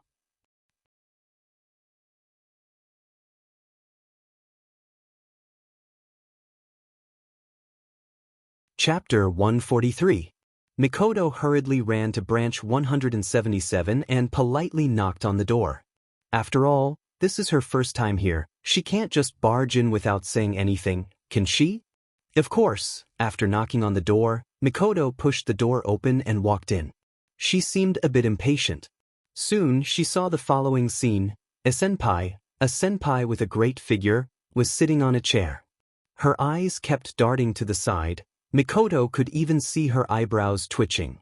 A very petite and cute girl with a garland on her head was sitting in front of a computer. Her head was lowered, and the corners of her eyes were glistening with tears. It seemed that there was something unsightly that made her so afraid that she didn't even dare to look at it. It was a stark contrast to that senior. There was another person, a very, very familiar person. He was also sitting on a chair, looking out of the window. Occasionally, he would glance at a certain seat, and then continue to look out of the window in a lonely manner. He had a posture as lonely as snow. What's going on? Such a strange scene made Mikoto's body a bit stiff. She was slightly stunned and rubbed her eyes. In the end, it was still the same. Although it looked like a normal scene, for some reason, Mikoto felt that the atmosphere was very strange. She didn't know if Wu Yan just noticed or if he was pretending. Looking at Mikoto, Wu Yan smiled. Coming, Mikoto. Mikoto took 2 steps forward and came to Wu Yan's side. She frowned and asked, "What's going on? Weren't you in a hurry when we were on the phone?" AI. Wu Yan sighed and looked at Mikoto sympathetically. He put a hand on her shoulder and told her in a serious tone, "Mikoto, now I know just how painful your daily life really is." Mikoto was confused. On the other side, Kanori-mi and Wiharikori also walked over. However, their expressions were different. One had curiosity, the other had stars in her eyes. They looked at Mikoto like a groupie. "Your Tokuwadai's trump card, that Misaka Mikoto?" Miwei looked at Mikoto from head to toe, as if trying to see if there was anything different about her. She smiled and said, Mikoto was very polite to strangers, not to mention this person was her senior. "I'm Misaka Mikoto, nice to meet you, senpai. You don't have to be so polite. I'm Kanori Miwei. Nice to meet you, Misaka." Hello, Misaka senpai, I'm Wiharu Hikari. Wiharu's cheeks were slightly flushed as she greeted Mikoto in an embarrassed manner. I'm really sorry for the trouble." Mikoto scratched her face and said. This exceptionally good atmosphere in front of him made Wu Yan feel a little helpless. The 3 people who should have been very familiar with each other were actually acting out the scene of their first meeting in front of him.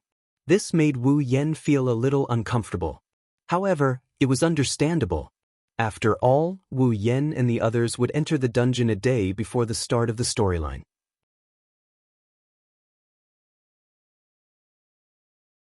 It was normal that Sis Cannon did not know Wiharu Hikari and Kanori Miwei at this time. Seeing that they were regretting that they did not meet earlier and wanted to have a good chat, Wu Yan quickly interrupted them. Miss, can I leave now?" Hearing this, the 3 of them stopped. Kanori adjusted her glasses and nodded. Since someone is here to vouch for you, we will naturally let you go." Miwei then turned to Mikoto and said, "Misaka-sen, you have to help me keep an eye on your friend. Don't let him do anything that doesn't conform to the code of conduct. You should know that he has quite a few bad records." Wu Yan laughed dryly, not knowing what to say. Mikoto was the same. Of course, this was only because she knew about Wu Yan's situation. If Wu Yan really did something perverted, it would be strange if she did not seduce him. Mikoto glared at Wu Yan fiercely. In return, Wu Yan looked back at her innocently. Mikoto could not help but laugh. Suddenly, she seemed to have thought of something and looked around. "Oh right, where's Kuriko?" The scene suddenly quieted down. Mikoto looked at the silent Kanori and Ueharu Hikari curiously, then looked at the expressionless Wu Yen. "What's wrong? Did something happen to Kuriko?" "No. It's nothing." Ueharu quickly waved her hand at Mikoto, but no matter how you look at her, she looked guilty. Shirai-sen just received a report, so he went out to deal with it. Kanori quickly pulled Ueharu away and smiled at Mikoto. Of course, if one looked closely, one could see the unnatural look in her eyes. "Oh, is that so? All right, Mikoto, let's go." Wu Yen pulled Mikoto and walked out. Gura-senpai, Ueharu classmate, will be going first." Kanori and Ueharu quickly nodded. Compared to before, when they couldn't wait to chat with Mikoto until the sky turned dark, it was a completely different attitude. Mikoto tilted her head in confusion and quickly followed Wu Yen. After Wu Yen and Mikoto left, Kanori and Ueharu looked at each other and ran under a table to look inside. There, Shiroi Kuriko was tied up and thrown there like a bag. Her mouth kept making woo-woo sounds. It was obvious that her mouth was sealed. The two girls bitterly smiled. They did not seem to be surprised. Instead, they quietly pulled Shiroi Kuriko out and untied her. "That scum. How dare he treat me like this? I'm going to stuff him into the ground." Shiroi Kuriko didn't care about her body that was still tied up and screamed at the top of her lungs. Kanori and Ueharu couldn't help but cover their ears. Kanori bitterly smiled and put down her hands. She continued to untie Kuriko while saying, "Shiroi, you can't blame him for this. You didn't listen to what he said and even wanted to move the phone into his body, but that's scum. Since he wants to touch Wani-sama as Wani-sama's attendant, how can I let him continue to exist in this world?" Shiroi Kuriko said as if it was a matter of fact. Then she suddenly remembered something and screamed, "Oh right, Wani-sama. Wani-sama left with that scum. That scum must be trying to take Wani-sama to a place where no one is around and do this and that to her. Wani-sama. Wani-sama. Wait for me, Kuriko is coming to save you." Her voice echoed throughout the entire discipline committee branch. Too bad your Wani-sama won't be able to hear it. Also, who knows how many times he's done this and that. On the other hand, Mikoto finally understood what happened after Wu Yen explained in a helpless voice. "So that means you're now a delinquent?" Mikoto looked at Wu Yen with a smile. "Yeah, that's why don't you go out and flirt with delinquents for the time being?" Wu Yen said in an annoyed tone. Mikoto couldn't help but laugh again.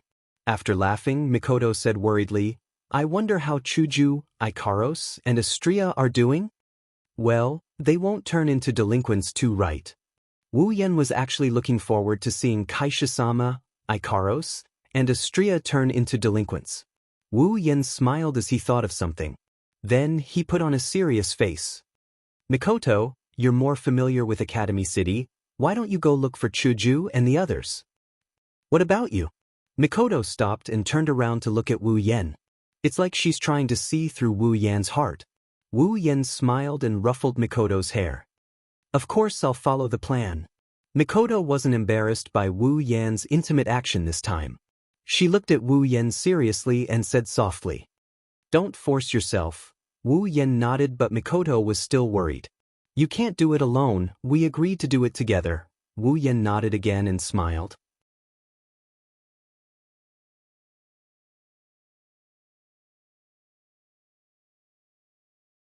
Chapter 144.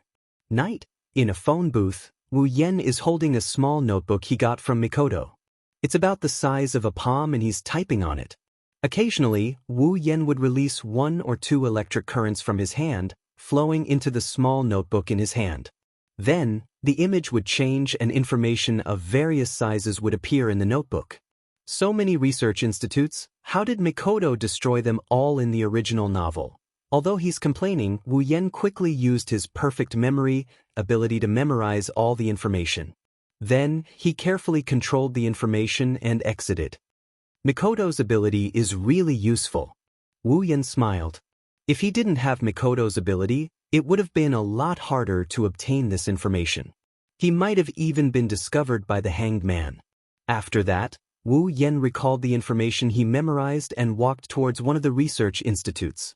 There's something Wu Yan must obtain. In front of a large research institute, Wu Yan walked out from a corner.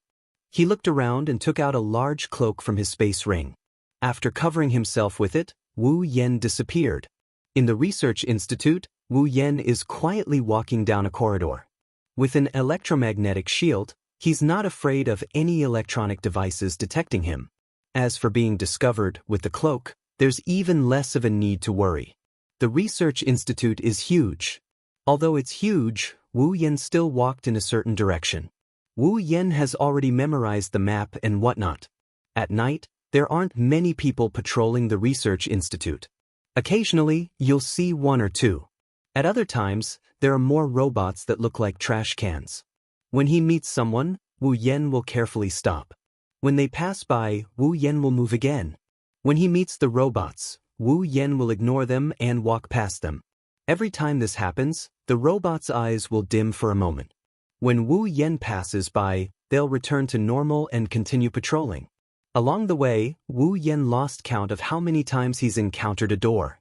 Others might have had to spend a lot of effort to enter these doors, but Wu Yan only needs to swipe his card and the door will open. Mikoto's ability is really suitable for invading these places. Opening another door, Wu Yan walked in. Behind the door, it's no longer the usual steel corridor. Instead, it's a very large place. There are a few computers running around. Some information is neatly arranged on the bookshelves. On both sides of the room, there's a large culture tank that looks like a capsule. There's an unknown liquid inside that seems to have some function.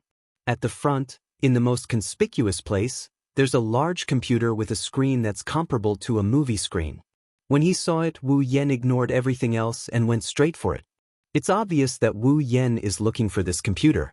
The computer screen is dark, but the buttons at the bottom are lit up.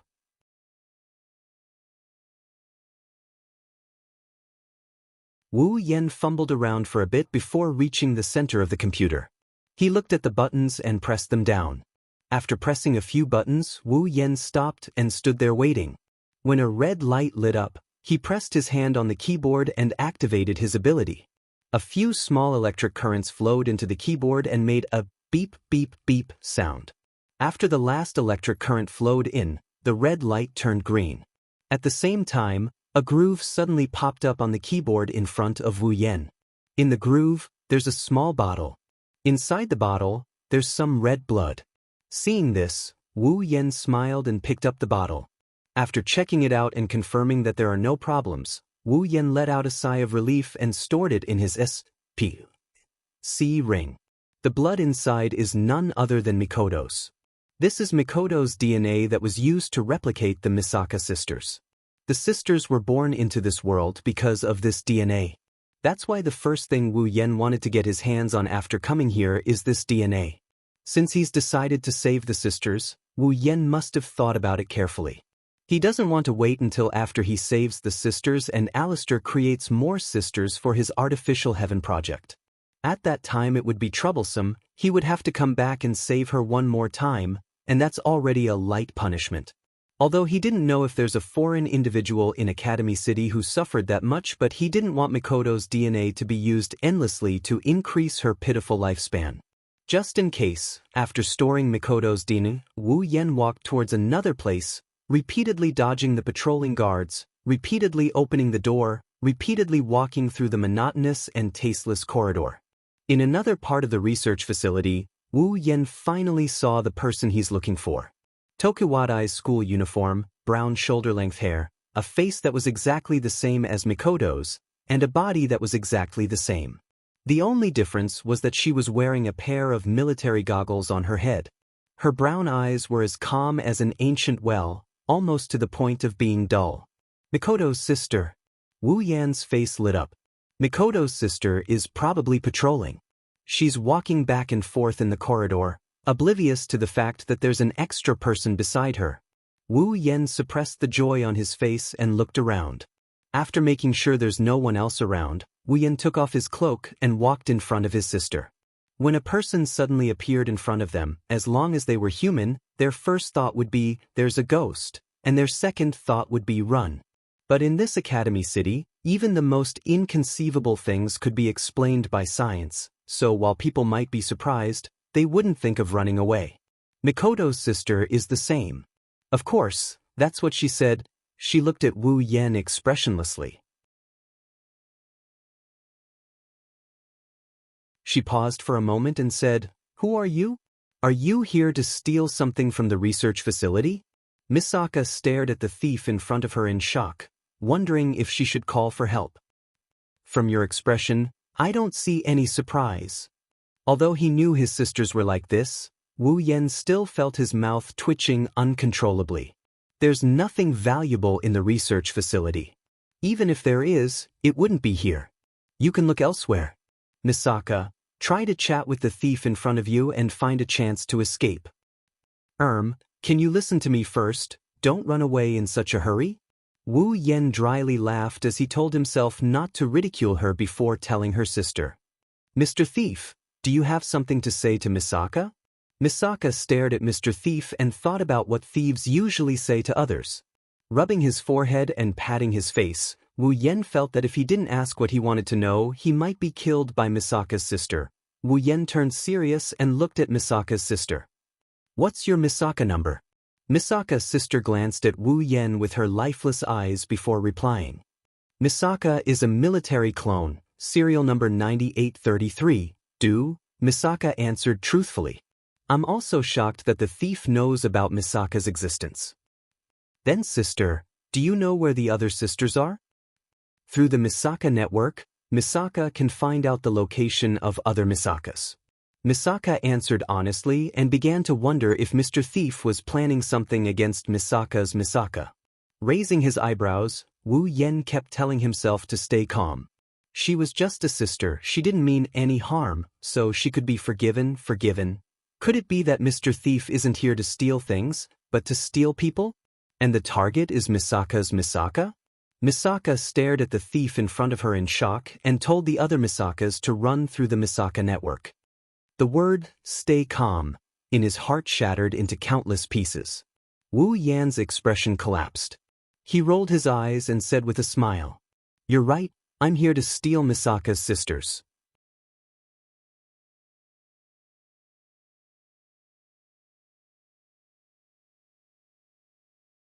Chapter 145. Academy City, in a research institute, director. Something happened. An old man frowned when he heard the voice. He looked at the source of the voice and shouted, "What are you doing? Don't you know that I don't like to be disturbed?" The person who shouted, "Something happened," said anxiously, "But, leader, something really happened." "What happened?"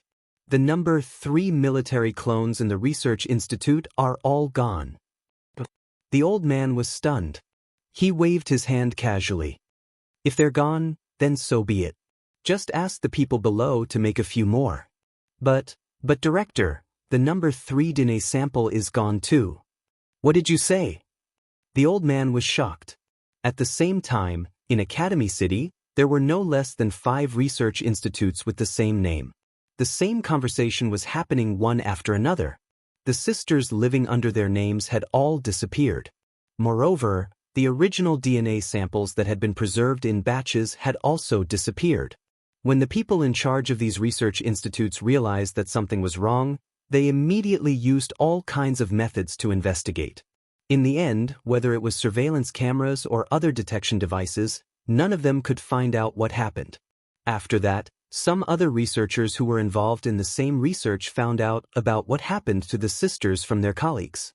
They all counted the sisters under their names and were relieved when they found nothing wrong. Soon after, countless researchers started investigating the matter from the sisters. The sisters had access to the Misaka network. If they wanted to know the whereabouts of the other sisters, asking the sisters was undoubtedly the most effective method. However, what shocked them the most was that all the sisters said that the missing sisters had been stolen by a strange thief. The relevant personnel were all furious on the spot. For a scientist, there was nothing more infuriating than stealing their research material. Some of the researchers' eyes even turned red.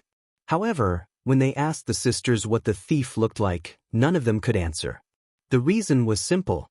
They only knew how to use words like strange person and thief to describe the culprit. They didn't know how to describe the culprit. When they asked about the whereabouts of the missing sisters, they said that the sisters' connection to the Misaka network was cut off. However, one thing is for sure, there's a plan going on to target the sisters. Academy City, School District 7. There's a tall building with no doors or windows. It's located right in the middle of School District 7, but there's not a single person within 10 meters of it. Inside the building, in a sci-fi room, there was a huge test tube that connected the ground floor to the top floor. The tube was filled with an unknown yellow liquid. A man with long white hair, wearing a green surgical gown, was floating in the liquid. He was hanging upside down. This man is the director of Academy City, the source of all this, Alistair. In front of him, there were some images that were being replayed over and over again. However, he wasn't sure if it was because the owner wasn't satisfied with it, but the replays were still going on. These images were of the research institute that was in a mess because of the missing sisters and the original DNA sample. After an unknown amount of time, the scene finally stopped replaying and disappeared. Alistair closed his eyes, and as he did so, the place fell into a long period of silence. Only a murmur that no one could hear clearly echoed in this space for a few seconds. Thief, huh? While the entire upper class of Academy City was in chaos, the person who caused all of this was leisurely walking down a street, observing everything around him with great interest, as if he was a country bumpkin, strolling around leisurely. For those who live in Academy City, of course, they wouldn't be able to understand Wu Yan's feelings. When he first came to Academy City, he got caught up in the drama of molesting girls and became a pervert. After a few twists and turns, he was released and immediately became a thief. He didn't even have the time to properly observe Academy City. He had to admit that Academy City had its own unique attraction. As a high-tech city, of course, technology could be seen everywhere. However, there were also some places that were retro. It formed a nice scenery that made Wu Yan's eyes light up. After a sleepless night, Wu Yan didn't feel tired. As a veteran otaku, staying up late was a common occurrence. Staying up all night was nothing to him. After a phone call with Mikoto in the morning and reassuring her, Wu Yan walked around. Of course, in Sis Cannon's words, you have to let her know if you're dead or alive. As he walked down the street, the students who passed by made Wu Yan sigh. He couldn't help but lament that he was old and that he was no longer in the same world as the students. He didn't realize that the two girls he had pushed down were also students. Sometimes, he could hear some gossip from these people. For example, what happened to a certain celebrity in Academy City, or bragging that they were friends with a certain LV5. He could even hear some familiar names from their conversations. At first, Wu Yan took it as a joke. However, when he heard another piece of news from a passing student, Wu Yan couldn't stay calm anymore. Hey, have you heard? There's a very beautiful girl who fainted by the river beside the bridge stairs. Many boys went there to court her. That's right. That's right. Are you serious? A beautiful girl fainted. Didn't the disciplinary committee get the news and go check it out? Of course they did, but as soon as someone touched the girl, she would wake up. She wouldn't leave with the disciplinary committee no matter what. Why?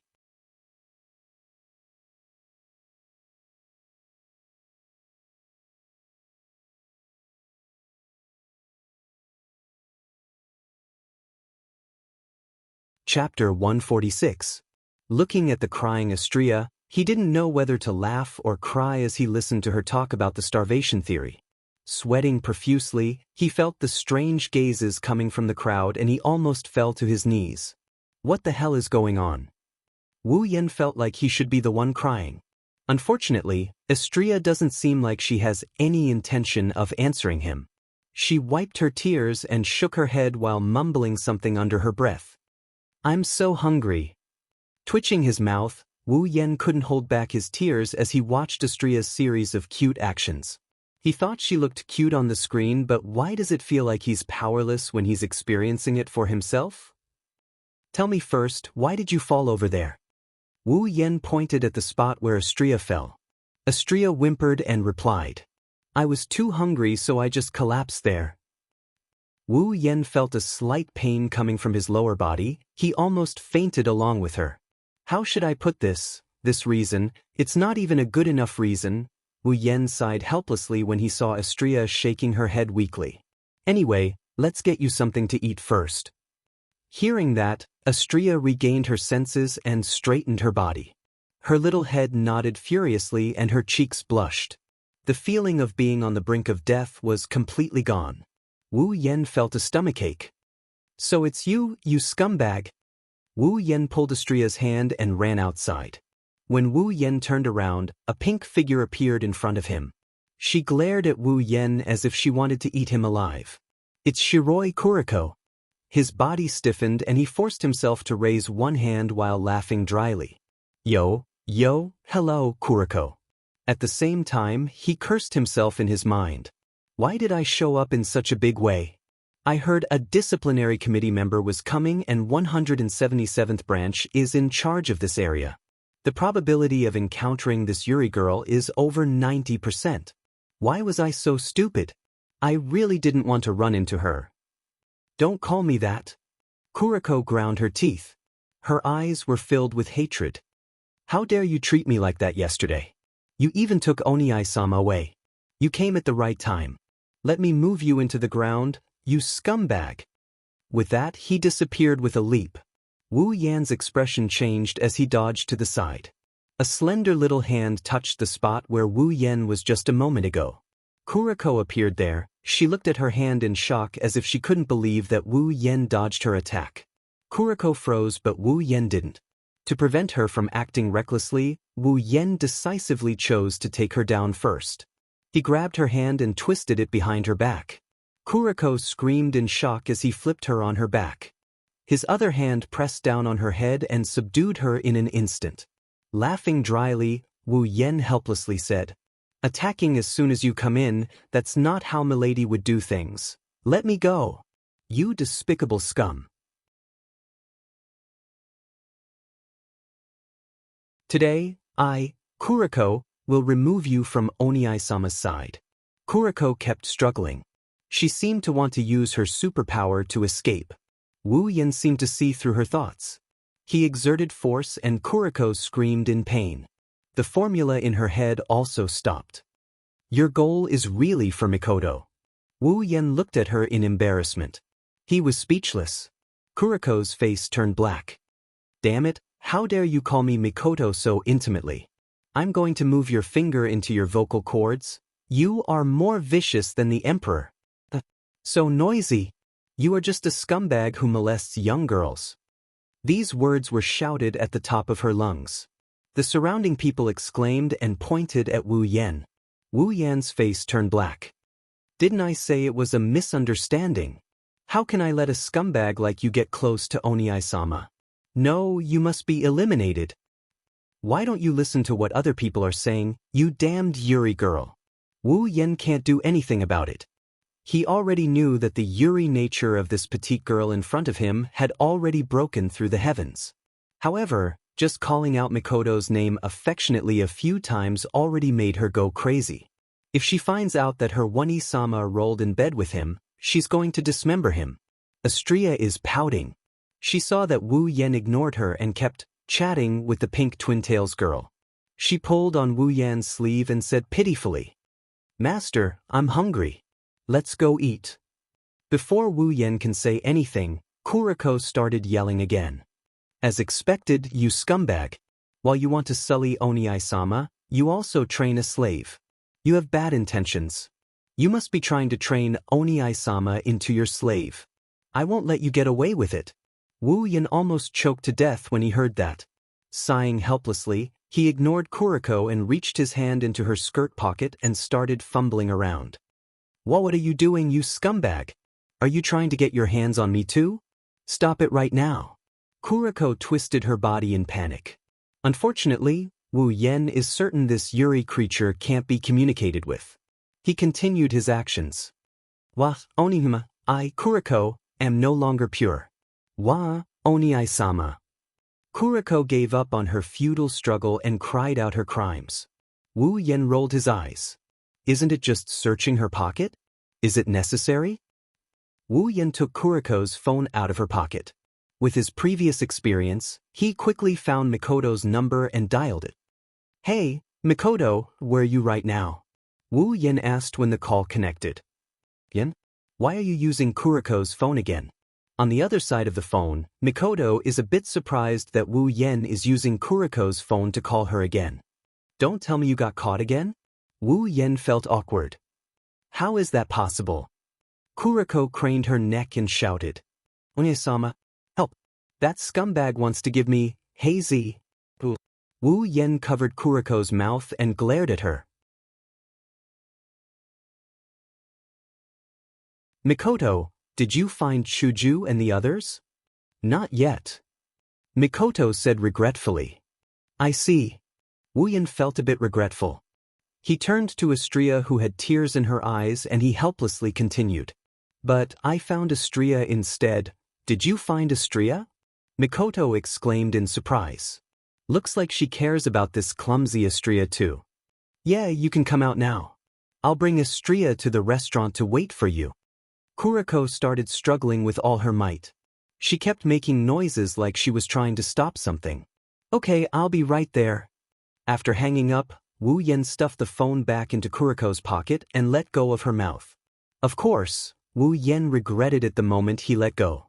"Scumbag! How dare you ask Onie-sama out? I won't let you get away with it," Kuriko yelled loudly and once again attracted a lot of onlookers. Looking at the eyes of the crowd that are looking at him like he's a scumbag, he sighed towards the sky. He really wanted to push this Yuri girl down. Thinking about this, Wu Yan's eyes lit up and he grinned at Shiroi Kuriko, who is struggling in his arms. Kuriko felt a chill down her spine and a sense of danger rose from the bottom of her heart. She didn't know where this sense of danger came from, but she subconsciously shut her mouth. Wu Yan patted Kuriko's head and let go of her. Kuriko immediately jumped up and put some distance between them. She looked at Wu Yan cautiously and pursed her lips. He turned to Astria and held her hand without saying a word. "Let's go to the restaurant." "Yay!" Astria cheered.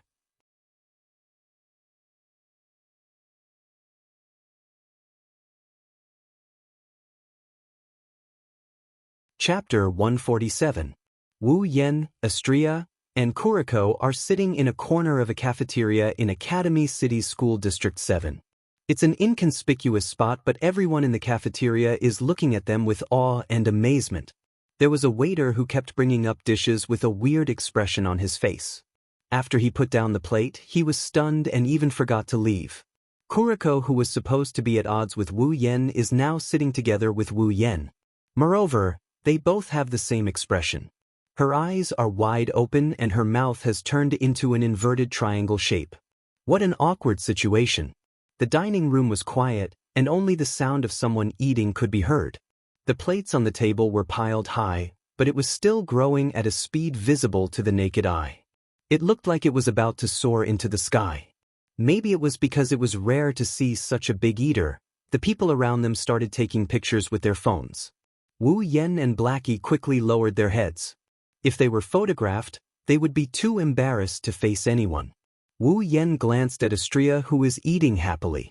He felt like if he didn't get enough gold from Silveria, he would have ended up in the same predicament as that guy who tried to get his hands on a girl. Of course, she's much more unfortunate than him. She doesn't have as many gold coins as Wu Yan, and she still has to feed a nun who's as much of a glutton as Astria. Wu Yan, who used to be very envious of his ability to pick up girls, now he's feeling a bit lucky. Astria should be able to become good friends with Indicia, Wu Yan thought to himself. If it weren't for the fact that he's good at picking up girls, he would have tried sending Astria to his place for a while. He's guaranteed that he'll make her hover between life and death. Blackie finally got used to Astria's ferocity. She raised her head and the first thing she did was to use her despised skill on Wu Yan. "You really are a scumbag. Not only did you train a slave, you even starved her to this extent. You really should be dissected." Wu Yan's mouth twitched. He couldn't stay calm anymore. "Let's not talk about how you trained a slave and how you wrongly accused people. Can you stop calling me a scumbag? I have a name, Wu Yan." Blackie glanced at Wu Yan with disdain. "Let's not talk about the fact that you are a scumbag. I don't think a humanoid ape needs something as luxurious as a name. Ha! Wu Yan laughed dryly. He knew it was useless to try to negotiate with Blackie. Mikoto is a Yuri girl, she won't look at you in the eye. However, Wu Yan couldn't help but clench his fists. I really want to beat someone up. The door of the restaurant was opened, and a seemingly delicate but actually very strong figure ran in from the outside. Perhaps it was because of the air conditioning in the restaurant, the figure involuntarily shivered and panted heavily. It seemed that she had run here with all her might. Taking a deep breath, she looked into the dining room. Mikoto's line of sight immediately caught the eye of the table. Her sweaty face couldn't help but stiffen. Wani-sama. Blackie immediately pounced on Mikoto. Under everyone's shocked gaze, she pounced on Mikoto and clung onto her body. She even rubbed her face with an intoxicated expression. Every day I don't see Wani-sama, I, Blackie, feel lonely and cold. Wani-sama. Oh, looking at the two girls who were hugging each other seriously, everyone in the restaurant uttered the same sound with a look of realization, as if they had understood something. They looked at the two girls with ambiguous and regretful gazes. What a pity, the two of them are so cute. How could Mikoto not understand the meaning of everyone's gazes and that long "oh"? Her face quickly rose to more than 50 degrees. Bright colors covered her face. Especially Wu Yan's smiling eyes. Mikoto was so embarrassed that she wanted to die. Blackie, what are you doing? Get down. She grabbed Blackie's collar and pulled with all her might. Her strength was enough to shatter a boxing machine, but she didn't pull Blackie down. Instead, she got closer and closer. Ah, Wanisama's smell, ah, Wanisama's body, ah. How could Blackie let go of Mikoto? First of all, she didn't care about other people's gazes. Right now, with that scum here, it's a good time to show off their love and let him know that Wani-sama is already taken. Blackie, let go. Under everyone's teasing gazes, Mikoto's face got redder and redder. Wani-sama, you don't have to be shy. Kuriko knows that Wani-sama actually loves Kuriko. Kuriko's eyes glowed like a wolf's as she spoke. That's right, it's a wolf's gaze. Her hand has already reached Mikoto's chest, just a centimeter away. Mikoto is so scared her soul almost flew out of her body. It's not like she hasn't experienced this before, but this time is different. Wu Yan isn't too far away, and even if she never verbally acknowledged their relationship, in her heart, she already acknowledged their relationship. If she let him think that she has some weird fetish, how am I supposed to continue living? Little did she know that Wu Yan already knew about Blackie's existence. He's already seen this scene countless times on the screen, so he didn't say anything. Instead, he just watched with a smile, almost clapping his hands. After all, Blackie, Yuri, and Mikoto's resistance is a great sight in Academy City. In order to show that she has a normal sexual orientation, when Blackie's hand was about to touch her, Mikoto instantly exploded. Blackie, beep beep beep. In a split second, a blue light expanded and a blue and white current flowed on the surface of Mikoto's body. Blackie, who was hanging on her body, was charred on the outside and tender on the inside. She fell to the ground with black smoke coming out of her mouth. Oh, Wani-sama's love whip? Lying on the ground, Blackie turned into a real Blackie. She was so happy that she was even drooling. You're already a bad person. Mikoto pointed at Blackie on the ground and shouted with a red face. Her voice sounded a bit hoarse. Wu Yan couldn't help but laugh. You're still laughing? Mikoto glared at Wu Yan. Of course, her red face looked more like a coquettish pout than anger. Wu Yan couldn't help but laugh again. Mikoto was pissed. She humphed coldly and suppressed her embarrassment. She walked to Astria's side and looked at the mountain of plates.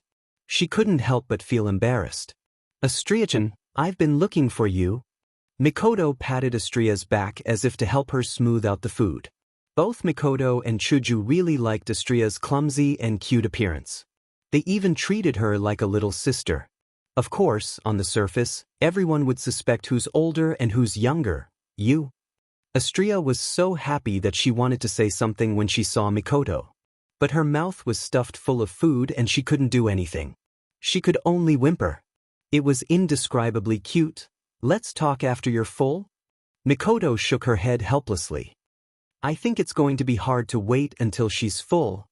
Wu Yan scratched his face. He didn't understand why every 2D world was filled with gluttons. Astria from Heaven, Yuyuko from Fantasyland, Saber from Fate, and Indicia from Magic Seal. "Hey, Astria, do you know where Ikaros and Chuju are?" Mikoto thought for a while and felt it was a good time to ask. Astria stopped what she was doing and shook her head. Then she continued eating. Wu Yan and Mikoto were speechless. "Looks like it's going to take a while to find them." Wu Yan sighed after thinking for a while. Seeing Mikoto nod, Wu Yan pondered for a bit before looking at Mikoto and suddenly said, "Mikoto, do you want to go on a date?"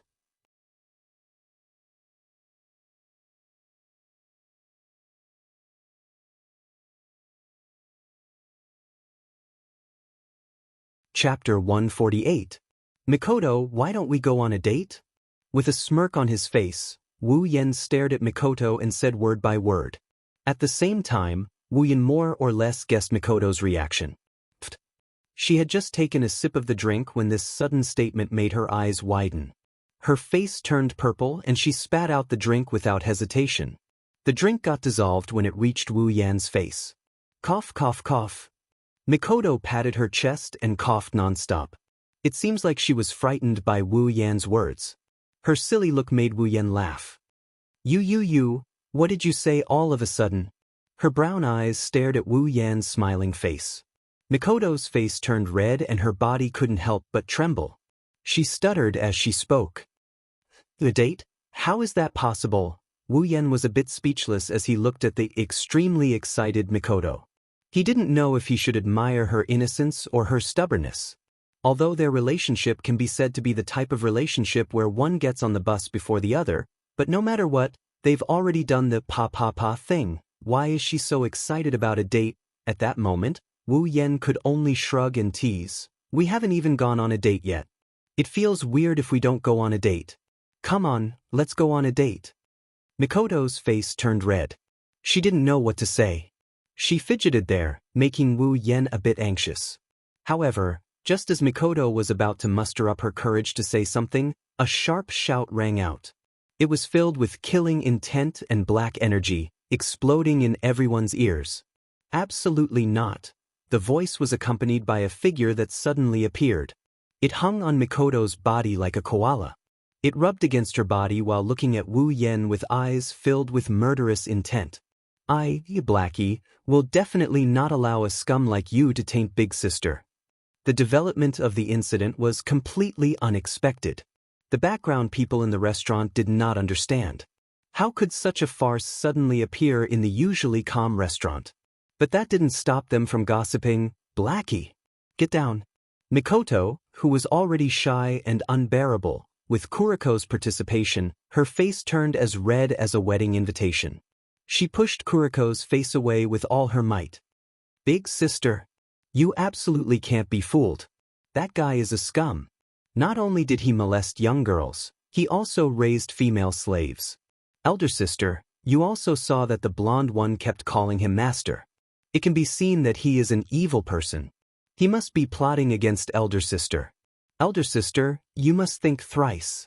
Kuriko tried her best to persuade Mikoto. Her voice was filled with pain, as if she was a mother watching her child go down the wrong path. She tried her best to persuade Mikoto.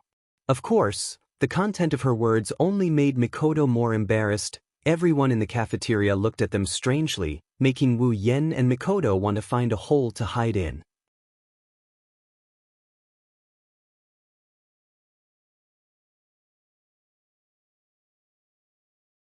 He wants to bring Astria home to do something fun with a single man and a single woman. Although there is a bit of evil in his mind, Wu Yan used the excuse of "no way" to convince himself.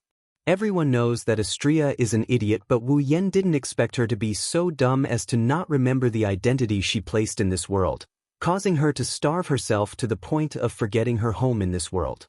Now, she's even forgotten about her home. Therefore, Wu Yen had no choice but to bring Xianxia back. Of course, he didn't mind if there was love involved. Xianxia, do you want to take a shower first? Wu Yen admitted. His heart was fluttering when he said this. Xianxia shook her head and rubbed her stomach. She said with a lowered voice, Master, I'm a little hungry. Didn't you eat a lot just now? Speechless, Wu Yen glanced at Xianxia's flat tummy. He really doesn't know how she manages to maintain her figure. But I'm hungry. Xianxia teared up. Wu Yen sighed and said, I'll go look for something good to eat, you wait here. Long live Master. Xianxia cheered. Wu Yen couldn't help but bitterly smile at the sight of this. She didn't look as helpless as before. At night, Wu Yen laid on his bed. He looked at Xianxia who was lying beside him. She was completely unguarded. Her body was amazing. He sighed. What a troublesome little fairy. Wu Yen caressed Xianxia's hair and looked at her sweet sleeping posture. He couldn't help but smile. But I like it a lot. Wu Yen kissed Xianxia's forehead. He got out of bed and put on his clothes. He tiptoed out of the room. Sisters, there are still a lot of them. You're tuning in to the Wandering Hero YouTube channel. Don't forget to subscribe and join us on this journey to catch the most captivating stories.